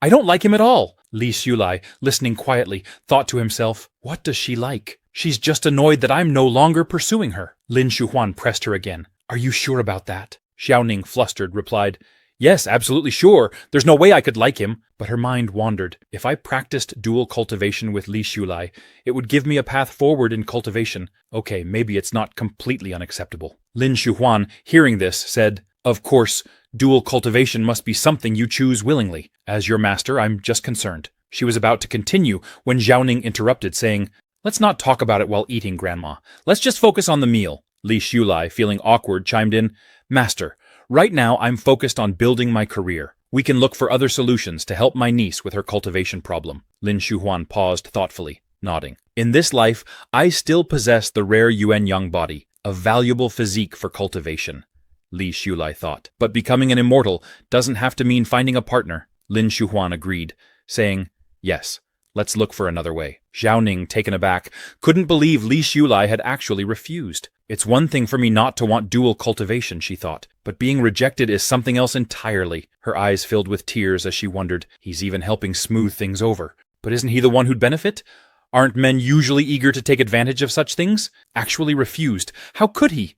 Her frustration grew. Not only is he missing this opportunity to be close to me, but he seems to get along so well with other girls. Meanwhile, Li Shulai ate his food calmly, thinking, "No desires, no distractions.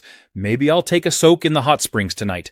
It's a rare chance to practice undisturbed at Qingyun Temple." Lin Shuhuan noticed Xiao Ning's sad expression and reassured her, "Don't worry, I'll find a way to address the cultivation issue. Let's enjoy the meal first." She couldn't help but think, my disciple is so selfless. A person free from desires is indeed suited for the path of cultivation. Xiao Ning, still disappointed, murmured, Okay, Grandma." After they finished eating, Lin Shuhuan took Li Shulai to the library. Just as they were leaving, Xiao Ning stopped them, saying, "I'm not feeling well, so I'll stay behind. You two go ahead." In reality, she was still upset, and couldn't bear to see Li Shulai again that night. Lin Shuhuan looked at Xiao Ning and said, "All right, have a good rest." Later, at the Qingyun Temple Library Pavilion, Lin Shuhuan explained to Li Shulai, "On the first floor, we have classic texts for self-reflection and personal growth, not directly related to cultivation. The second floor houses exercises, and the third floor contains resources on elixirs.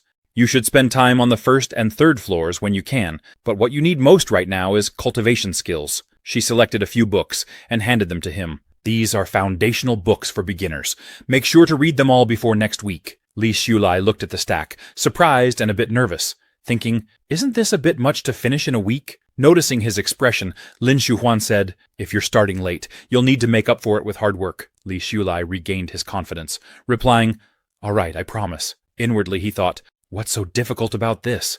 Nothing could be harder than struggling through middle age in my previous life. It's just a few books. I'll get through them." After a moment, Lin Shuhuan, curious, asked, "Why did you refuse the idea of dual cultivation with Xiao Ning earlier? It's hard to believe career ambitions are your only reason. Do you dislike her?" Li Shulai hesitated, recalling memories of his past. "In my previous life, I couldn't exactly say how Ma Xiaoning wasn't fond of me." Finally, he replied, Master, can't people just keep their hearts closed off? He explained, I feel that dating is a distraction.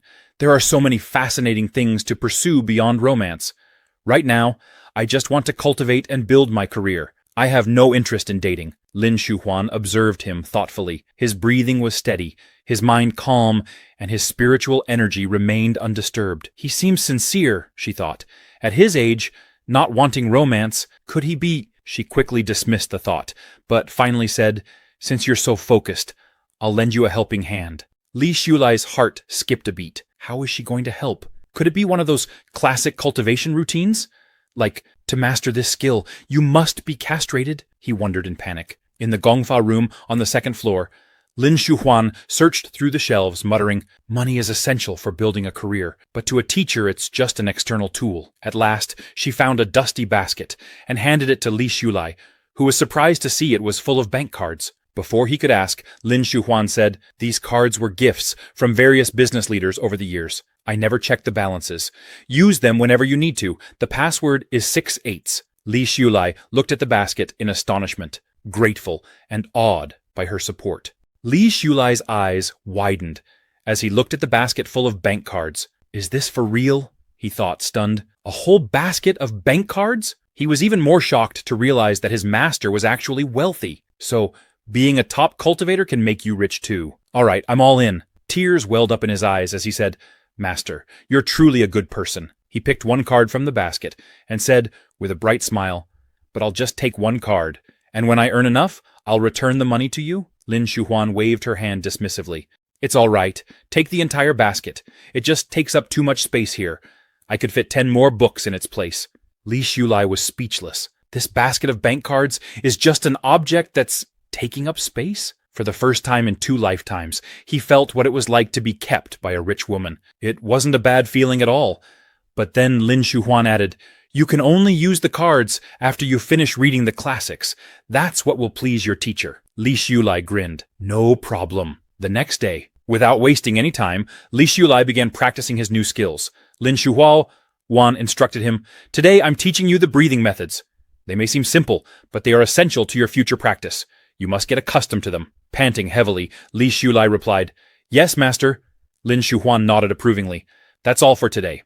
Now go back to school. Xiaoning is waiting for you. Li Shulai thanked her sincerely. I'll see you next week, master. On the way back to college, in the private car, Li Shulai noticed Xiaoning still seemed upset, her face reflecting a quiet but persistent anger. The little girl looks strange, he thought. Xiaoning, he asked, What's wrong with you? Xiaoning, frustrated, thought, What's wrong? What's wrong? It's all because of you. She hadn't been able to sleep, thinking about Li Shulai all night.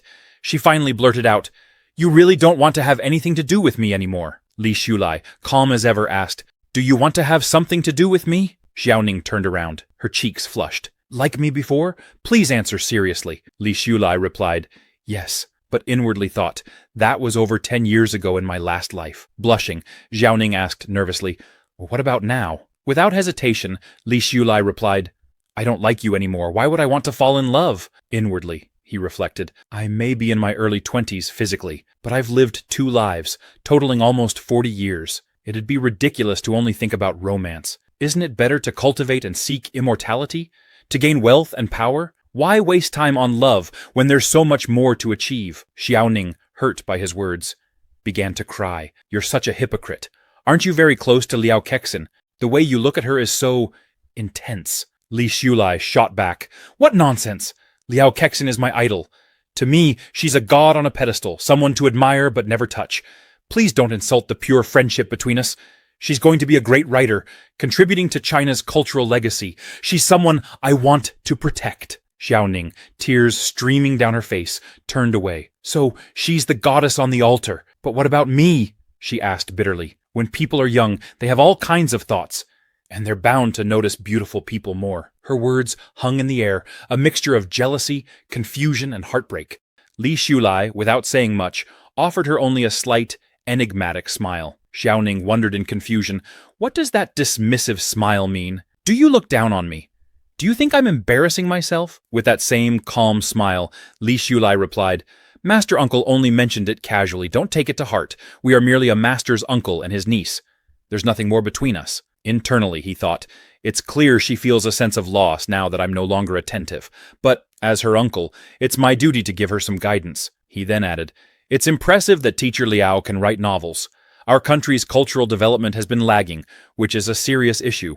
The nation is progressing rapidly, so it's best not to get caught up in love affairs. With your strong academic record, you have great potential in scientific research. Why not focus on your studies and contribute to academia? The future of a country is closely tied to its scientific and technological advancements.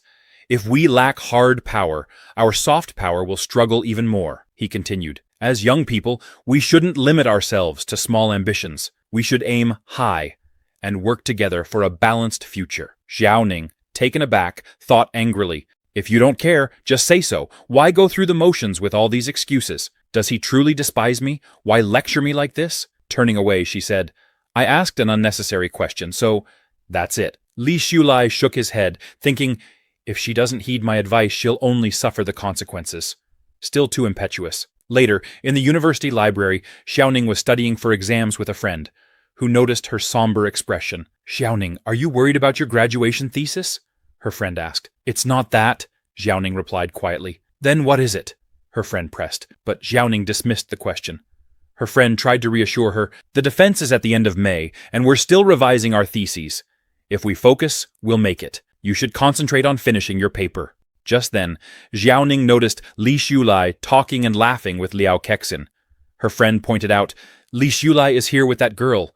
Liao Kexin. Xiaoning's eyes narrowed as she watched them, irritation rising. Seeing this, her friend observed, falling for Li Shulai, are you? Embarrassed and blushing, Xiaoning retorted, when did Li Shulai start changing? Even if I'm hard to pursue, he shouldn't give up so easily. How can true love be so quick to fade? Her friend raised an eyebrow in disbelief. Could she be regretting it? It's only been a few days, she reminded Xiaoning. Li Shulai has been chasing you for over 3 years. Isn't that enough? With a sad expression, Xiaoning replied, 3 years isn't 30 years. I've always been the apple of my family's eye, the teacher's favorite, and a top student. Why has he been looking at me with such impatience lately? Even the idea of a simple bonding exercise was rejected. Not that I care, even if my grandma insists on it. Looking at her friend with tearful eyes, she added, I never really said anything bad to him directly. I just teased him sometimes. Isn't that a normal way to test someone in a relationship? Her friend replied gently, that doesn't exactly sound like a love test. Some of the things you said were quite harsh, actually. Xiaoning looked surprised. Why are you defending Li Shulai? Clearly he's changed his mind. He's the scumbag here. Smiling, her friend teased, maybe you're just deeply in love with him. Xiaoning, furious, shouted at her friend, what nonsense are you talking about? It's impossible. I would never like Li Shulai. She had forgotten that she was in the library where no noise was allowed. People seated around her turned to shush her, and Xiaoning quickly covered her mouth, apologizing to everyone. Turning back to her friend, she whispered, I just can't accept it. How is Liao Kexin better than me? Family background, looks, academic performance. She's inferior to me in every way. How can I possibly be less than her? Seeing Xiaoning's reaction, her friend Shuang smiled and said, all right. You don't like Li Shulai coming around. He's just confused after being rejected so many times. So he's acting indifferent. She added, calm down. Maybe he won't be able to keep up the act for long and will come back looking for you. Hearing this, Xiaoning smiled, her confidence restored. Shuang, you're right. He's just playing hard to get, pretending he doesn't care. With renewed resolve, she added, but if he does come back, I won't give him another chance. Shuang laughed. Don't give him a chance. Okay, auntie. Meanwhile, Li Shulai went to Huaxia Bank to check the balance on a card he had received from his master. He thought, how much does it cost for business tycoons to ask a master to predict their fortunes? For a master of this level, charging 100,000 shouldn't be an issue. He inserted the card into the ATM and clicked the balance button, but was stunned to see a balance of $2 million. Shocked, he thought, I helped Fei Long Technology take off, and Fei Long's father only gave me 3 million as a gesture of gratitude. But here, my master gives me this card, filled with so much money without hesitation. I am Li Shulai. I'm reborn. I've worked tirelessly, revising papers, writing programs, networking with business leaders. Am I reborn as a rich man? Is this even possible? He steadied himself. Stay calm, he thought. Everyone has their own fate, and the wealth we receive is often balanced. Easy money like this can come with a price. If I spend it recklessly now, I could end up a pauper in the future. Besides, my life goals are bigger than just making money. I can't just take it easy now. With that thought, he decided not to withdraw any money, took his card back and left, thinking, this money isn't mine to keep. I'll return it when the time is right. Elsewhere, at YJ Yanjing Technology, Mr. Liu was deeply troubled. The company's turnover had dropped by 10% compared to the previous month, and he worried that if this trend continued, their IT chain stores might start losing money. This shouldn't be happening, he thought. The development of e-commerce is inevitable, but why is it progressing so quickly? Suddenly, Mr. Liu remembered a piece of advice Li Xiulai had given him. E-commerce will only rise to prominence if it has its own logistics network. One day, Mr. Liu, you'll understand what I mean. At that time, Li Xiulai had also handed him a business card, saying, if you ever need my help, feel free to contact me. Mr. Liu had smiled, slipping the card into his pocket, thinking, how could I take this seriously? Looking out the window, he thought about Feilong Technology and wondered, since I already have a dragon, why should I look elsewhere? Meanwhile, at Feilong Technology, Yang Feilong was celebrating a record-breaking turnover for the month. Grateful, he thought. I have to thank Brother Xiulai for providing me with that new program. In such a short time, Feilong Technology has soared and now leads the internet industry, driving rapid development.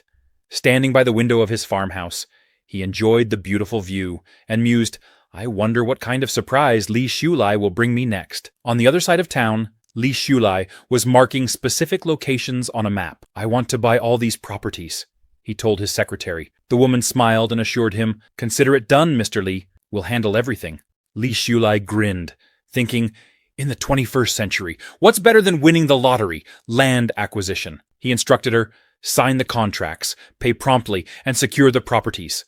She replied cheerfully, absolutely, we'll complete all the formalities within a week. As he considered the properties he was acquiring, his eyes welled up with emotion. Having money in hand is incredible. Mom, I finally have the freedom to buy a house. The sales agent was taken aback by his enthusiasm. This guy looks so ordinary, yet he's incredibly generous. But his taste in real estate is questionable, she thought, since he's selecting the least popular houses in each area. Handing him the documents, she said, please sign here. Secretly, she thought, these properties.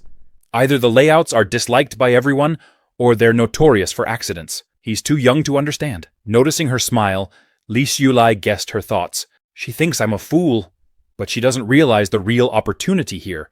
In his mind, he thought, when properties are demolished, compensation is provided for both the land and the building. With future housing prices soaring, real estate is the easiest way to profit without lifting a finger. Haunted house? It'll just be soil when it's torn down, and it'll all be my new investment. After signing all the paperwork, Li Xiulai prepared to leave. The sales agent approached him and offered, allow me to escort you out. Li Xiulai chuckled to himself. They laugh at me and call me an idiot now, but I wonder if they'll be as sour as cucumbers in a few months. As I recall, the government is set to issue a demolition notice for this land in about 2 months.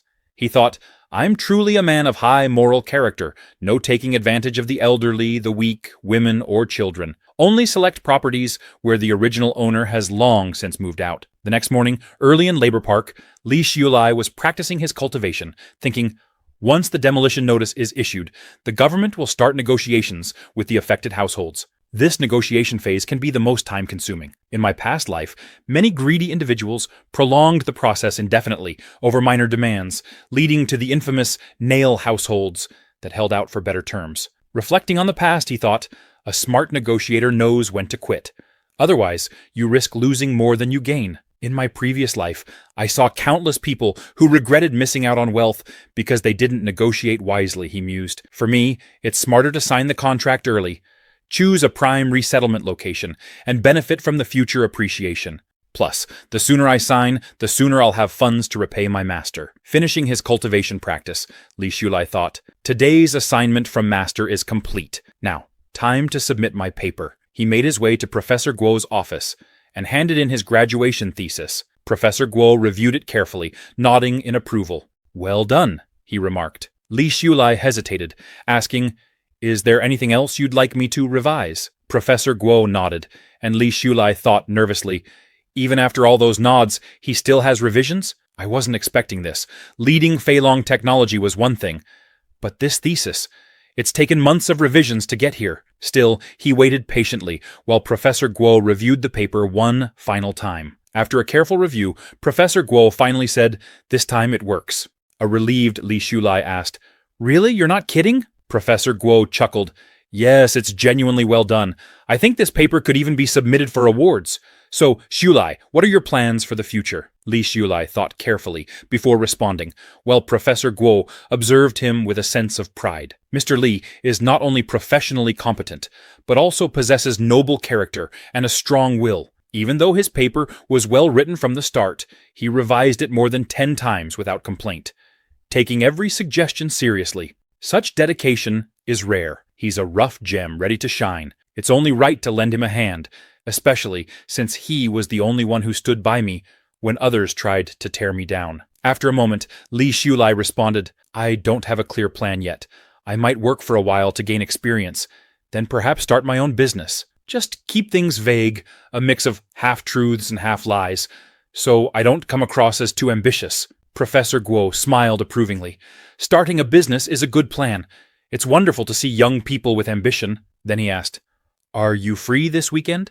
I'd like to take you to a dinner party so you can meet some people." Li Shulai nodded and agreed, thinking, "Though I'm nearly financially independent now, I have no intention of being tied down to a 9-to-5 job." Professor Guo rarely introduces students to his network, so anyone he recommends must be someone he truly values. This is a rare opportunity to build connections in the financial world, and shouldn't be missed. Professor Guo then told Li Shulai, "Get yourself a cooler hairstyle this weekend and join me for dinner." Li Shulai smiled and nodded. "Okay, Professor Guo." After leaving the office, he activated his transmission talisman, recording a message.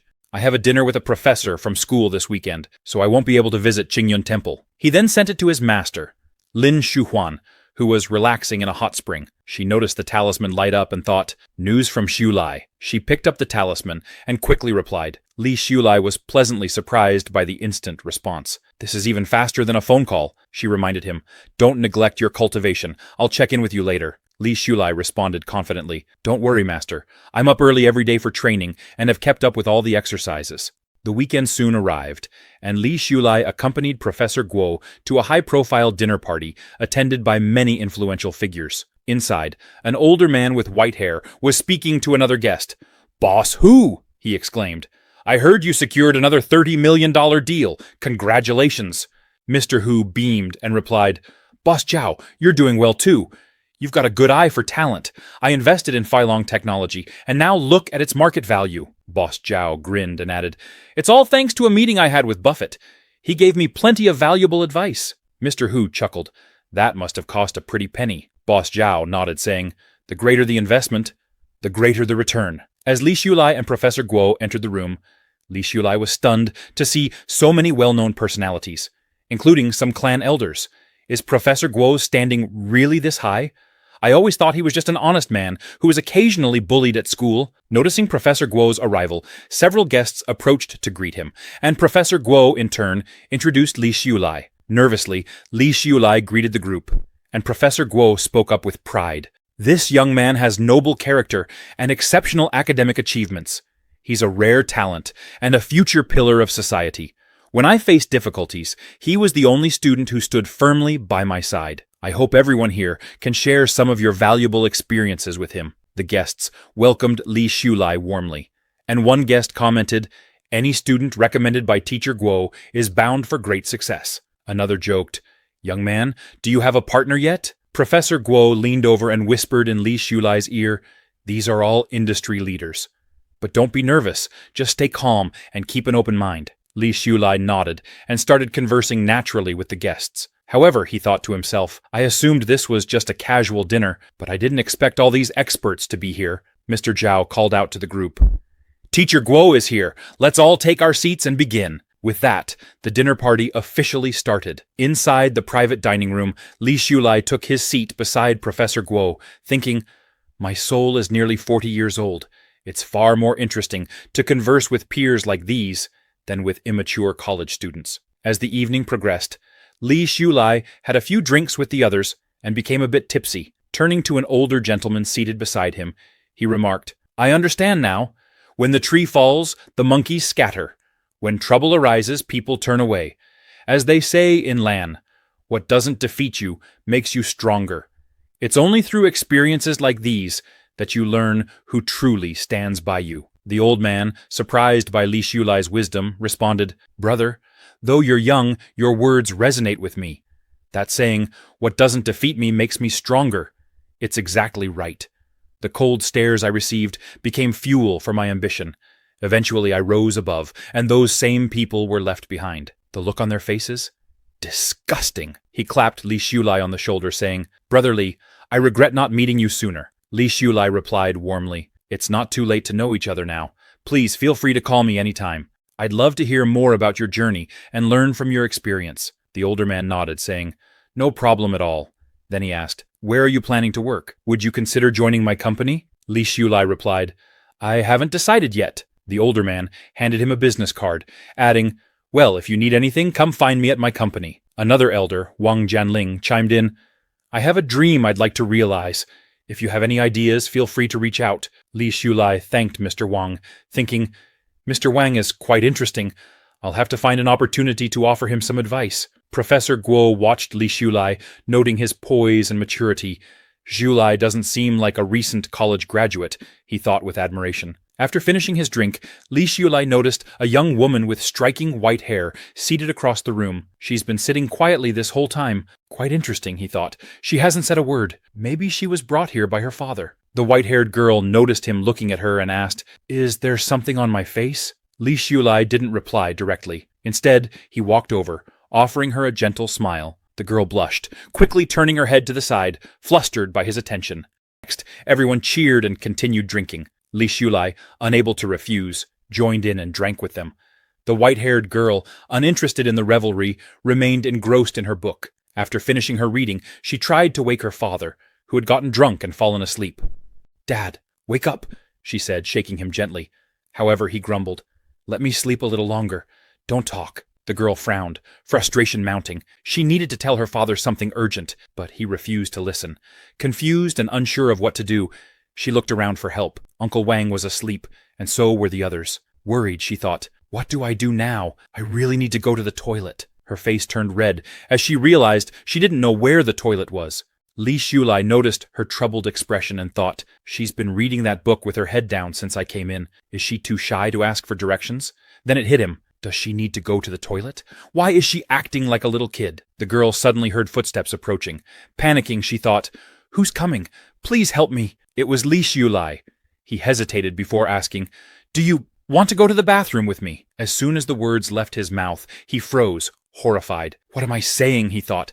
Am I drunk already? This is the most embarrassing thing I've said in 2 lifetimes. A grown man inviting a young girl to the toilet. What was I thinking? To his shock, the girl, with a trembling expression, whispered. Li Shulai blinked, stunned. Did I hear that right? He wondered.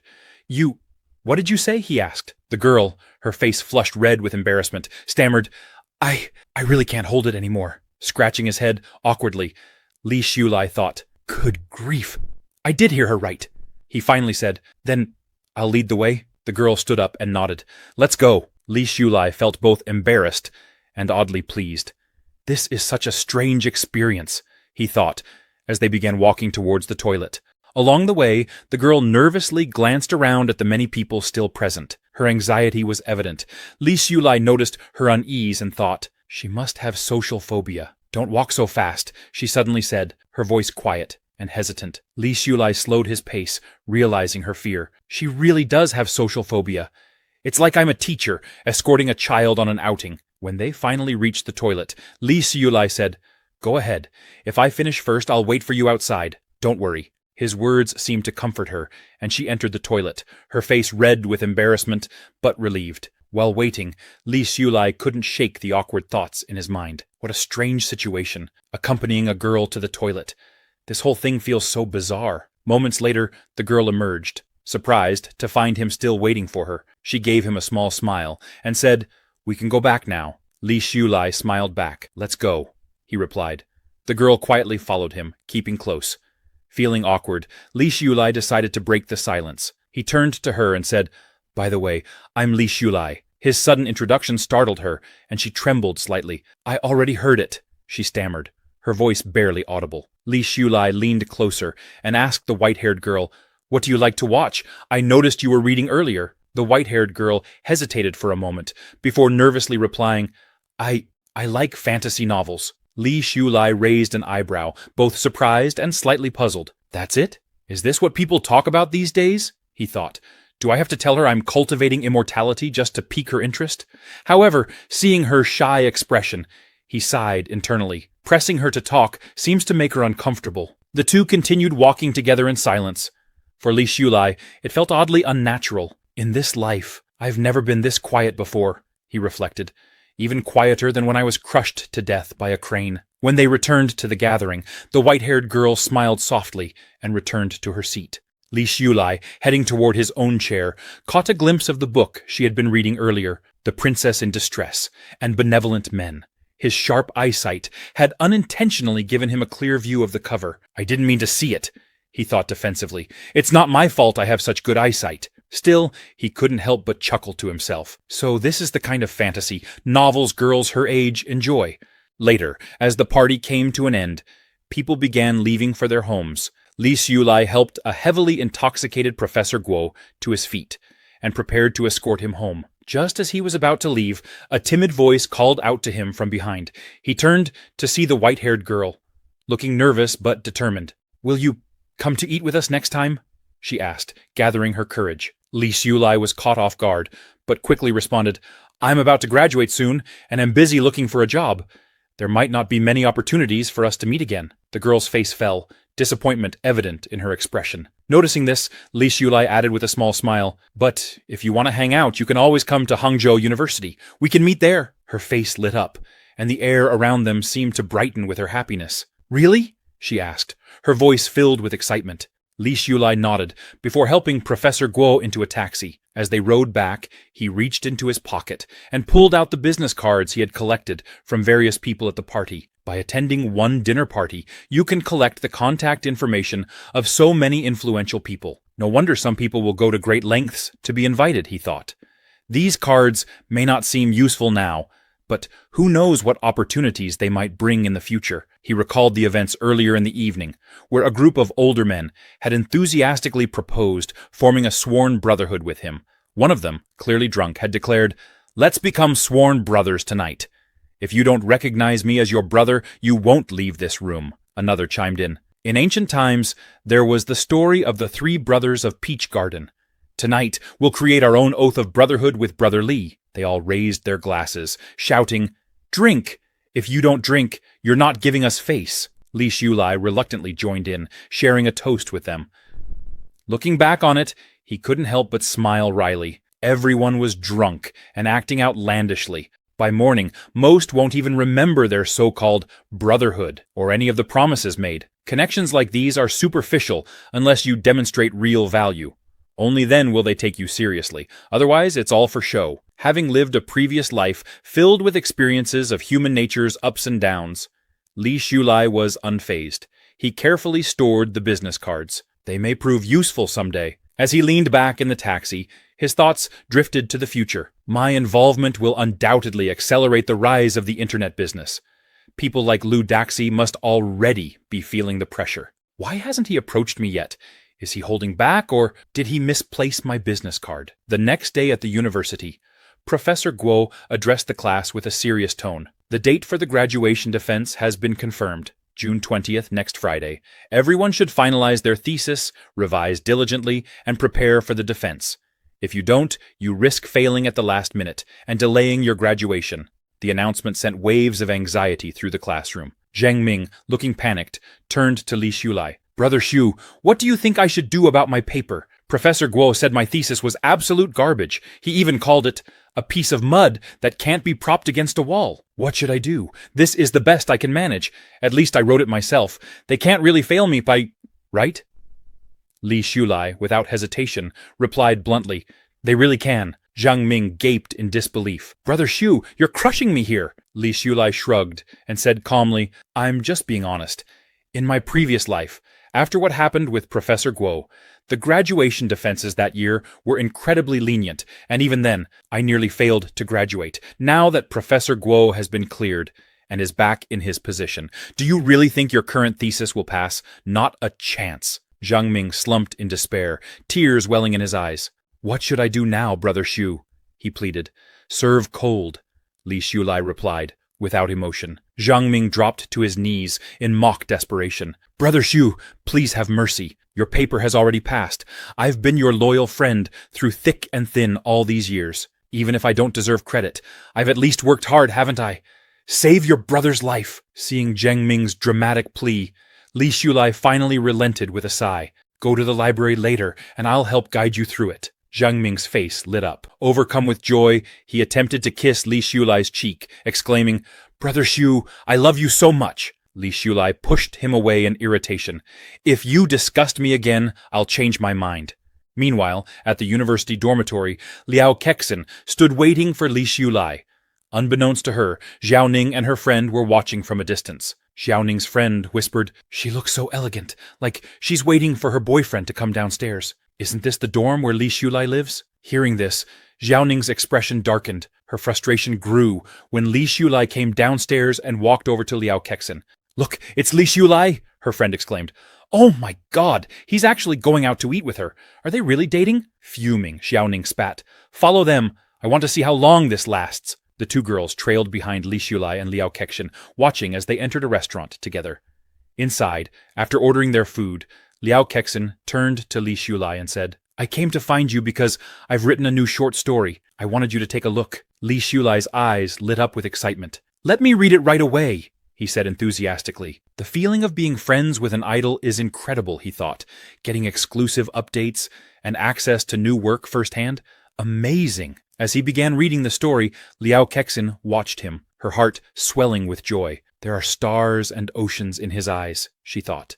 To be acknowledged like this, it's such a wonderful feeling. From a nearby table, Xiaoning seethed with anger as she watched their interaction. Slamming her chopsticks on the table, she hissed, Ah, these shameless lovebirds are such an eyesore. Her friend, noticing her trembling with rage, asked cautiously, Are you okay? You look really upset. Xiaoning's thoughts spiraled into frustration. Li Xiulai didn't even glance at me. Just now, I walked right past him with a plate, and he acted like I didn't exist. Like I'm invisible. Are those pieces of paper she writes on really that captivating?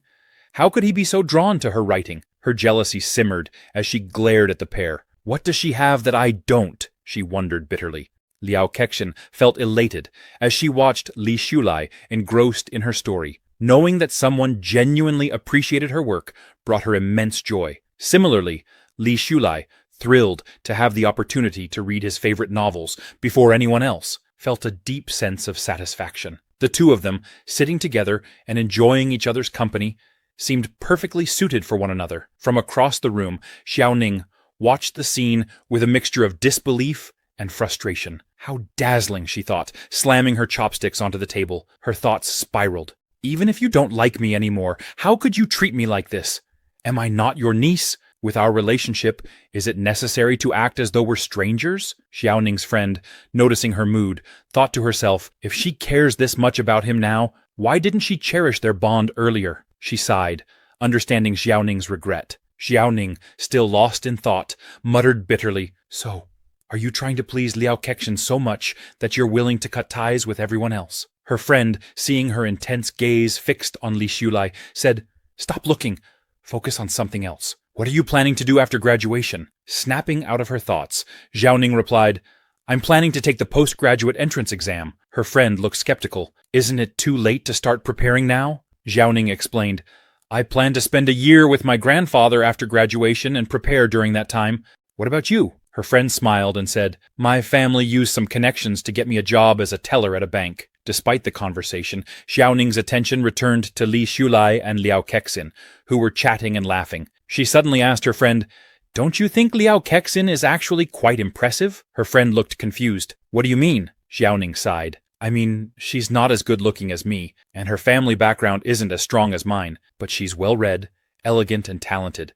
Everyone in her class praises her writing skills, and her articles have even been published in magazines. She paused, deep in thought. Could it be that this is what Li Xiulai likes? Women who are knowledgeable and cultured? She frowned, remembering his words. He always said I was too narrow-minded.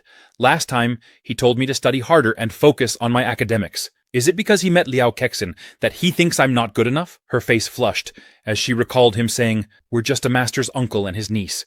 There's nothing more between us." The silence at their table grew awkward as Xiaoning became lost in her thoughts, blushing furiously. Her friend, noticing her shifting emotions, raised an eyebrow. "Your mood swings are insane. Are you losing it?" Blushing harder, Xiaoning stammered, "Forget it. He's nothing special. His family is ordinary, and he's not my ideal partner anyway." Her friend laughed. "I'm glad you can think that way." She then changed the subject. "By the way, Xiaoning, have you heard of Feilong Technology?" Xiaoning nodded.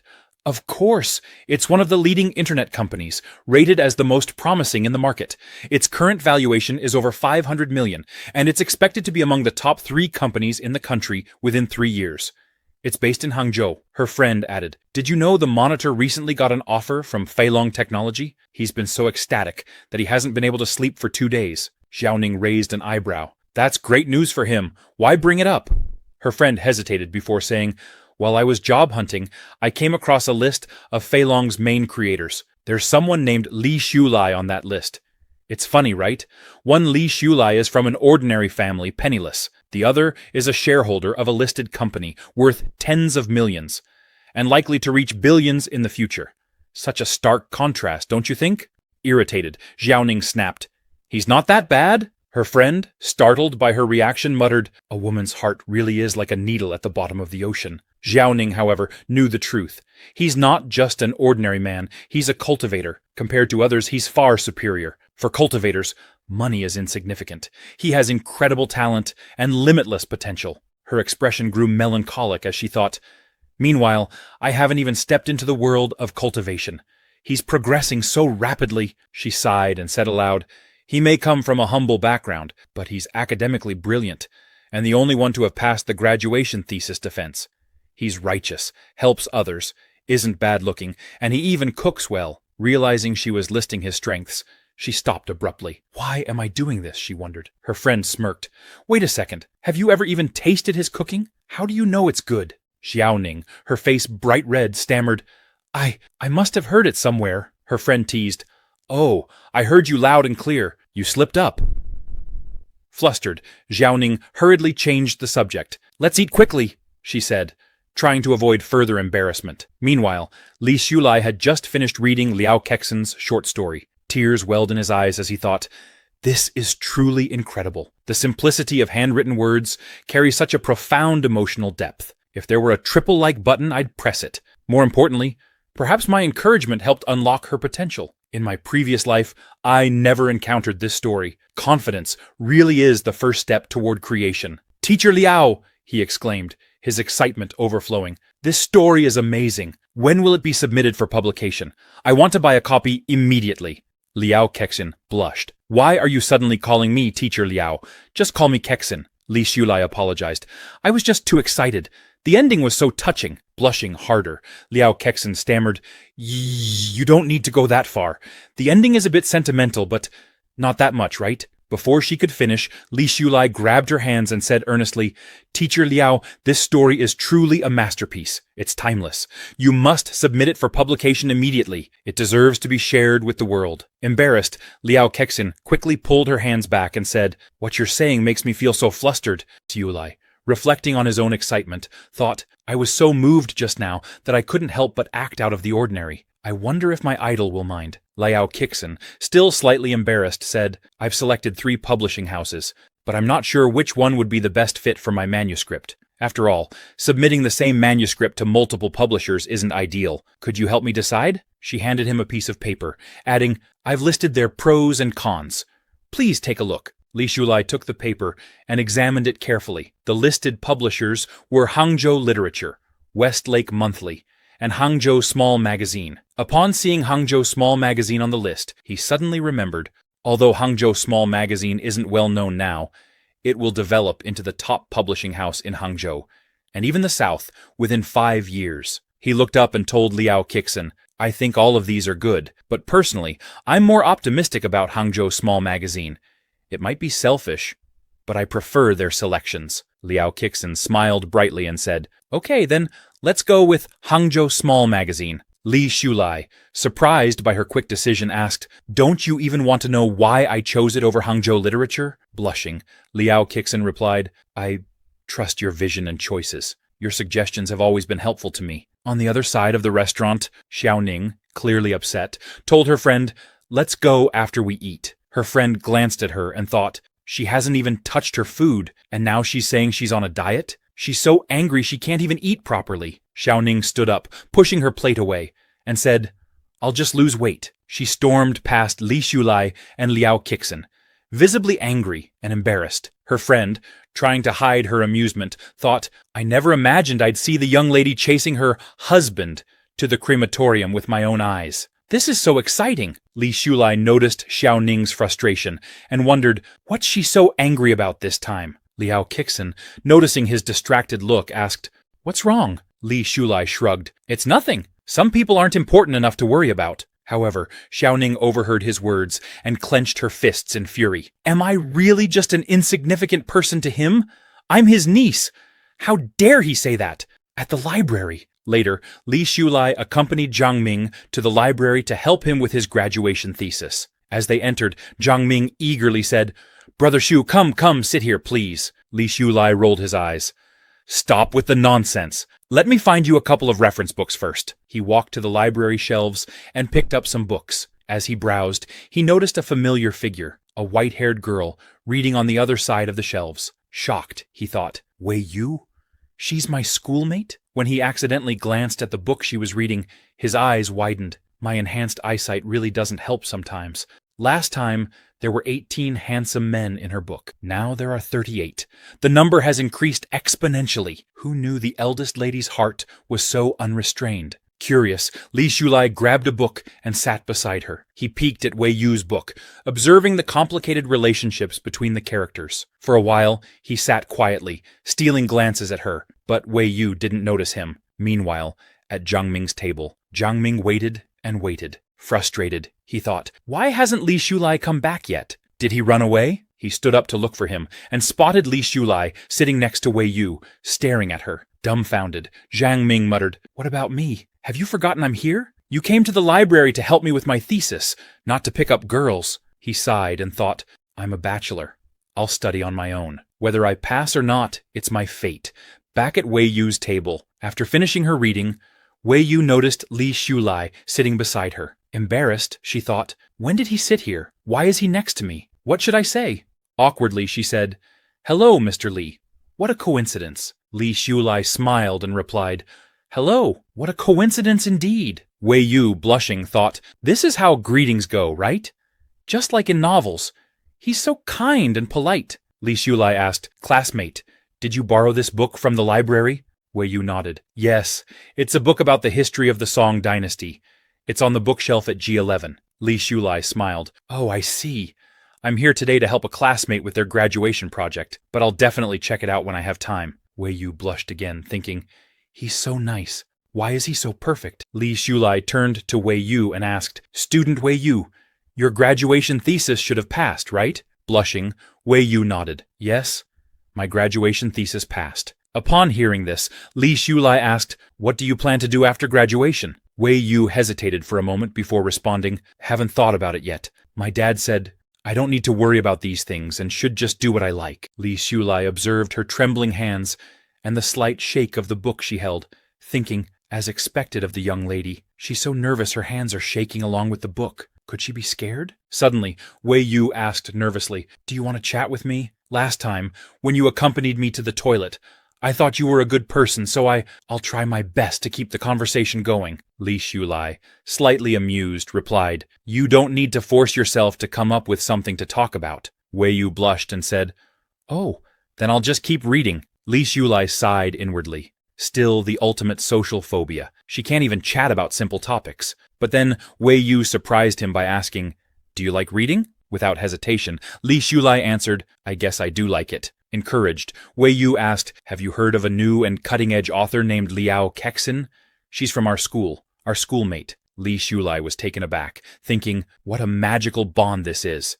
Teacher Liao, you've turned a socially anxious person into a chatterbox. This must be the power of living literature. Even Wei Yu is taking the initiative to bring up a topic. Wei Yu continued, I've read several of her short stories. Li Shulai, careful not to overwhelm her, thought, take it slow, be subtle. Don't scare the socially anxious lady. Wei Yu then asked, which of Liao Kexin's works do you like best? Li Shulai confidently replied, actually I like all of them, but if I had to choose, my favorite would be her debut work, Tide. Hearing this, Wei Yu's eyes filled with tears, and she began crying. Alarmed, Li Shulai asked, what's wrong? Are you okay? He thought, no way. Her emotions are like a storm, so sudden and intense. What should I do? Unfortunately, I don't have a handkerchief or tissue. Through her tears, Wei Yu explained, You are my soulmate, and you are also Teacher Liao's soulmate. You're the first person around me who thinks Tide is good. Li Shulai was surprised and thought,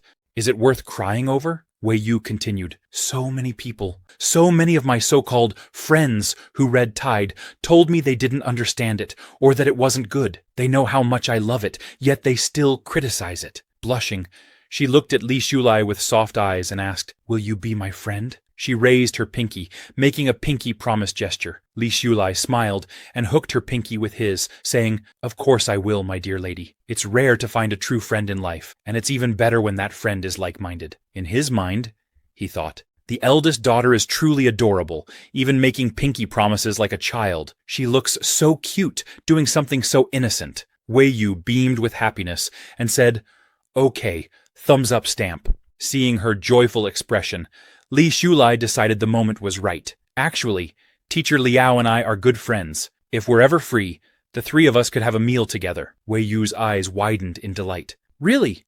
She asked. Li Shulai smiled. Of course, we made a promise to stick together for 100 years without lying. Overwhelmed with joy, Wei Yu hugged Li Shulai tightly without thinking, and declared, I officially announce, from now on, you are my best friend, no one else. Blushing, Li Shulai tried to calm her down. Miss Wei Yu, we're in the library.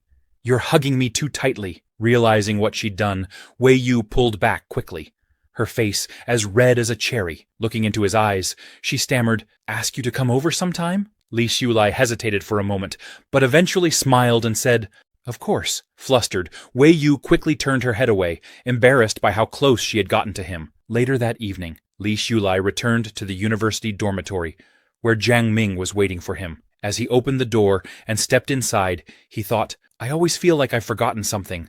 Jiang Ming, sitting on the bed, looked up and asked, Brother Xu, what time is it? Hearing Jiang Ming's voice, Li Shulai froze. I forgot about my old friend, he realized, remembering his promise to help Jiang Ming with his graduation thesis. Jiang Ming smiled knowingly and said, for your happiness, I can sit on the bench, I can fail the exam, and I have no regrets. Li Shulai quickly apologized. I'm so sorry, Jiang Ming. Tomorrow, I promise I'll help you write your paper.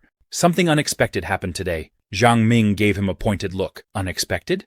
You mean you forgot your principles for the sake of beauty? What's up with that girl today? Feeling guilty, Li Shulai hesitated. Jiang Ming, feigning bitterness, sighed. Bro, you've been quite lucky with the ladies lately. First Xiaoning, then Liao Kixin, and now that white-haired girl today. He grinned mischievously and added, come on, tell me the truth.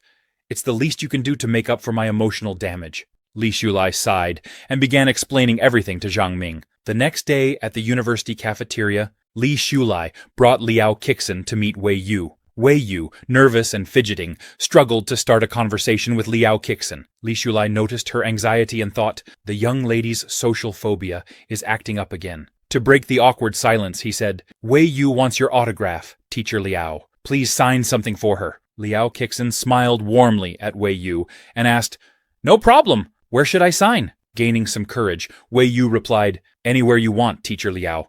I even brought a few magazines you published. You can sign those. She hesitated for a moment, then joked nervously, here is fine too, as she gestured at her clothing. Liao Kixin blushed slightly, thinking, that's unnecessary. She quickly changed the topic by suggesting they order some food. The three enjoyed their meal together, and Wei Yu, who usually struggled with social interactions, found herself genuinely happy. Turning to Liao Kixin, she asked, Teacher Liao, would you like to visit my home? I've bought every issue of your magazine.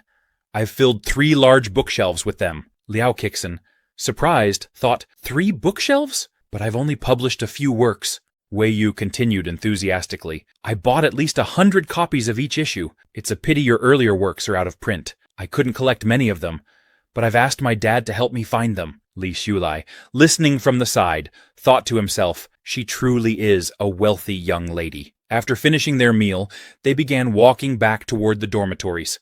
Liao Kixin suddenly stopped and said, I need to head to the publishing house, so I'll leave now. You two can continue chatting. Wei Yu's eyes sparkled as she asked, Teacher Liao, should I call a taxi to take you there? Liao Kixin waved her off with a smile. No need. I'll get there myself. But if you ever want sample issues in the future, just let me know. I'll sign each one and bring them to you. There's no need to buy so many copies. Wei Yu's face lit up with happiness. Teacher Liao is so kind and gentle. Is this what a privilege feels like? She thought. Li Shulai, watching Wei Yu's reaction, mused, she's even crazier than I was when I met my idol. Before leaving, Liao Kixin said, Take care, Wei Yu. Let's meet again soon. With a big smile, Wei Yu replied, Take care, Teacher Liao. After Liao Kixin left, Wei Yu turned to Li Shulai and said, Thank you for introducing me to Teacher Liao. Now I have a best friend. Li Shulai smiled at her and thought, I promised you I'd be your best friend, and I meant it. But Teacher Liao truly is amazing. She managed to bring out the social butterfly in you. Now that she's gone, you're already stuttering again. Noticing his silence, Wei Yu said, If you ever need help in the future, I'll do my best to help you. Li Shulai smiled warmly. We'll talk about the future later. He thought to himself, I gained another wave of favorability from the young lady. This is what I'd call an accidental achievement. July 1999, graduation day.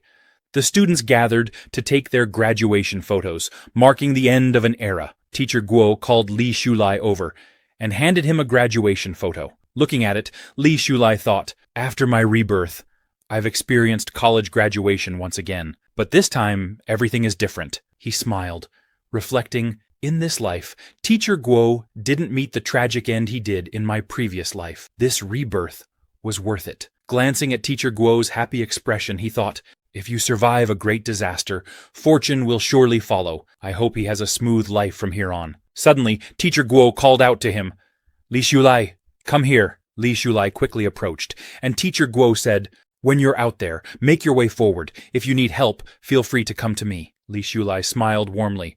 It will definitely be a great experience.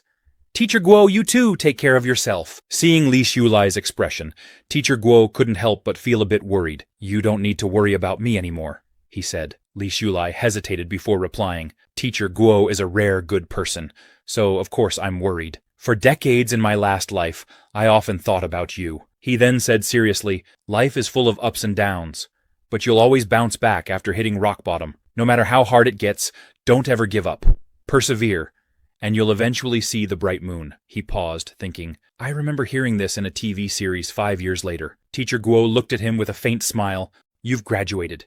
You're no longer a student, but a member of society, yet you dare to lecture your teacher. Li Shulai scratched his head apologetically. I was wrong. However, Teacher Guo thought to himself, others might see these as mere cliches, but Li Shulai's words touched my heart. There was a time I truly believed I couldn't move forward. I almost gave up, but fortunately, I had good students like him. He then said to Li Shulai, Life is not always smooth sailing. You're still young and have many opportunities ahead. Even if you stumble, as long as you work hard, you'll rise again. Li Shulai nodded firmly. I will do my best, Teacher Guo. Elsewhere on campus, Zhang Ming approached Li Shulai with a big grin. Brother Xu, thanks to your intensive tutoring, I passed my graduation defense. It feels so good. I owe you a big meal later. Li Shulai chuckled. You don't have to treat me to a big meal, but you must stop fooling around and help your dad with his work. Zhang Ming nodded confidently. Of course I will. But honestly, I don't know when we'll all gather in the dormitory again. Let's make a pact. Old classmates in Hangzhou will meet for a small gathering every 6 months, and everyone will gather for a big reunion every 3 years. His eyes welled up as he continued. We used to have a bond where we could always rely on each other. Now, we'll be scattered across the world. I'm not ready for this. He lunged forward as if to hug Li Shulai, who quickly stopped him. Enough! Communication tools and transportation are getting more advanced. We can meet whenever we want. Now wipe your nose, Li Shulai added. Focus on your future. You already have what it takes to succeed. As for me, I have my life plan and will move forward step by step. Zhang Ming, surprised by his serious tone, teased, Brother Shu, why are you looking at me like that? Are you going to confess your love to me? Has this day finally come? Though I can't bear to part with you. I'm not ready to sacrifice myself for you. Li Shulai sighed in frustration. Why didn't I notice how weird he was in my last life? He kicked Zhang Ming's backside and shouted, Get out! Zhang Ming lay on the ground, pretending to cry. Li Shulai shook his head and said, I wish you a bright future, great success, and endless achievements. He thought, I too must run forward. In the future, I'll continue to help Zhang Ming's family overcome challenges. Zhang Ming, moved, asked, Why are you being so sentimental? You're going to make me cry. He extended his hand for a handshake. Brother Shu, I also wish you great success and a promising future. Li Shulai shook his hand firmly and replied, Work together. Let's move mountains if we must. Sometime later, at the local neighborhood committee office, a crowd had gathered, angrily voicing their complaints to an elderly woman seated at a desk. My house gets plenty of sunlight, one person protested, but those resettlement homes barely receive any. How can this small subsidy be enough for me? Another complained, We've lived here for decades. The elderly are attached to this place, and now they suddenly want to demolish our home. Who can we turn to for justice? Without proper feng shui, how will we find peace? Who will compensate us then? Just then, Li Shulai arrived and asked everyone to step aside. He produced some documents, signed them, and handed them to the elderly woman behind the desk. A man in the crowd jeered at him, calling him a traitor. How could you sign so quickly and accept the terms in advance? He shouted. The elderly woman, now smiling nervously, announced, Congratulations, Comrade Xiaoli, on receiving the demolition compensation and gaining the right to select your new home first. Thank you for your cooperation and support. Another elderly woman with white hair approached Li Shulai, taking his hand and scolding him gently. Young people these days don't know how to fight for their rights.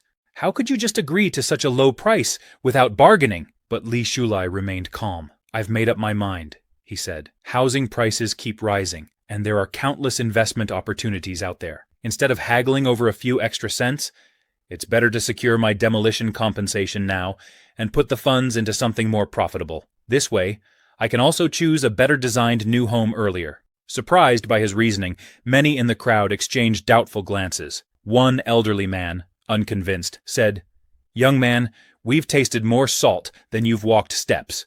You're selling too cheaply. Realizing that he couldn't change their minds, Li Shulai left without further argument. After he departed, one of the old men muttered, He just wants others to suffer losses like he did. Another old man hesitated. But what he said makes some sense, doesn't it? Nonsense, retorted the first. Have you been brainwashed too? Unfazed, Li Shulai moved forward with his plans. He sold everything and began considering his future investments. A month later, Li Shulai was practicing cultivation beneath a large tree in the park when his phone rang. He answered to hear a voice inform him, Comrade Li, the 130,000 yuan of demolition compensation and 10 resettlement houses have been issued. If you have time, please come by to complete the necessary procedures. Surprised by the efficiency, Li Shulai thanked the caller. The voice on the other end continued, This is an additional reward for those who signed the consent forms first. Comrade Xiaoli, this is all thanks to your early cooperation. Hanging up, Li Shulai reflected, Nearly 8 million yuan and 10 houses. And that's just in Hangzhou. I'm rich. Finishing his cultivation, he headed home, delighted. This was the first time he had truly profited from his knowledge of future events. On his way back, he noticed 2 elderly men playing xiangqi. Feeling cheerful, he stepped forward and offered a suggestion for a better move. Startled, one old man snapped, What are you doing, young man? Watching quietly is one thing, but why interfere with our game? The other man just smiled. No regrets once a move is made. Li Shulai apologized. He explained that he was simply in high spirits because something good had just happened to him. With this money, he thought, I can not only repay my mentor, but also officially start expanding the Li family business. When the other old man examined Li Shulai's move on the chessboard, he was taken aback. That was actually a stroke of genius, he exclaimed, astonished. Turning to his companion, he declared, The move just now doesn't count. Let's relocate and start over. The other old man protested, You said you wouldn't regret your move. But the first old man countered, It wasn't your move, so this one doesn't count. Meanwhile, Li Shulai quietly slipped away, thinking to himself, it's wonderful to have money. It's even more satisfying when it's money you've earned on your own. Having secured his second fortune, Li Shulai invested 1 million yuan to establish the Middle-Aged and Elderly Square Dance Fitness Public Welfare Foundation. In this era, many people could donate 1 million yuan, but few would invest it in such a charitable cause, especially one that garnered so much attention. Rumors swirled regarding the mysterious backer. Some said he was an investment tycoon from Hong Kong. Others claimed it involved the grandson of a wealthy magnate who had a fondness for square dancing. The media clamored for an interview, pressing Yiji Square Dancing Club for details. The club's secretary, however, offered only apologies, explaining that the benefactor's identity could not be disclosed. As he traveled by car to meet his master, Li Shulai read the news and mused, "The second phase of my plan is complete. In another 10 or 20 years, everyone will witness the power of square dancing etched into the very blood of the Chinese people." After that, he entered secluded training at Qingyun Temple for half a year, patiently nurturing his business plans and awaiting their fruition. Watching him, Xiaoning wondered, why would someone in their 20s be so fixated on square dancing every day? Meanwhile, at the pavilion hall, a businessman arrived seeking fortune-telling services from pavilion master Lin Shuhuan. When Li Shulai finally arrived to see his master, he noticed the visitor's back and thought, this figure seems familiar. As he got closer, his eyes widened in recognition. Is that Yang Feilong? So, Yang Feilong managed such rapid success thanks to guidance from an expert. Yang Feilong, surprised to see Li Shulai, reasoned to himself, no wonder this man appeared so suddenly. He's the master's disciple. The master must have seen my potential and sent him to assist me. Yang Feilong turned back to pavilion master Lin Shuhuan and asked, what's the verdict? Lin Shuhuan calmly replied, no one can defeat you within 20 years. Yang Feilong was startled. He stood up abruptly. What about 20 years from now? He pressed. The pavilion master said nothing more, leaving Yang Feilong unsettled. Will disaster strike in 20 years? Will Feilong Technology's growth stall then? Desperate, he offered. I can pay more, any amount you name. Just tell me how to avoid this fate. Lin Shuhuan regarded him quietly. This isn't about money. To reveal secrets of the heavens brings calamity. I have accepted your reward and guided you for 20 years. This is the limit of what can be said about your fortune and misfortune. It's better not to ask further. At that moment, Lin Shuhuan called out to Li Shulai and asked him to come and see the guest off. Yang Feilong, still displeased with the pavilion master's cryptic answer, attempted to press the matter, but Li Shulai stepped in. Mr. Yang, he said quietly, the master has already said all she can. Please don't make things difficult for her. Let's talk while we walk. Realizing the hint, Yang Feilong thought, so we'll talk outside. How could I have overlooked this? He apologized to pavilion master Lin Shuhuan, saying, I'm sorry for my earlier rudeness. Please forgive me. I'll leave for now and return another time. Once outside, Yang Feilong turned to Li Shulai and asked, Master's disciple, have you learned something about my future? Li Shulai nodded. In 20 years, you will indeed face trouble. Startled, Yang Feilong asked anxiously, what should we do? What kind of disaster is it? Will my company be manipulated, or will the general environment turn bad? In a serious tone, Li Shulai replied, the root of this disaster was planted over the course of these 20 years. I won't tell you precisely how it happened yet. You're a smart man. Think it over with your own wisdom. Yang Feilong, perplexed, wondered what that meant. Before he could ask more, Li Shulai continued, when you plan your steps, don't just look 3 steps ahead, look 10 steps ahead. Some matters you must understand by yourself before anyone can help you. You will be invaluable to China's future development, so I won't simply stand by. I've given you a hint. The rest is up to you. Yang Feilong pressed on. But what is this disaster? Will it deliver a crippling blow to Feilong, or to me personally? Li Shulai merely smiled and said, I've said enough. I was on the wrong side. Oh, never mind. Yang Feilong seized on that slip. The wrong side? This must be a key piece of information. He knew better than to push further. These masters had their own taboos, and pressing them too hard might only cause offense. He thanked Li Shulai sincerely. You've helped me a great deal. I appreciate it. Grasping Li Shulai's hand, Yang Feilong said, May I call you that? From the moment I met you, I wanted us to be brothers who could share both fortune and hardship. Now that I know you are the master's disciple, I feel unworthy. Li Shulai responded humbly, Mr. Yang, you worry too much. Whether we are brothers or not, I've told you that you are crucial to China's future. Rest assured, I will help you.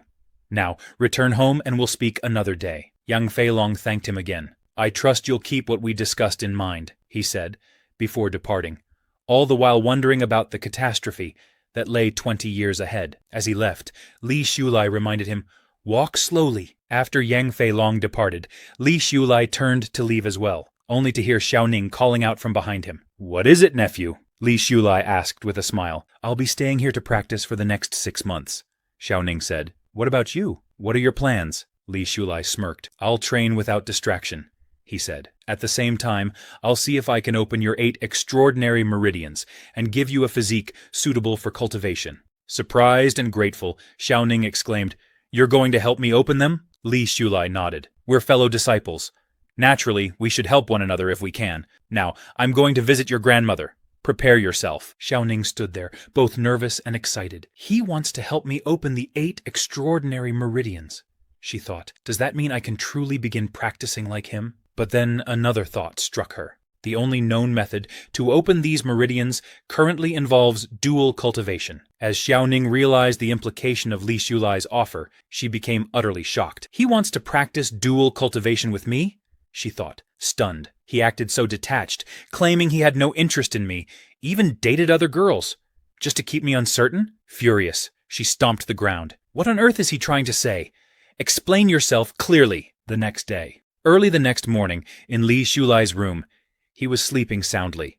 Suddenly, he sensed someone entering and opened his eyes. Startled, he realized he was completely unclothed as he bolted upright. Standing there was his master, Lin Shuhuan. Embarrassed, he asked, Master, how long have you been here? It's not right to watch someone sleeping like that, he thought. Lin Shuhuan regarded him calmly and asked, Yesterday, when you went to see Yang Feilong off, did you tell him what will happen 20 years from now? Li Shulai grew nervous and asked, Master, how did you know all this? Your secret code is far too obvious, Lin Shuhuan replied. If I couldn't figure it out, I wouldn't be worthy of being your master. She fixed him with a serious gaze. Tell me, did you take over someone's body, or were you reborn? Shocked, Li Shulai thought.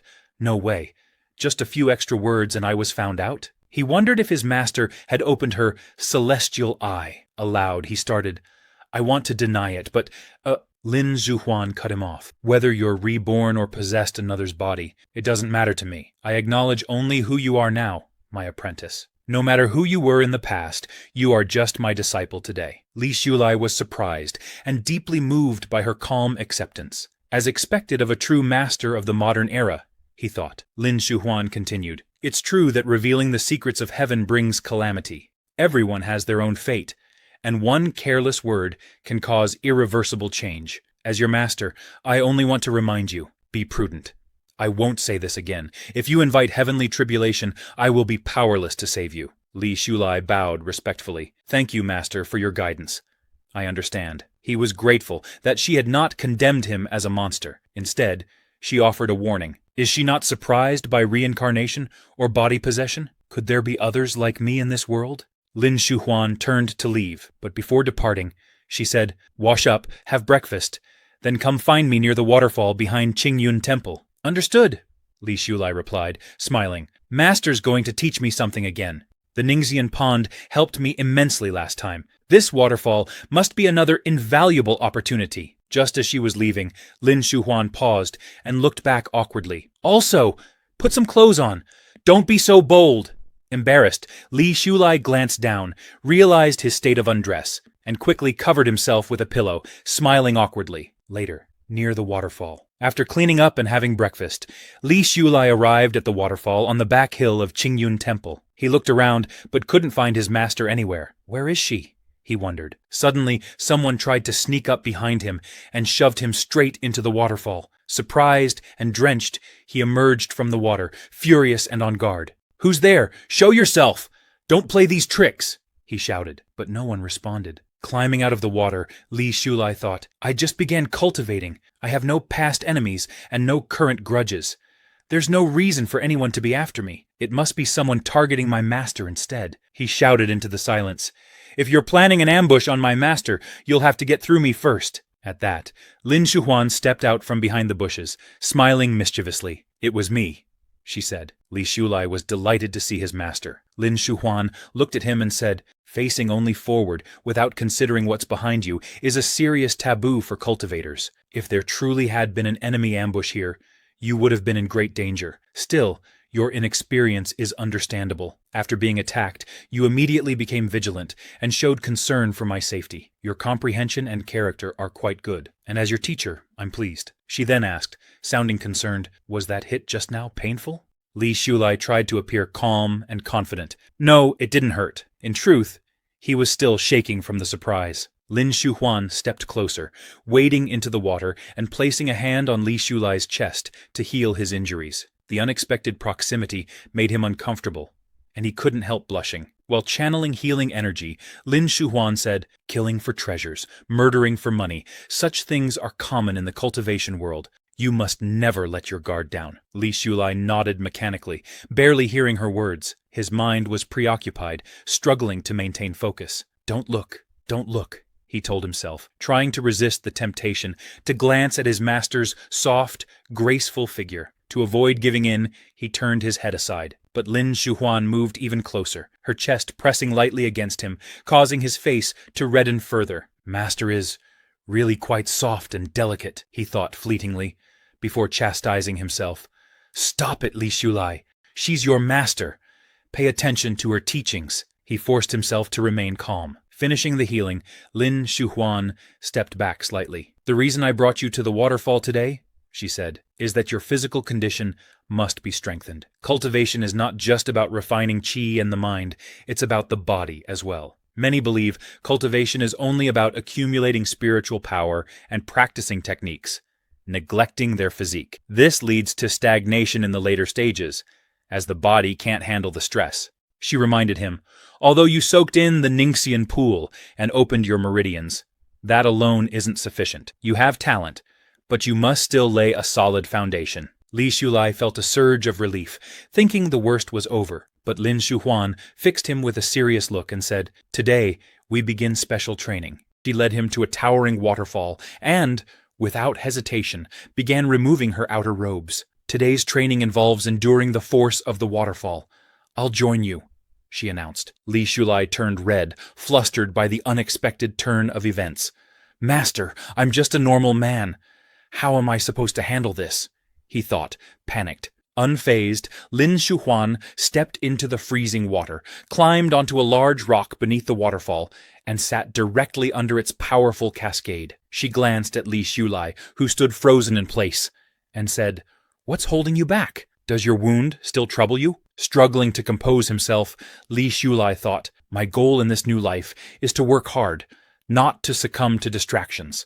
Master transcends worldly concepts like gender. She isn't shy, so why should I be?" Summoning his courage, he removed his robes and stepped into the icy water, positioning himself near his master. The force of the water was relentless. Li Shulai's body trembled violently, his muscles tightening from the cold. Glancing at Lin Shuhuan, who remained composed and serene, "Master seems unaffected. If she can endure this, so can I." Hours passed, and as the evening approached, Lin Shuhuan opened her eyes and said, "That's enough for today." Li Shulai, however, was barely conscious. His body was numb, his face frozen in an expressionless mask, and every fiber of his being screamed with exhaustion. Even speaking felt impossible. Lin Shuhuan observed him with a slight smile, thinking, "This disciple shows remarkable potential. Many cannot endure even an hour of this training on their first attempt, yet he managed to persevere. He is indeed worthy of my guidance." Meanwhile, Li Shulai was silently pleading, "Someone, please." Unable to withstand the strain any longer, he collapsed into the water. Lin Shuhuan acted swiftly, pulling him to safety. When Li Shulai opened his eyes again, he found himself lying in his room. The familiar surroundings offered little comfort, as his body ached with every movement. "It feels like I've been trampled by a herd of horses," he thought, attempting to sit up. As he stirred, he noticed Xiao Ning seated nearby, tending to him. She glanced at him and said, "It was Master who brought you back. You had a fever." Still disoriented, Li Shulai checked himself under the blanket, only for Xiao Ning to snap, "Don't flatter yourself. I didn't volunteer to take care of you. Your fever reached 39 degrees, and it couldn't be treated with elixirs. Overcoming this on your own is part of early cultivation, she continued, her tone sharp. Master and grandfather are out having tea. If I hadn't stepped in, no one would have cared even if you burned to death. Despite her words, Li Shulai managed a weak smile and said, "Thank you for taking care of me." Xiao Ning's face reddened momentarily, before she straightened her posture and retorted, "It's just waterfall training, and you end up with a fever? Pathetic." Li Shulai gave her an awkward smile, thinking, was that a veiled insult? Without missing a beat, Xiao Ning threw a damp cloth at his face and said, "Just lie down and don't die on me." She turned to leave, her footsteps echoing in the quiet room. As she departed, Li Shulai watched her curiously, thinking, why is she so quiet today? He reclined on the bed, exhaustion overtaking him. Maybe my earlier words had some effect. Perhaps she'll leave me alone from now on, he thought, before drifting back into restless sleep. 2 days later, after Li Shulai had fully recovered, he thought to himself, the fever is finally gone. That was embarrassing, getting sick after just starting physical training. However, he couldn't shake the thought, Master hasn't assigned me any follow-up tasks yet. What am I supposed to do next? But then he dismissed his doubts with a renewed determination. Compared to the misfortunes of my previous life, this rebirth is a blessing. Hardships and setbacks are merely tests, and I must seize this opportunity. With that, he dressed and headed back to the waterfall. As he approached, he noticed someone already there. To his surprise, it was Xiao Ning, cultivating under the waterfall. Li Shulai quickly ducked behind a rock, thinking, isn't Ma Xiaoning's spiritual power blocked? She's not supposed to be able to practice, right? I'd better not disturb her. I'll go for a run instead. Just as he turned to leave, Xiaoning stood up, her gaze shifting toward his direction. Startled, Li Shulai wondered, did she notice me? Quickly, he adjusted his posture and reminded himself, I came here openly and honestly. There's nothing to feel guilty about. However, Xiaoning wasn't looking at him. Her attention was focused on a massive stone in front of her. Li Shulai, puzzled, thought, what is she planning to do with that stone? Raising her hand, Xiaoning effortlessly sliced through the massive rock as if it were butter. Li Shulai's jaw dropped. Is this what they call unable to practice? If she tried to punch me, I'd be dead on the spot. In disbelief, he began to wonder, did I really get reborn, or is this some kind of parallel world? Is this really Ma Xiaoning? After splitting the massive stone, Xiao Ning calmly adjusted her stance and began doing one-arm push-ups. Her movements were so fast and fluid that Li Shulai was left speechless. Then, without pause, she transitioned into sit-ups, alternating between the two exercises without even catching her breath. Li Shulai could only stare in awe, thinking, alternate between one-arm push-ups and sit-ups without stopping? Sister, are you serious? As she finished her workout, Xiao Ning struck a triumphant pose and said to herself, we each did 200, which is one more set than last time. That's progress. She then removed her remaining clothes and stepped under the waterfall to rinse off. Still hiding behind the rock, Li Shulai quickly turned his head away, his face burning red. However, he couldn't help but remain in shock at what he had just witnessed. How much effort and hardship did she endure to reach this level? He wondered. For most practitioners, splitting a large rock is simple after reaching the foundation stage. But for Ma Xiaoning, whose spiritual power is supposedly blocked, this is no easy feat. She must have worked tirelessly in secret, accumulating strength over time to achieve this. Watching her, Li Shulai felt a surge of motivation. I haven't been working hard enough, he admitted to himself. I need to push myself to my limits, just like her. With newfound determination, he quietly retreated from the scene, ready to dedicate himself to his training with greater resolve. As Li Shulai stepped out from behind the rock, he was startled to find his master, Lin Shuhuan, standing before him. She looked at him with a knowing expression and asked, have you seen it all? Li Shulai lowered his head slightly, nodding in acknowledgement. I realized today that I didn't understand her well enough, he admitted. I thought she was a spoiled girl, with a narrow perspective, focused only on immediate gains. He reflected silently. But I didn't expect this. Lin Shuhuan handed him a handkerchief. Wipe away the sweat, she said. Thank you, master, Li Shulai replied, gratefully taking it. Lin Shuhuan continued. I've watched Xiaoning grow up. While she may seem spoiled at times, she's always been diligent and hardworking. Even though she was told from a young age that her path to spiritual cultivation was nearly impossible, she never gave up. Li Xiulai felt a pang of realization. I was blinded by my own assumptions, he thought. I forgot that she's a remarkable person in her own right. Not only does she excel academically, consistently earning the top GPA, but she also takes first place in the school sports meets. She's intelligent, athletic, and admired by so many. Memories of his previous life flooded his mind. Wasn't it her grace and speed on the track that first made me fall for her? Back then, he had come from an ordinary family, with no outstanding traits or achievements. I was just another face in the crowd, with nothing to offer someone like her, he thought. Lin Shuhuan, noticing his contemplative expression, said, "I'm not telling you this to make you feel inadequate. I'm telling you this to emphasize that talent is talent, and hard work is hard work. You have a higher starting point than most, but that doesn't mean you can afford to slack off. Use your talent wisely, and don't waste this opportunity." Her words filled Li Xiulai with newfound determination. With resolve in his voice, he said, "I understand. I will work even harder in my cultivation." A new routine. The next day, Li Xiulai woke up early and began a rigorous training regimen. He climbed mountains to fetch water, performed grueling physical exercises, and pushed his body to its limits. Day after day, for an entire month, he followed this routine without fail. By the end of the month, his body had transformed, his muscles were toned, and his endurance had greatly improved. Wiping the sweat from his brow one evening, he thought, just 500 push-ups and sit-ups, and I'll call it a day. Before he could start, his phone rang. Glancing at the screen, he saw the name Mr. Yang. "Master," Mr. Yang said nervously, "you once told me I would face a major disaster in 20 years. Ever since, I've been plagued by worry. I can't eat, I can't sleep, and I think about it constantly. I've decided to offer you 10% of Feilong Technologies shares in exchange for more advice." Without hesitation, Li Xiulai replied, "There's no need for that. Money is merely an external possession. It holds no value to me." Startled by his response, Mr. Yang quickly apologized. "Master, I was foolish to think of using money to repay your wisdom. Please forgive my offense." Li Xiulai's tone softened. "Don't worry about it," he said, "but as someone who has experienced life's trials, let me share some advice with you." Mr. Yang listened intently as Li Xiulai continued. "The future is uncertain, so it's best to focus on the present. Right now, Feilong Technologies' 2C model has strong development prospects.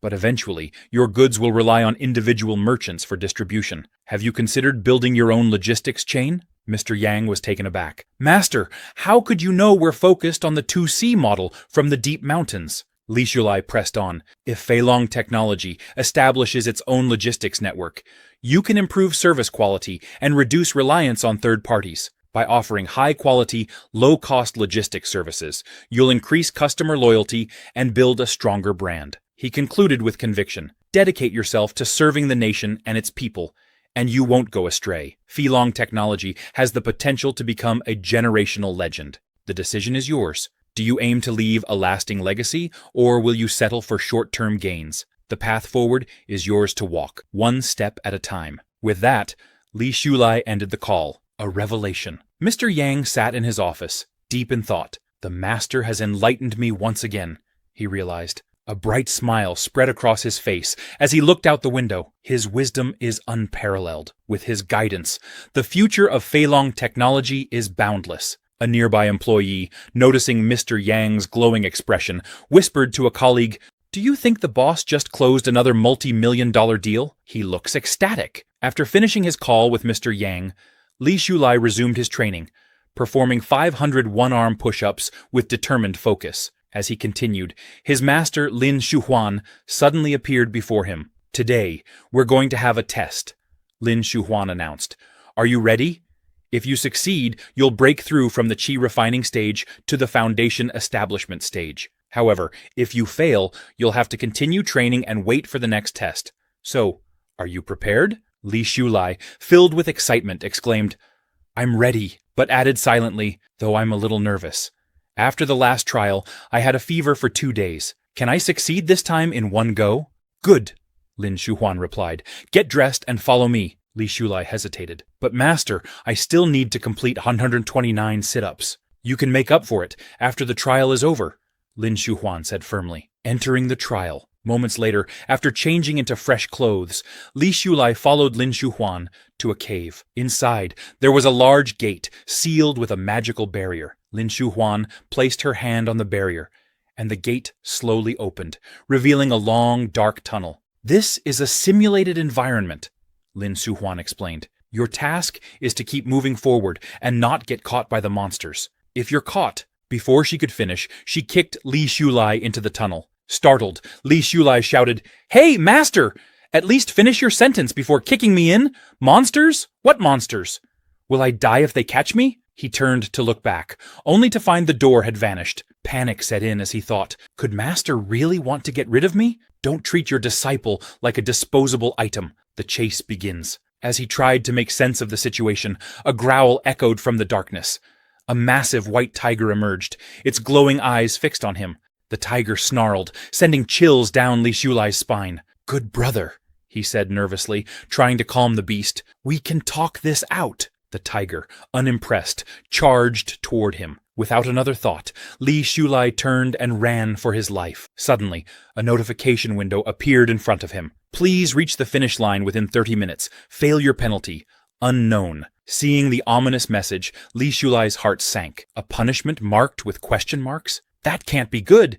If this tiger catches me, I'll be done for. Ahead, he noticed the path ended abruptly, leaving only a narrow wooden beam suspended over a chasm. Is this some kind of temple run? He wondered in disbelief. Gathering his courage, he sprinted across the beam and narrowly avoided a trap that triggered spikes behind him. The trial intensifies. As he continued running, dodging obstacles and traps, Li Shulai reflected, if this trial had come a month ago, I wouldn't have survived. Fortunately, my training, water trials, running, mountain climbing, has prepared me for this challenge. Another notification appeared.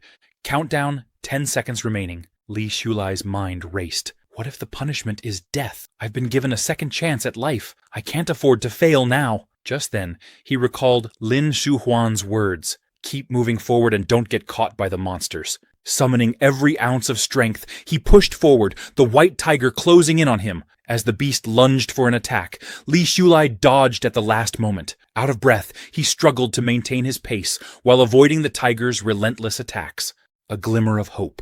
In the distance, he spotted Lin Shuhuan standing near an exit. Relief washed over him as he thought, victory is within reach. With renewed determination, he sprinted toward the gate. The white tiger, sensing its prey slipping away, launched a final attack. Li Shulai, now just a meter from the finish line, felt the beast's hot breath on his neck as its jaws opened wide. The trial ends. Just as the tiger pounced, the countdown reached 0. The illusionary array was dispelled, and the tiger vanished into thin air. Li Shulai collapsed at the finish line, gasping for breath. Lin Shuhuan approached him with a smile. "Congratulations on passing the trial," she said warmly. "You exceeded my expectations. To be honest, I didn't think you could pass on your first attempt, but you surprised me. You truly are a cultivation genius." Exhausted, Li Shulai sighed in relief. Fortunately, my determination to survive was strong enough. Otherwise, I wouldn't have made it. He looked at his master and asked curiously, what would have happened if I had failed the trial? Lin Shuhuan smirked and replied, "There's no punishment." She grabbed his wrist to check his pulse and thought to herself, I told him it was a simulated environment with virtual monsters, yet his heart rate nearly reached 200. My little disciple, you're trying way too hard. Hearing there was no penalty for failure, Li Shulai stood up in shock. No punishment? You kicked me into the trial halfway through a conversation. Can't I at least afford to gamble with the stakes? Lin Shuhuan chuckled at his outburst and said, Relax.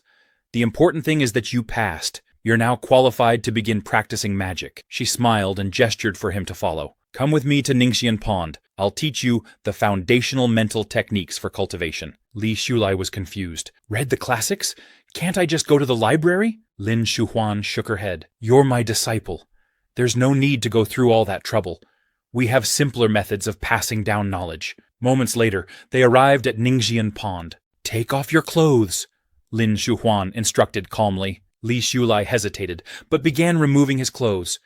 However, he froze in shock when he saw his master also removing her robes. Flustered, he stammered, Master, are you taking off your clothes too? Lin Shuhuan glanced at him nonchalantly. Take your clothes off and get in. I'll transfer my secrets to you. Li Shulai felt his nose start to bleed as his mind spiraled into chaos. Nervously, he muttered, Master, isn't this beyond the scope?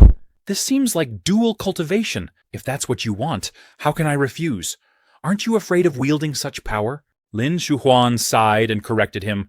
It's not dual cultivation. Embarrassed, Li Shulai scratched his head. Master always knows what I'm thinking. Realizing his nose was bleeding from his inner drama, he quickly wiped it away. He stripped down to his underwear and nervously said, All right, let's go. Adjusting her glasses, Lin Shuhuan glanced at him. Strip completely. Li Shulai stared at his remaining garment in disbelief. Everything? Everything.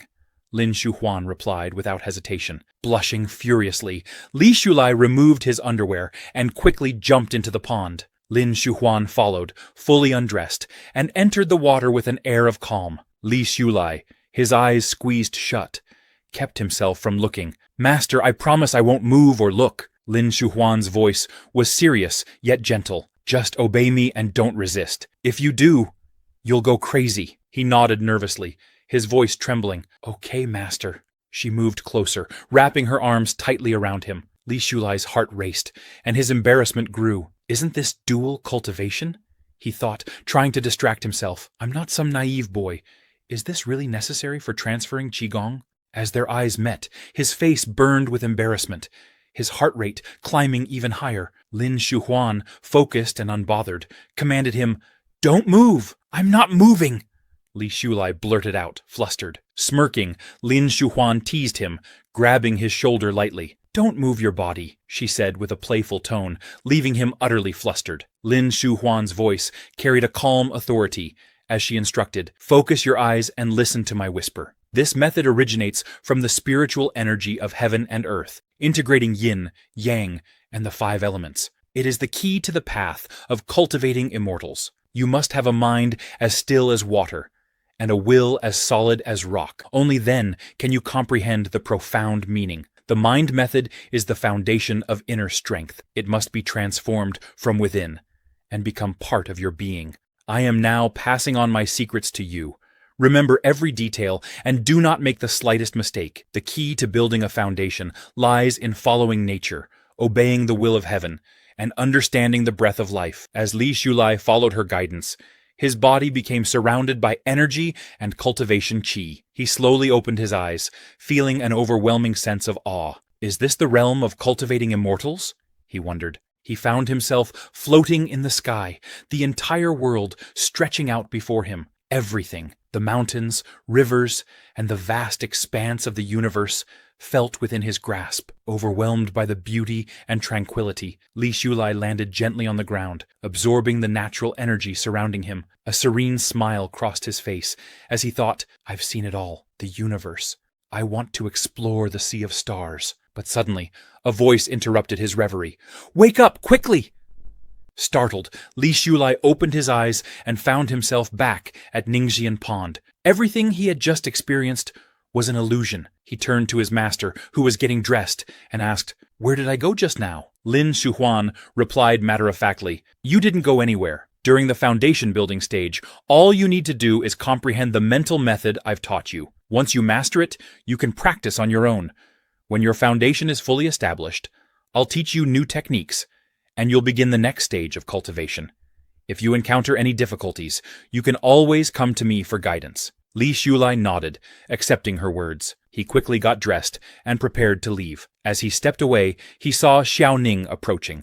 Their eyes met, and Xiaoning asked curiously, What are you doing here? Before he could answer, she noticed the significant improvement in his cultivation. Congratulations on entering the foundation building realm, she said, though her voice carried a hint of frustration. His true energy is more turbulent than before, she thought. Clenching her fists, she couldn't help but feel bitter. I'm still stuck in the same place. Li Shulai noticed her frustration and said gently, Don't worry. I'll find a way to help you improve. Other than dual cultivation, of course. Xiaoning shook her head. There's no need to trouble yourself. Thank you for thinking of me. She hesitated before adding, I actually came here to find my master, Grandma Lin. Without waiting for a response, she walked away toward Lin Shuhuan. Watching her leave, Li Shulai thought to himself, she hasn't mentioned her cultivation struggles to me again. Perhaps she's truly let go of it. Later that evening, Li Shulai sat at his desk, connecting his laptop to the internet. After some tinkering, he downloaded the QQ app and added Liao Kexen's number, sending her a friend request. Moments later, she approved his request. Excited, Li Shulai quickly typed a message. "How have you been lately? Are you okay?" Liao Kexen replied, "I recently moved from Hangzhou to Sangxi, changed my phone number, and cut off contact with my family. Now I'm fully focused on my writing. What about you?" Li Shulai smiled as he typed back, "I'm doing well too, practicing cultivation and doing homework every day." Her response came with a laugh. "Are you trying to make me laugh? You're so funny." Smiling, he replied, "When I finish my seclusion, I'll come to visit you and treat you to a meal." She laughed again. "All right, I'll hold you to that." Although her words were light-hearted, Li Shulai sensed she didn't entirely believe him. Still, he resolved to stay truthful, no matter what. "I can't lie to my idol." "Curious?"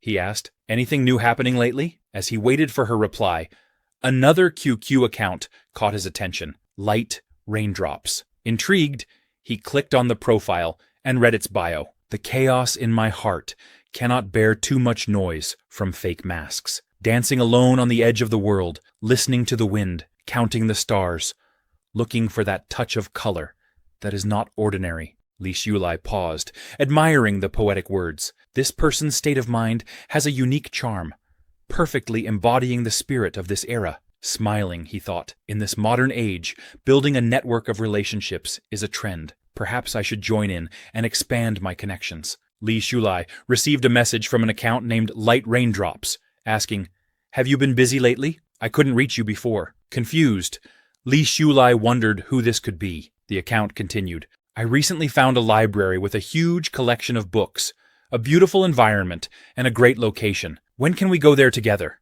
After a brief conversation, Li Shulai realized, Light Raindrops?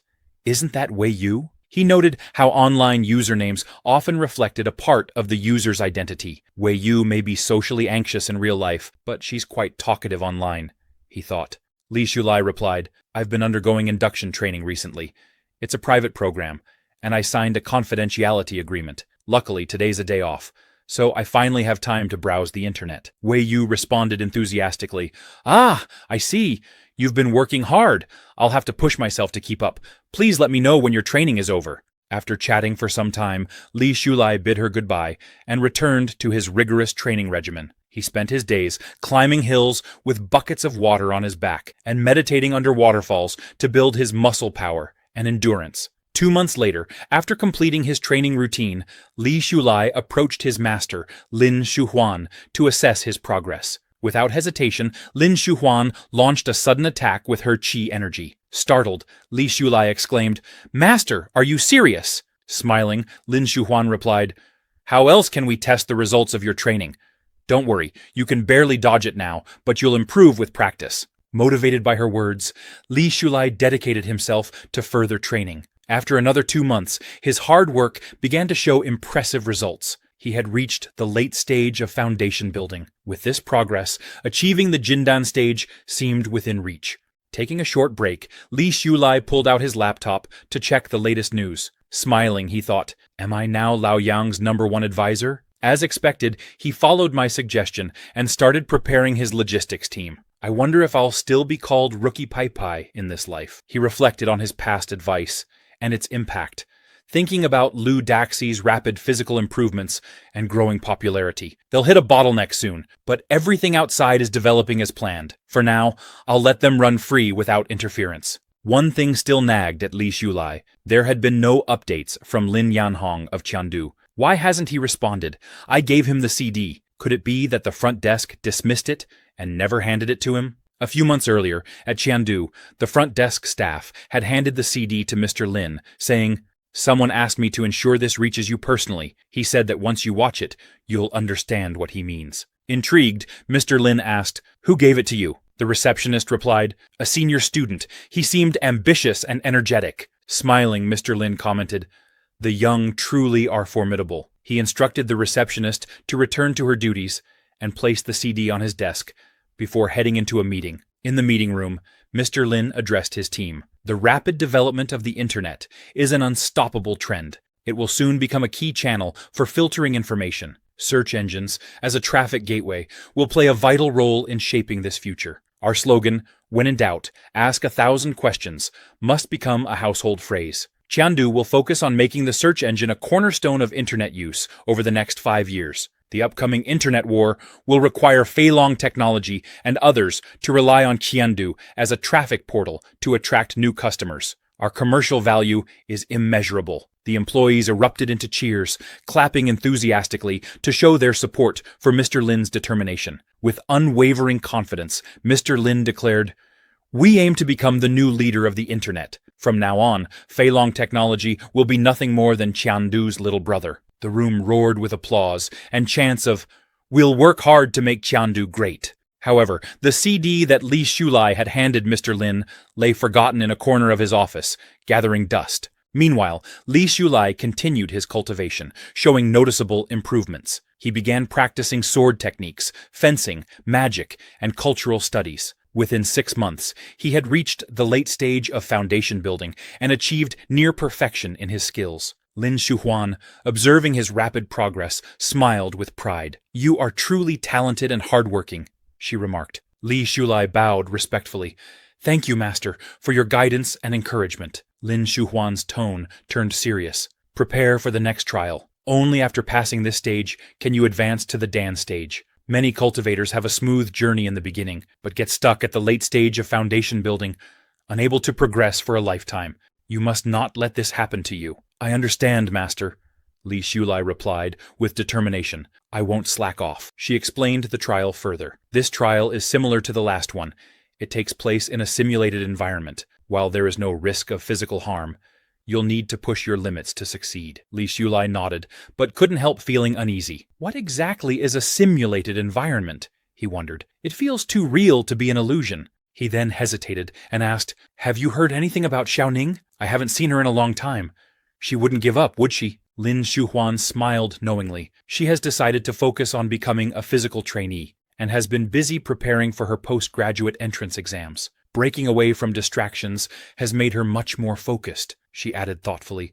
"After her breakup, Xiaoning seems much more clear-headed. It's true, relationships can hinder progress." Lin Shuhuan turned back to Li Shulai and said, "This trial will take a significant amount of time. If you have unfinished matters, resolve them first." Li Shulai bowed again. "External matters are not as important as my cultivation. I'll prepare immediately." As Li Shulai walked back to his room to pack, he noticed Xiaoning sitting in the garden, deeply focused on her studies. She muttered to herself, "How can the answer to this question be C?" Li Shulai observed her quietly and thought, "It seems there's no need for a farewell. I won't disturb her." 3 days later, Li Shulai arrived at the trial grounds. To his surprise, he discovered that he wouldn't be facing the trial alone. A booming announcement echoed, "The simulated environment is loading. The mimetic gate is about to open." As the gate opened, the participants found themselves aboard a boat on the vast sea. Lin Shuhuan appeared among them, much to the crowd's astonishment. "Look, it's Senior Lin," someone exclaimed. "I can't believe I'm seeing such a powerful cultivator in person. She's so young and beautiful," another added. "It's said that Senior Lin is one of the few who can open trial copies and help cultivators break through in simulated environments." "She's really selfless," someone else remarked. An older cultivator nearby smiled and said, "As her disciple, I'd be proud. Unfortunately, she doesn't accept disciples." "That's not true," another interjected. "I heard she has accepted a disciple recently." Li Shulai overheard the conversation and thought proudly, "Master is so well known." Lin Shuhuan addressed the participants. "The destination of this trial is an isolated island. You must survive there for a week to pass. If you're attacked by monsters, lose too much blood in battle, or suffer a fatal attack, you'll be teleported out, and the trial will be considered a failure." The crowd began to murmur. "Although it sounds dangerous, it's good that there's no real risk to our lives." "These trials are becoming more humane," another added. "But what if something unexpected happens? Can we guarantee our safety?" A seasoned participant reassured them, "These trials have been conducted countless times. I've never heard of issues occurring below the Jindan stage." Lin Shuhuan turned to her disciple. "Li Shulai, the rest is up to you." She left the area, leaving him to face the challenge. Li Shulai clenched his fists and smiled confidently. As her only disciple among this crowd, I must bring honor to my master. I cannot fail.